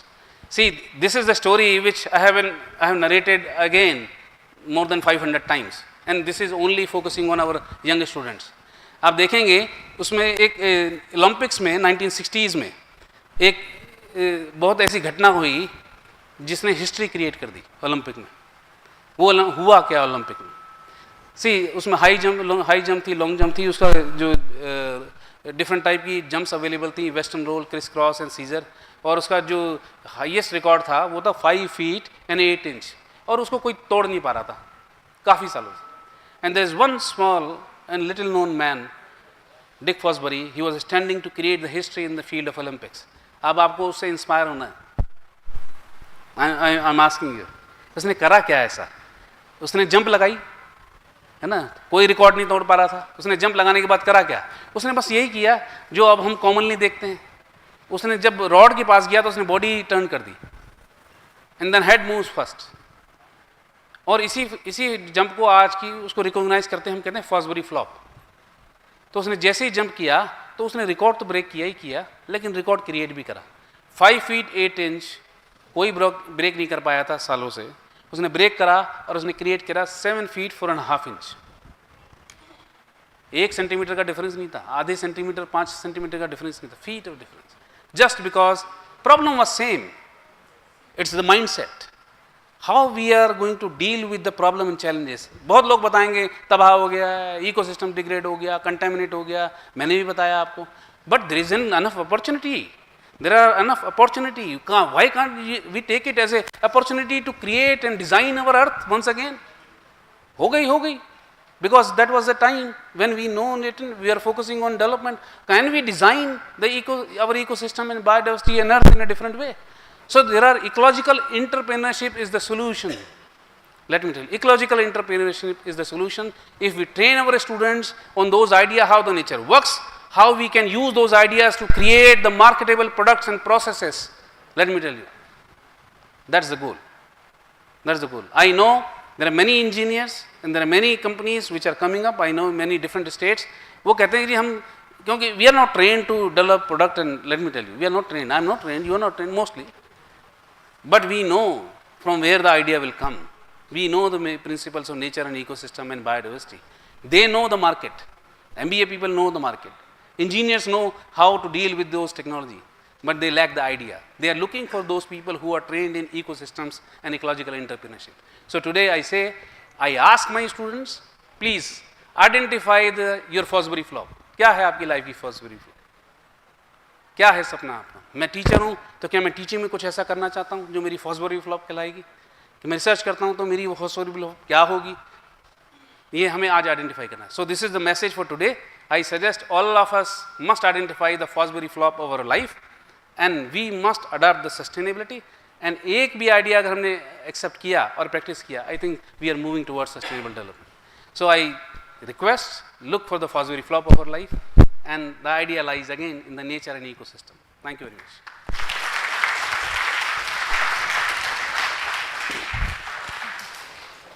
Thank you so much, Professor R.S. Sharma, for such a powerful, impactful talk, raising pertinent points regarding the environmental issues, regarding contaminants, biodiversity, ecosystems, which affect every living being on this planet, as you have shared in your talk.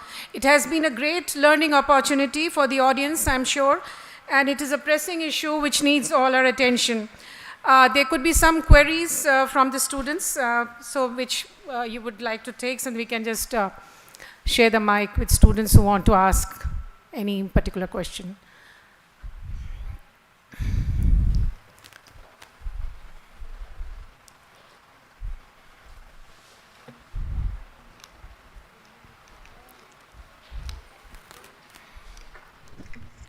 Good evening, sir. Yeah, very good. Good afternoon. Yeah. Good afternoon. My question is how climate change affect disaster. How the climate, see, I think he has asked a very pertinent question. The climate change से जो है disaster का क्या role है? I think ये आप जानना चाहते हैं? Yes. See, climate change has emerged, let me tell you, is one of the biggest challenge of the history of Earth, let me tell you, at this moment. So climate change is going to the serious impact on biodiversity, ecosystem and your sustainable development. आप ध्यान से देखेंगे frequency and intensity of natural hazards has increased in last 60 years. आप ध्यान से देखेंगे, देखिए cyclone होना है ना, और ये जितने हजार्ड्स आते हैं, अम्फन आया, तो ये तो नेचुरल फिनोमेना है ना, but intensity and severity and frequency have increased because of climate change. So चाहे वो मेट्रोलॉजिकल हजार्ड्स हो, हाइड्रोलॉजिकल हजार्ड्स हो, they are increasing because of climate change. So it is going to be a challenge. See, आप देखिए ना, जो waste Bengal का इस रिसेंट एग्जांपल लेते हैं, अम्फन आया, तो जहाँ भी वो इकोसिस्टम एंड मैनग्रोव्स प्रोटेक्टेड थे, उसका कोई इम्पैक्ट नहीं हुआ. The impact went to the inland wherever those ecosystems were degraded, तो इनका इम्पैक्ट ज़्यादा हुआ. ये तो हमारे सामने है. So that means ecosystem provide insurance to your life. आप ये समझ लीजिए. देखिए मैंने बताया, आपको कोई इंश्योरेंस पॉलिसी हम जब लेते हैं तो हमारा आइडिया क्या होता है. देखिए मैंने इंश्योरेंस पॉलिसी ली तो बेनिफिट फैमिली को तब मिलेगा जब मैं मर जाऊंगा, है ना. तो ऐसी इंश्योरेंस पॉलिसी जो आप इन्वेस्ट करें और आपको जीते जी उसका बेनिफिट मिले, आपकी फैमिली को मिले, सोसाइटी को मिले, पोस्टेरिटी आने वाली जनरेशन्स को मिले, वो सिर्फ ecosystem. So invest in ecosystem. जब आप प्लानिंग की बात कर रहे हैं सस्टेनेबल डेवलपमेंट की, so urban planning should integrate the inclusion of ecosystems as a part of it, so that they provide benefit to the insurance to even climate change. So climate change को natural hazard से बचाने के लिए one of the strategy has been recommended globally is restore ecosystems. Okay. The frequency and intensity are increasing because Thank of you. climate change. It's a very good question. Professor afternoon, Aris Sharma sir. again. Pleasure to have you, sir. So, Shika, okay. She has a query? Sure, go ahead. Please give her the mic. Please, one more question, Professor. Good afternoon, sir. So as you mentioned that we should get connected to our ecosystem again. So can you tell us some practices that can connect us to our ecosystem again? Yeah, see, it's a very important and practical question. देखिए, सबसे पहले तो जो world wide studies हैं including India, आप जो है commune with the ecosystem, आपको you should visit the ecosystem. For example मैं आपको कहूँगा, मुझे मालूम नहीं आप कौन से डिसिप्लिन से हैं, लेकिन जब भी आप फील्ड ट्रिप पर कहीं गए या पिकनिक के लिए गए है ना, स्टूडेंट के साथ कहीं दूर दराज एरिया में, तो आपको अच्छा लगा होगा, है ना। जब आप आए तो होता क्या है, कॉर्पोरेट सेक्टर में भी देखेंगे फोर्स लीव दी जाती है ना। फोर्स लीव का मतलब आप जाइए, बाहर जाइए, so that you become refocus on your वर्दी गोल्स, आप काम कर पाएंगे, अदरवाइज सेचुरेशन है। वो होता क्या है, when we interact with those eco, आप जाएंगे नदियाँ देखेंगे, पहाड़ देखेंगे, बायोडाइवर्सिटी, वही तो देखना है, और क्या देखना है ना। लेकिन होता क्या है, उस टाइम जो काइंड ऑफ जो हार्मोन्स प्रोड्यूस होते हैं हमारे बॉडी में, they help in focusing it on worthy goal. तो आपको बस विजिट करना है दोज इकोसिस्टम्स को। आपको जो आसपास, अगर हम इतना नहीं जा सकते, जो भी आपके पास जो इकोसिस्टम अवेलेबल है, आप विजिट करिए उनको। Just take 15 to 20 minutes walk, आप देखिए, लीव इट योर मोबाइल, है ना, देख आप करके देखिए, आप वर्दी गोल पर फोकस कर पाते हैं नहीं कर पाते। तो ये तो वेल ऑन साइंटिफिक स्टडीज़ हैं। Sir, as technology is everywhere, distractions are everywhere.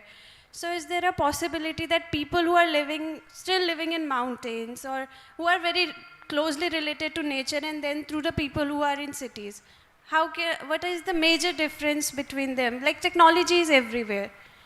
Still, they are also close to ecosystems. So are they different from the people who are living in cities? See, आप ध्यान से देखेंगे, आप जाके देखिए। मैं तो ये कहूँगा कि जब भी यू शुड, अगर आप सोशल साइंस के student, I suggest you must interact with those local communities और नेटिव कम्युनिटीज़ कि how are they living their life style. तो उनका जो मिनिमलिस्टिक अप्रोच जो लाइफ का है, जो हमने अंग्रेजी में कह दिया तो सुनने में अच्छा लग रहा है, मिनिमलिज्म, है ना, लेकिन वो वही तो अप्रोच है जो सस्टेनेबल डेवलपमेंट का, वही तो अप्रोच है। And they are living minimalistic life, है ना, इसमें कोई डाउट नहीं है। So their way of thinking और way of interaction with the human being, it's quite different ना। आप देखिए ना, अब हमें बड़ा मुश्किल है, जब तक जो टुंग टुंग होती है तो कितना मुश्किल नहीं रहता है कि जो एक बार देख तो लें क्या मैसेज है ना, होता है ना, ये तो एट से तो Thank you, sir. So are we done? I think your topic has been so interesting that we have having few people raising their hands. Please go ahead. Good afternoon, sir. So if we consider the Indian scenario, India is a very populous country, and with the all housing programs and the infrastructure development, there has been consequences to the ecosystem, and still we have not been able to provide housing to the entire population. So when, like, keeping that in goal in mind, we are developing, we also want to, provide a quality lifestyle to the citizens. What kind of policies, or maybe what kind of education interventions can come in, which can help engineers while they are designing, or when they are working on urban planning, or when they are like designing colonies and stuff, so that they can incorporate such kind of initiatives? Because we see that parks are there, but it's still like a very small component, it's not the natural ecosystem. So how can we move forward with that? देखिए, I think बहुत अच्छे सवाल हैं ये, और बहुत sensible और practical सवाल हैं कि भाई थ्योरी तो हो गई बहुत, आप ये प्रैक्टिकल बताइए, लाइफ में करें कैसे, करें तो क्या करें। मैं दो छोटे छोटे एग्जांपल आपको दूंगा, दिल्ली के एग्जांपल दूंगा, so that you can relate. देखिए, यहाँ जो है आपको पता है ग्राउंड वाटर ज़ीरो हो चुका है दिल्ली का, ठीक है। तो one of the strategy was recommended by all the scientist and ecologist, including the ecologist from our department and CMD, कि वेटलैंड्स को आपको रिस्टोर करना होगा, है ना. More than 70% of the wetlands we have lost in Delhi, है ना, because of urbanization. तो भैया आपने पहले तो लूज़ करे, आप क्रिएट करेंगे, है ना, कुछ जगह रिस्टोर करेंगे, कुछ जगह एनहांस करेंगे उनकी कैपेसिटी को वेटलैंड्स की. तो ये तो क्लियर है ना कि वाटर की प्रॉब्लम वेटलैंड्स के कारण हुई. Simple. So now the wetlands and these ecosystem should be part of the urban planning. कि आप जो मर्जी करिए प्लानिंग, लेकिन these wetlands should not be touched. मैं एग्जांपल दूंगा. अभी एक जैसे द्वारका सिटी है, आपको तो शायद नहीं पता होगा, बाकी लोग बता सकते हैं. वहाँ द्वारका में कोई जाता नहीं था, कोई रहता नहीं था. आज मिलता नहीं है घर, लेकिन वहाँ कोई रहना नहीं चाहता था. Similarly for Rohini and other areas, वो इसलिए था क्योंकि एमिनिटीज़ नहीं थी. सेम तरीके से हम गवर्नमेंट का प्लान है ब्रॉडी का जो सब सिटी डेवलप करने का. तो जब वो प्लान हमारे पास आया तो उसमें यही था कि वेटलैंड्स को आप टच नहीं करेंगे. माना गवर्नमेंट ने, आप सब सिटी करिए, सब कुछ डेवलप करिए, हॉस्पिटल होंगे, कॉलेज होंगे, यूनिवर्सिटीज़ आएंगी, वहाँ सब कुछ होगा, लेकिन वेटलैंड्स को रिस्टोर, वो उनको प्रोटेक्ट किया जाएगा. So that means we can simply integrate the ecosystem protection and conservation and restoration as a part of urban planning. इसमें कोई ज़्यादा उसमें हमें कोशिश करने की, बस थोड़ा सा प्रेशर ग्रुप बनाना पड़ता है ना, लेकिन हो जाता है. तो I think that can be one way of looking at it कि अर्बन प्लानिंग में इकोसिस्टम बायोडाइवर्सिटी को इंटीग्रल पार्ट मानिए प्लानिंग का. Okay, so okay, thank you so much, sir, and it's been a pleasure to have you here. Now I call upon our next speaker, and it is my privilege to introduce our next eminent speaker for the afternoon session, Professor Ramesh Kumar Agarwal, who is going to speak on a topic which is very relevant today and will also affect every aspect of our lives in the coming future.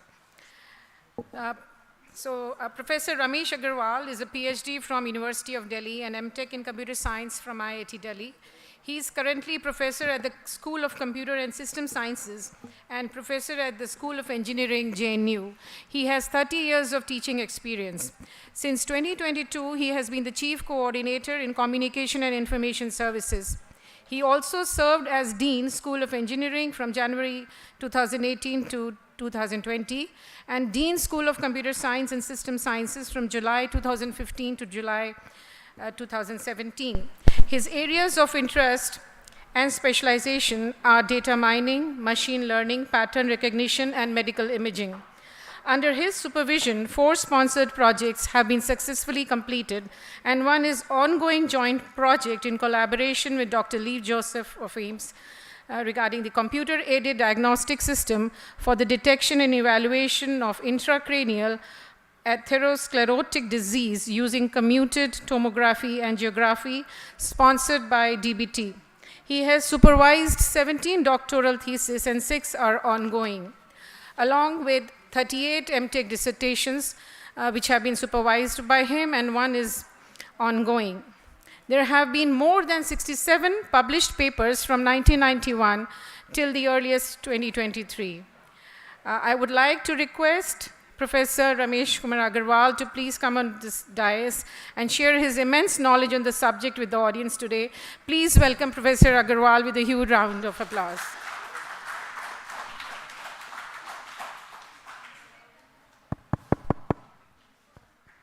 After listening to my worthy speaker, I think most of us need that is whether there is a need of any technology or not. And that too, I have heard many times the effects of artificial intelligence, deep learning. So I thought of bringing this diagram. I think this is not appropriate occasion to talk on. But then I wanted to tell you that he said what are the side effects of if you are not maintaining diversity, biodiversity. So I am going to tell that you said that there are effects, we are having different kind of cancerous disease, you have more number of cyclones in terms of frequencies, the intensity has increased, and now we have machine learning models which are able to predict on time. Earlier I remember when meteorological department of India used to tell that there will be rainfall tomorrow, we used to tell to our friends there will be no rainfall tomorrow. It will be other way around. So we were sure enough that the models which are being used by meteorological department, they are not working at all. But today, if they predict there will be rainfall tomorrow, there is rainfall tomorrow. And while we plan our journey, okay, we know in advance that during the month of July, for these days, what will be the temperature, what will be the rainfall, okay. So there are advantages of technology. Okay, also on the other hand, I am going to focus on that is how this AI and data science is helping all walks of sciences, social sciences these days. I know a couple of my friends who are working in environmental science, physics, chemistry, biology, okay. They are using now machine learning models. And they are able to do the amount of work which they were not able to do in 5 months, now they can do in 1 day. And it's all because of machine learning. And because of this only, our PM Modi ji is also allocating lot of funds in terms of projects, so that we scientists, researchers should contribute in the field of machine learning and AI. I think I see that there is no screen on this side, and this screen will be very small for all those people.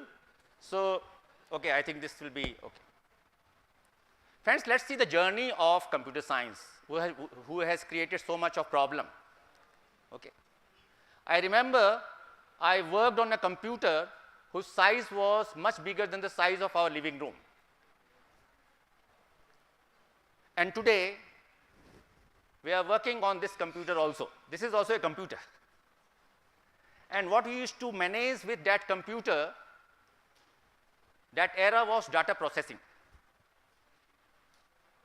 That there is an organization, we are maintaining records of thousands of people, which we can search, which can insert a new record for a new employee.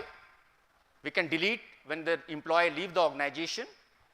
We are searching for address of one particular person. We can search, we can find out, we can modify the address, and we are very happy. So that era was data processing.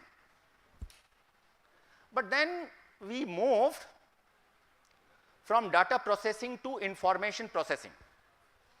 So let's see how information processing is different from data processing. I want to find out what will be the price of Tata Power share after 5 months. This data is not available. What will be the amount of rainfall after 5 months? This data is not available. But based on the past data, can we predict what will be the amount of rainfall? What will be the price of a particular share? Or what will be the intensity of the cyclone? Based on the data which we are collecting. Although this information is not available, but based on past data, if we can predict something which is not available, then we say we are talking about information processing. But I think we have not stopped here also. We move to the new era of processing. We talk about knowledge processing. And let's see how knowledge processing is different from information processing. And I'll explain with the help of an example. So this is a true story. There was a grocery shop in US. As all businessmen want, they want to increase the sale. Okay, so how they can increase the sale? So they thought of rearranging the shelf so that one person buying an item A and B is also purchased along with A. So if they are placed together, so while somebody is purchasing A, he can also purchase B. So which items we buy together? In general, when I buy shirt for myself, आज ही मैं खरीद के लाया हूँ, okay? So I thought of purchasing a matching trouser, no? जो इसके साथ अच्छा जाए, in general, है ना? When we purchase shirt, we purchase, in general, we purchase trouser. When we purchase bread, in general, we purchase butter or jam. So there are certain items which are bought together. This is not knowledge. This is information. So what is knowledge? So manager asks one of the data analysts to analyze your buying behavior of customers, which items are bought, which is not known to him. So after analyzing the buying behavior of customers,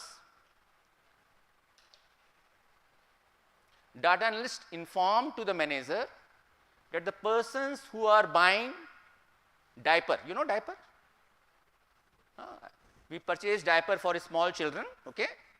So the persons who are buying diaper, they are buying beer also. You know what is the spelling of beer?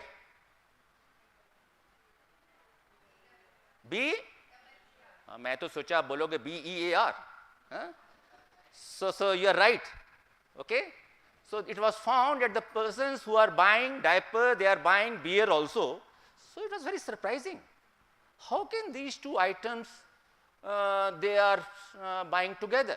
There is no correlation. One is for small children, and other definitely I will not show. Okay, so but the other one is for elderly people. So we inquired that what can be the reason that these two items are bought together. So it was found that both these items are purchased during weekends. So while a person is buying diaper, क्योंकि जाना है कल घूमने के लिए जाना है, biodiversity देखनी है ना, अपने मन को खुश करना है ना, तो जाएंगे, तो रास्ते में तंग करेगा बच्चा, तो ये भी साइड इफेक्ट है बायोडाइवर्सिटी को, है ना, डायपर्स अननेसेसरी है ना, बट डायपर्स लिया आपने, सोचा we can have beer for ourself. So this pattern which was not known earlier, from the information you have found, which is novel, which is interesting, so that based on this, it can be helpful to the society, it can be helpful to the business house. So we have moved to knowledge processing. But we have not stopped here also. Now we are talking about intelligent processing. So intelligent, what do you mean by intelligent processing? अभी मैं जाऊंगा घर पर, wife पहले से घर पे आई हुई होंगी, है ना, मैं पहुंचूंगा तो मेरे लिए गरम गरम चाय बनाएंगी, है ना, हम दोनों साथ बैठ के पिएंगे, क्योंकि मालूम है कि आज थका हुआ आया है. इसका मतलब नहीं है मैं नहीं बनाता हूँ. When I am at home and she comes, so I prepare a cup of tea. तो एक दूसरे की हम ख्याल करते हैं खुश रहने की. थिंक अबाउट टाइम जब हम घर में अकेले होंगे, जब जाएंगे तो घर में मतलब खोलने वाला कोई नहीं होगा और थकान इतनी होगी कि दरवाज़ा खुल नहीं रहा है. So can there be a robot who can open the door? Okay, and by seeing your face he can understand कि आज ये बॉस से डांट खा के आया है ना, तो इसके लिए ऐसा सॉन्ग लगा दो जो कहते हैं सुन के इसकी थकान दूर हो जाए, है ना, या इसको और ही कैन सर्व टी और coffee. So then you find कि घर में पहुंचे, फ्रिज खोला तो दूध नहीं है, सब्जी नहीं है, फल नहीं है. अब तो चलो जोमेटो है, स्विगी है, we can order. But is there any possibility other than Swiggy and Zomato? So now we think about Internet of Things. There are sensors attached with your refrigerator who looks into what is the amount of milk, quantity of vegetables and fruits, and if there is a shortage of any one of these, he places order to nearby grocery shop, and those are delivered to your house, but bill will be paid by you. Okay, so we are moving to that world of your intelligent processing, and again I am telling you a true story. Only few years back, there was a big fire in one of the multi-story building in US, and that fire was actually controlled by not humans. It was controlled by robots. Robots were particularly trained how to control the fire. Okay, so we have moved from data processing to intelligent processing. We are now talking about these days, many of us are now using your cars, जिसमें gear change करने की ज़रूरत नहीं है. Okay, it can find out the obstacles. पता चला कि कोई आगे वाली गाड़ी ब्रेक अचानक लगा दी, आपकी गाड़ी में भी वो ब्रेक लगा देगा, आपको लगाने की ज़रूरत नहीं है.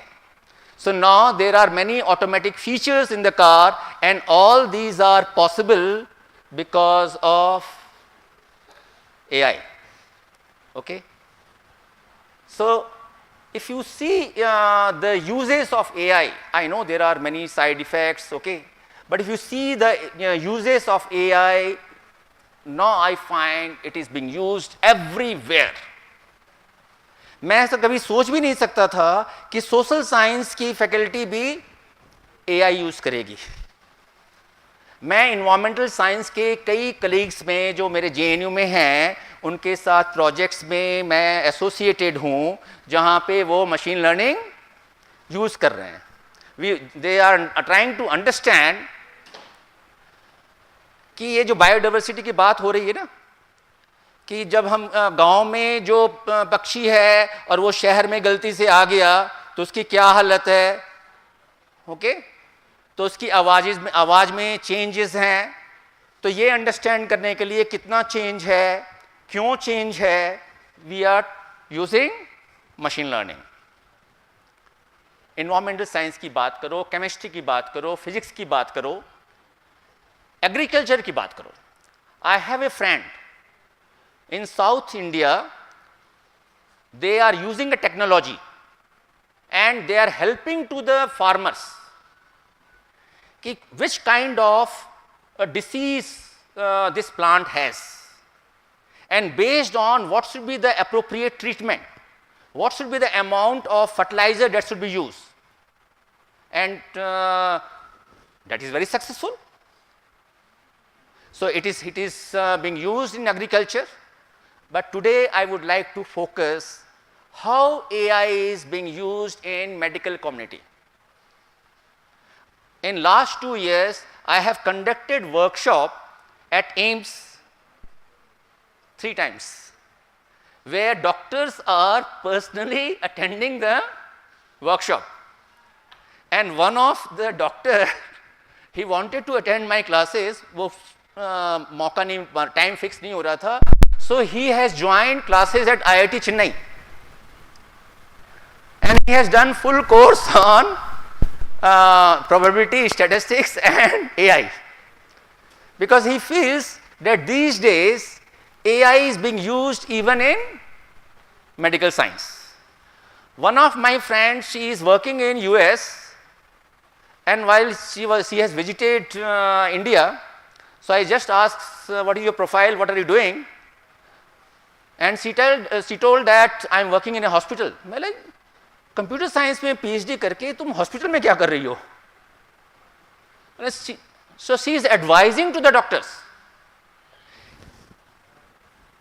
ब्रेन ट्यूमर है और सर्जरी करनी है, तो सर्जरी करनी है कि अगर आप सर्जरी कर रहे हो तो there are lot of neurons, तो जब कटिंग करोगे तो many neurons will be destroyed, and you won't like that good cells will be, good neurons should be destroyed. आपकी कई functionality effect हो सकती है. So what should be the precision so that they are destroying minimum neurons? What should be the depth of the surgery so that they are able to take out that tumor. So I thought of sharing some of the slides to you. It's working. So मेरे ख्याल से मैं ज़्यादा समय आपको bore नहीं करूँगा because I all know that energy level is already very low. Okay? लेकिन शायद आप ये समझ लो कि आप आज के दिन कोई भी बीमारी के लिए जाते हैं डॉक्टर के पास, वो आपके सिम्टम्स पूछते हैं, टेम्परेचर और आपका पल्स रेट देख लिया, ब्लड प्रेशर देख लिया, लेकिन वो एक एडवाइस जरूर कर देते हैं कि अल्ट्रासाउंड करा लो, ईसीजी करा लो, ईजी करा लो, एमआरआई करा लो, एफएमआरआई करा लो, एंड देन ट्यूमर है ब्रेन में, कहाँ है, क्या साइज है, क्या शेप है, ओके, ट्यूमर क्यों हो रहा है, उसका ओरिजिन कहाँ है, okay. So various kind of neuro order disease, it is being determined. You talk about Alzheimer's disease, you talk about Parkinson disease, you talk about schizophrenia disease. All these diseases are being diagnosed based on this machine learning technique. So let me give you first, explain you what is that technology. So I'll talk about segmentation. Briefly, what is segmentation?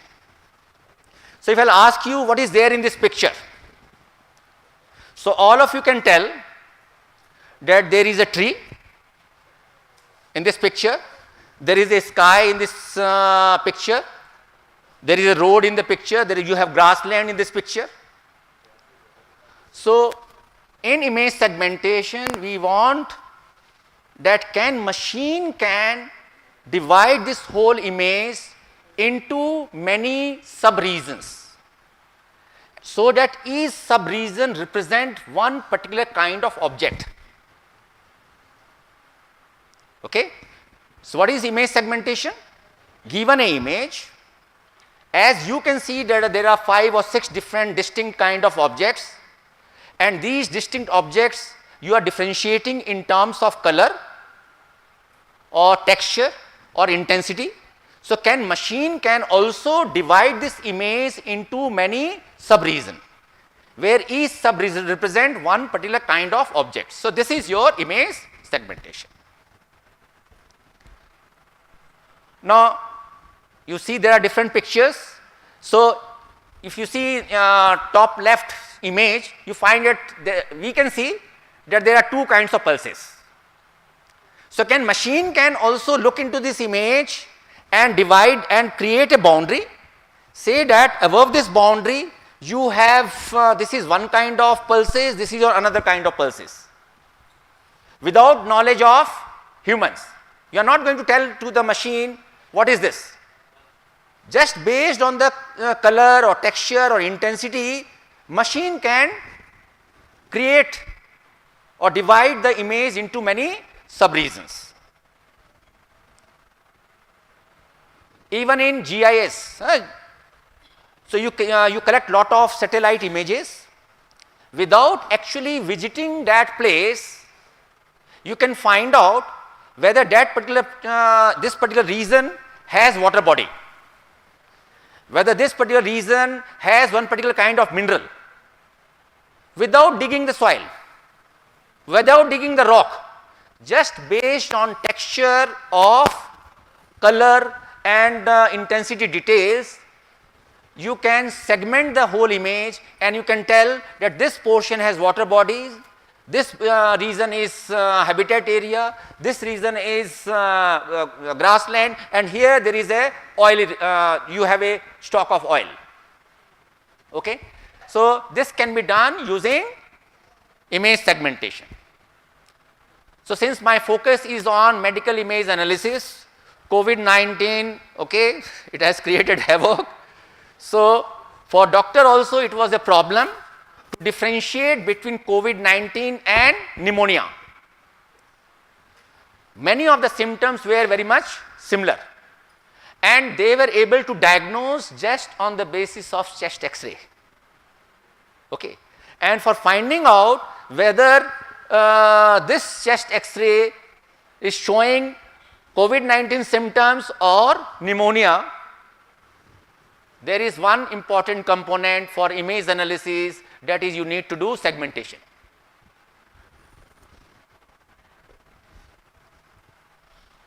So when you talk about in your eye is your mirror of your many disease, okay. So but it is very difficult sometimes at the initial stage you can find out whether you are suffering from heart disease or you are suffering from diabetes. So your retinal, your vessels, blood vessels which are supplied on retina, that talks about the state of the health. So if the vessels goes thinner or some of the vessels are blocked, based on that doctors are able to diagnose that you are suffering from this kind of disease. So again in this, what is important, how if you are given a retinal image, you are able to find or segregate blood vessels from the retina image.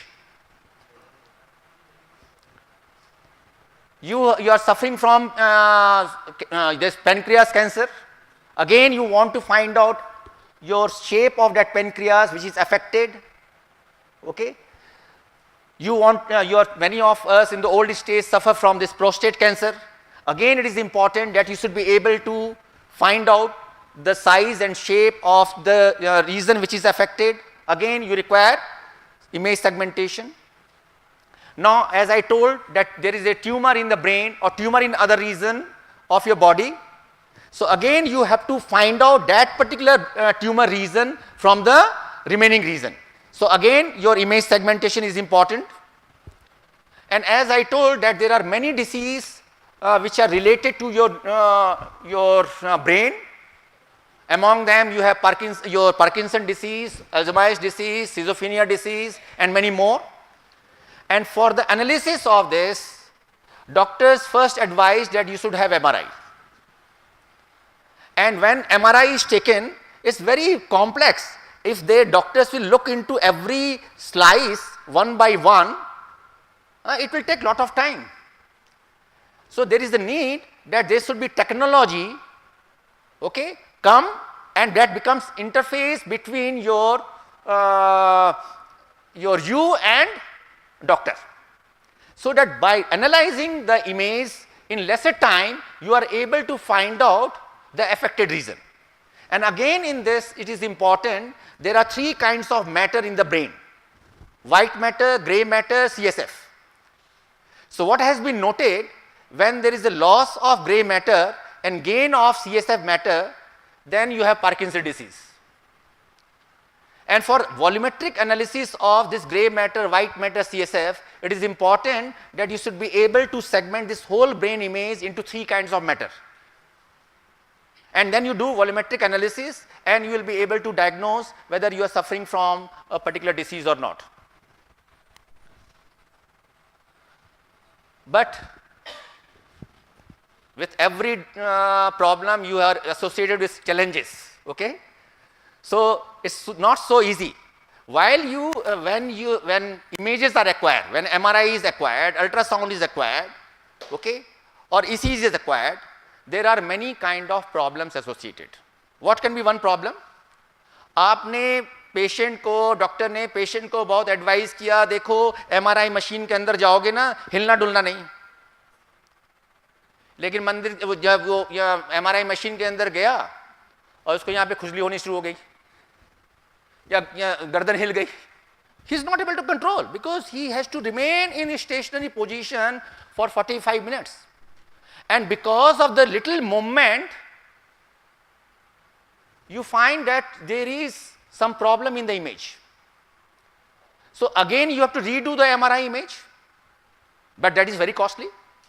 The cost of one again doing MRI will be around 3,000, 4,000 rupees. For common people it's not so easy, okay. तो क्या है? Is there any possibility that we can correct this? There is no need of a new MRI. Sometimes there are some machines which are very old and there is some kind of noise that is there in the background. So there are many people maybe from physics background also. So there are two signals and if these two signals are there, there will be interference, and because of the interference there will be a new kind of signal. So because of this noise, you find that you have, in this noisy image, you have to find out those sub-regions. So it's again is a very problem. Another problem with while you acquire the image is there is an instrumentation error. So that also creates some kind of noise. Then there is another problem while you do medical image analysis. So when you talk about MRI machine, it works on the principle of magnetic field. And while you are acquiring MRI machine, you expect that your magnetic field will be homogeneous in all parts of the body. But it's quite possible that in some portion of the body, your magnetic field is different from the other portion. So then you have a problem of your inhomogeneity. So while you are having the image, you can do proper analysis provided you are able to take care of this inhomogeneity effect. Then there is another problem of your third problem, which we talk about partial volume effect. So how we can do image segmentation in presence of such kind of so these are certain images, okay. So I'll tell you one simple method so that so you understand that computer science is one of the simplest subjects. All subjects, you talk about physics, chemistry, oh, C2, H6, अभी तक मुझे याद नहीं आया वो क्या है ना? All right. So you talk about biology, वो तो मुझे आज भी याद नहीं है कि ये क्या-क्या चीज़ मैंने पढ़ ली थी, लेकिन computer science मेरे ख्याल से सारे लोग पढ़ सकते हैं. So let's see how we can do image segmentation. Okay? और देखिए आप मेडिकल इमेज एनालिसिस करें या ना करें, एक काम तो सारे लोग करते हैं, इंक्लूडिंग प्रमोद जी. ठीक है, वो क्या कि फोटो लेते हैं या फोटो खींचने के लिए कहते हैं और फोटो थोड़ी सी ठीक नहीं आई. How we can improve the quality of the image. Okay, so we talk about image enhancement.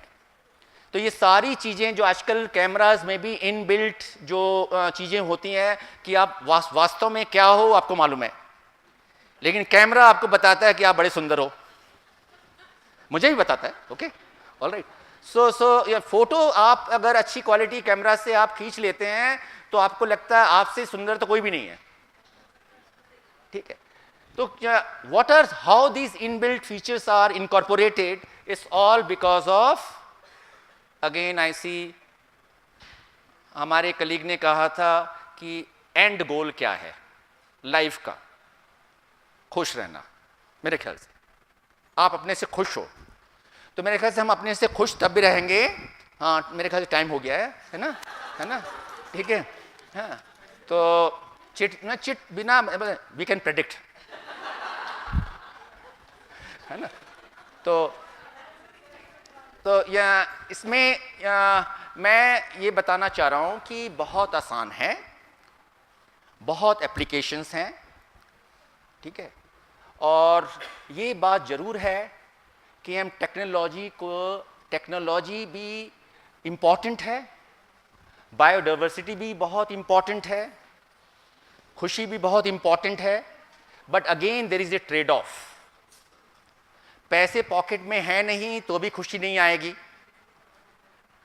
और पैसे ज़्यादा हैं तो भी खुशी नहीं आएगी. तो इसलिए बैलेंस की ज़रूरत है. एंड मशीन लर्निंग एरिया की अगर मैं इंडस्ट्री बताऊं, आज के दिन इंडिया में मोर देन 10,000 बिलियन डॉलर्स की इंडस्ट्री है.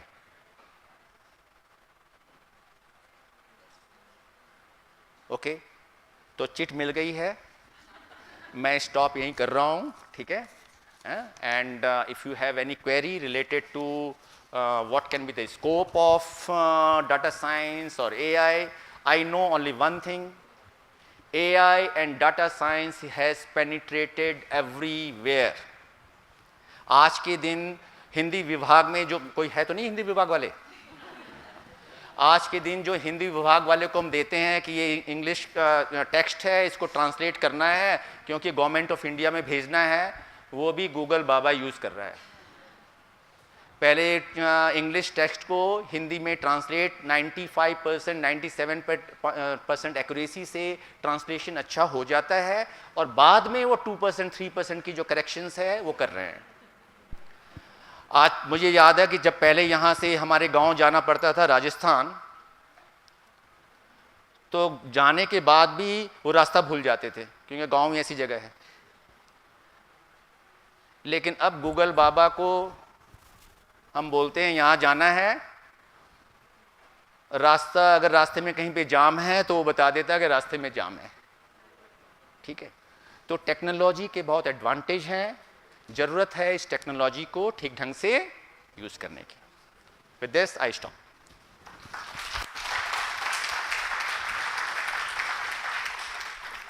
Thank you so much, Professor Agarwal, for your insightful talk. And I'm sure the audience has got a glimpse of what the future holds with AI. It is just by sheer coincidence that we've had two topics from biodiversity and ecosystems in comparison to the technology progress.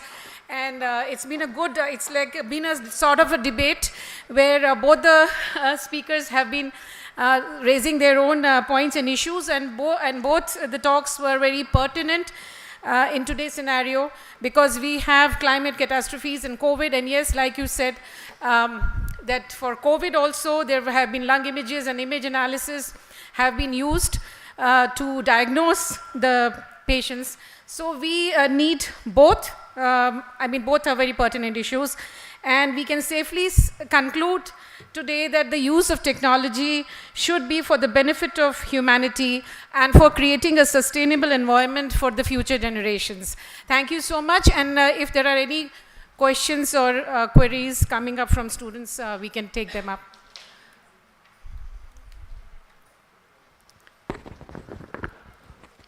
Yes. Good afternoon, sir. My question is, where do you think India stands in the field of AI? Actually, if you see the manpower, the cheapest manpower which is available around the globe, definitely, and qualified manpower, IT power, that is China and India. China. Okay. All right. But so and that's why you see that there are so many colleges. Electronics में 60 positions, 60 students की strength है, intake, admissions 10 हो रहे हैं।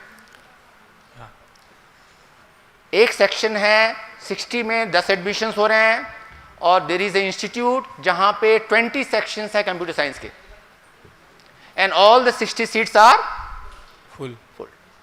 And the placement is also more than 90-95%। मेरे ख्याल से जिसका मैं किसी जिंदगी में मैं प्लेसमेंट नहीं करवाऊं, मैं देखता हूं उसका भी प्लेसमेंट हो जाता है। तो और लेकिन इलेक्ट्रॉनिक्स में, इलेक्ट्रिकल इंजीनियरिंग में, मैकेनिकल इंजीनियरिंग में, सिविल इंजीनियरिंग में और या फिजिक्स में इतने अच्छे अच्छे बच्चे हैं, एनवायरमेंटल साइंस में, केमिस्ट्री में बहुत अच्छे बच्चे हैं, but they are not getting that opportunity. So if you see from that perspective, तो एआई अभी इनिशियल स्टेज में है।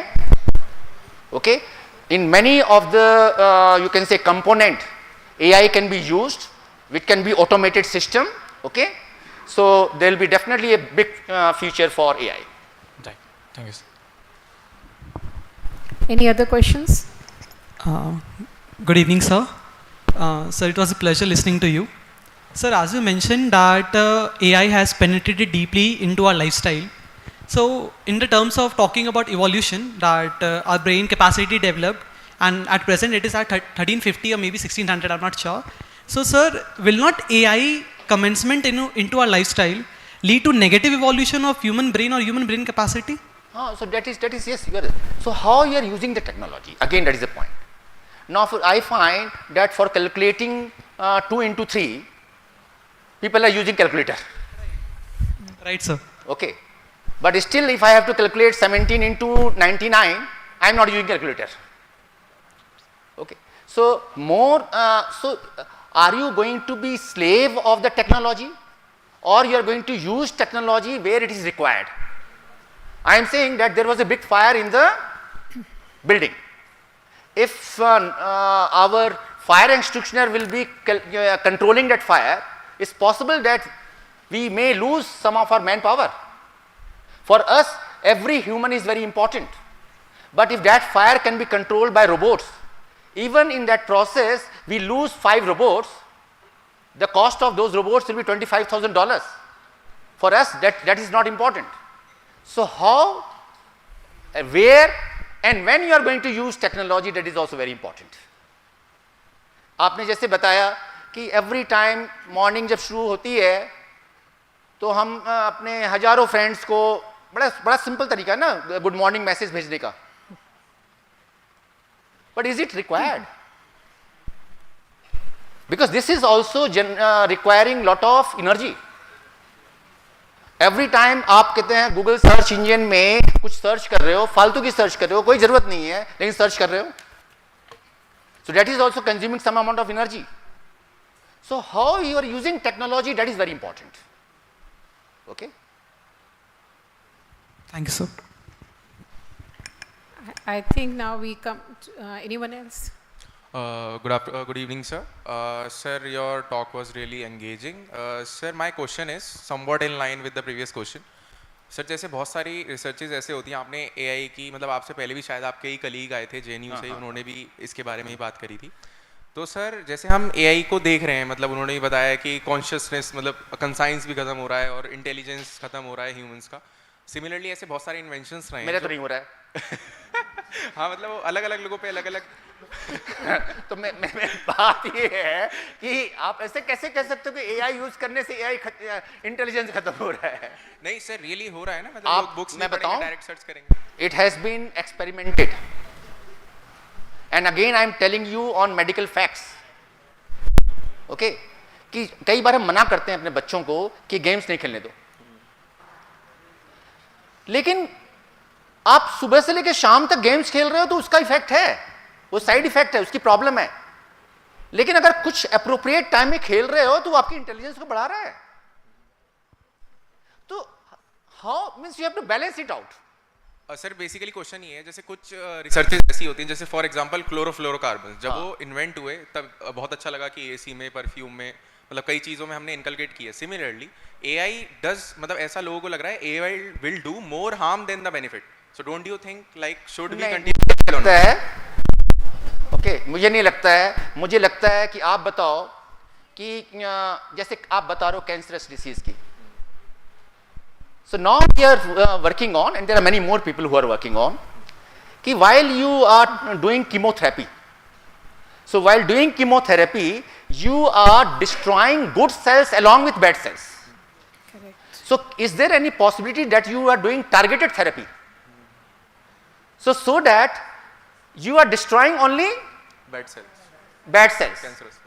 तो आप बताओ कि अगर इसमें एआई कंपोनेंट आ जाता है और वो बैड सेल्स को डिस्ट्रॉय करे और गुड सेल्स को बचा ले, तो क्या खराब है? भी सही बात है खराब? नहीं है सर, मतलब selective use. Thank you sir. Okay, thank you so much again, Professor Agarwal, for a very insightful session. So, over to you, Dr. Shikha. Thank you, sir, for your insightful presentation. Now I request Ms. Shobna Chanda to felicitate Professor Agarwal with token of appreciation.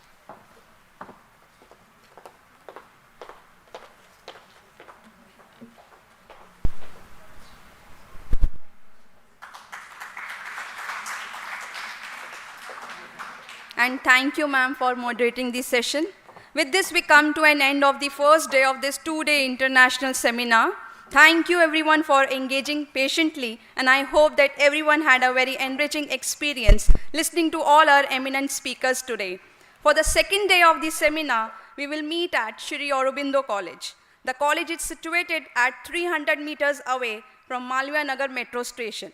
We will start our third session of this seminar tomorrow at 9 a.m. See you there. Evening tea is being served in the dining hall. Please kindly proceed to the hall. Thank you very much.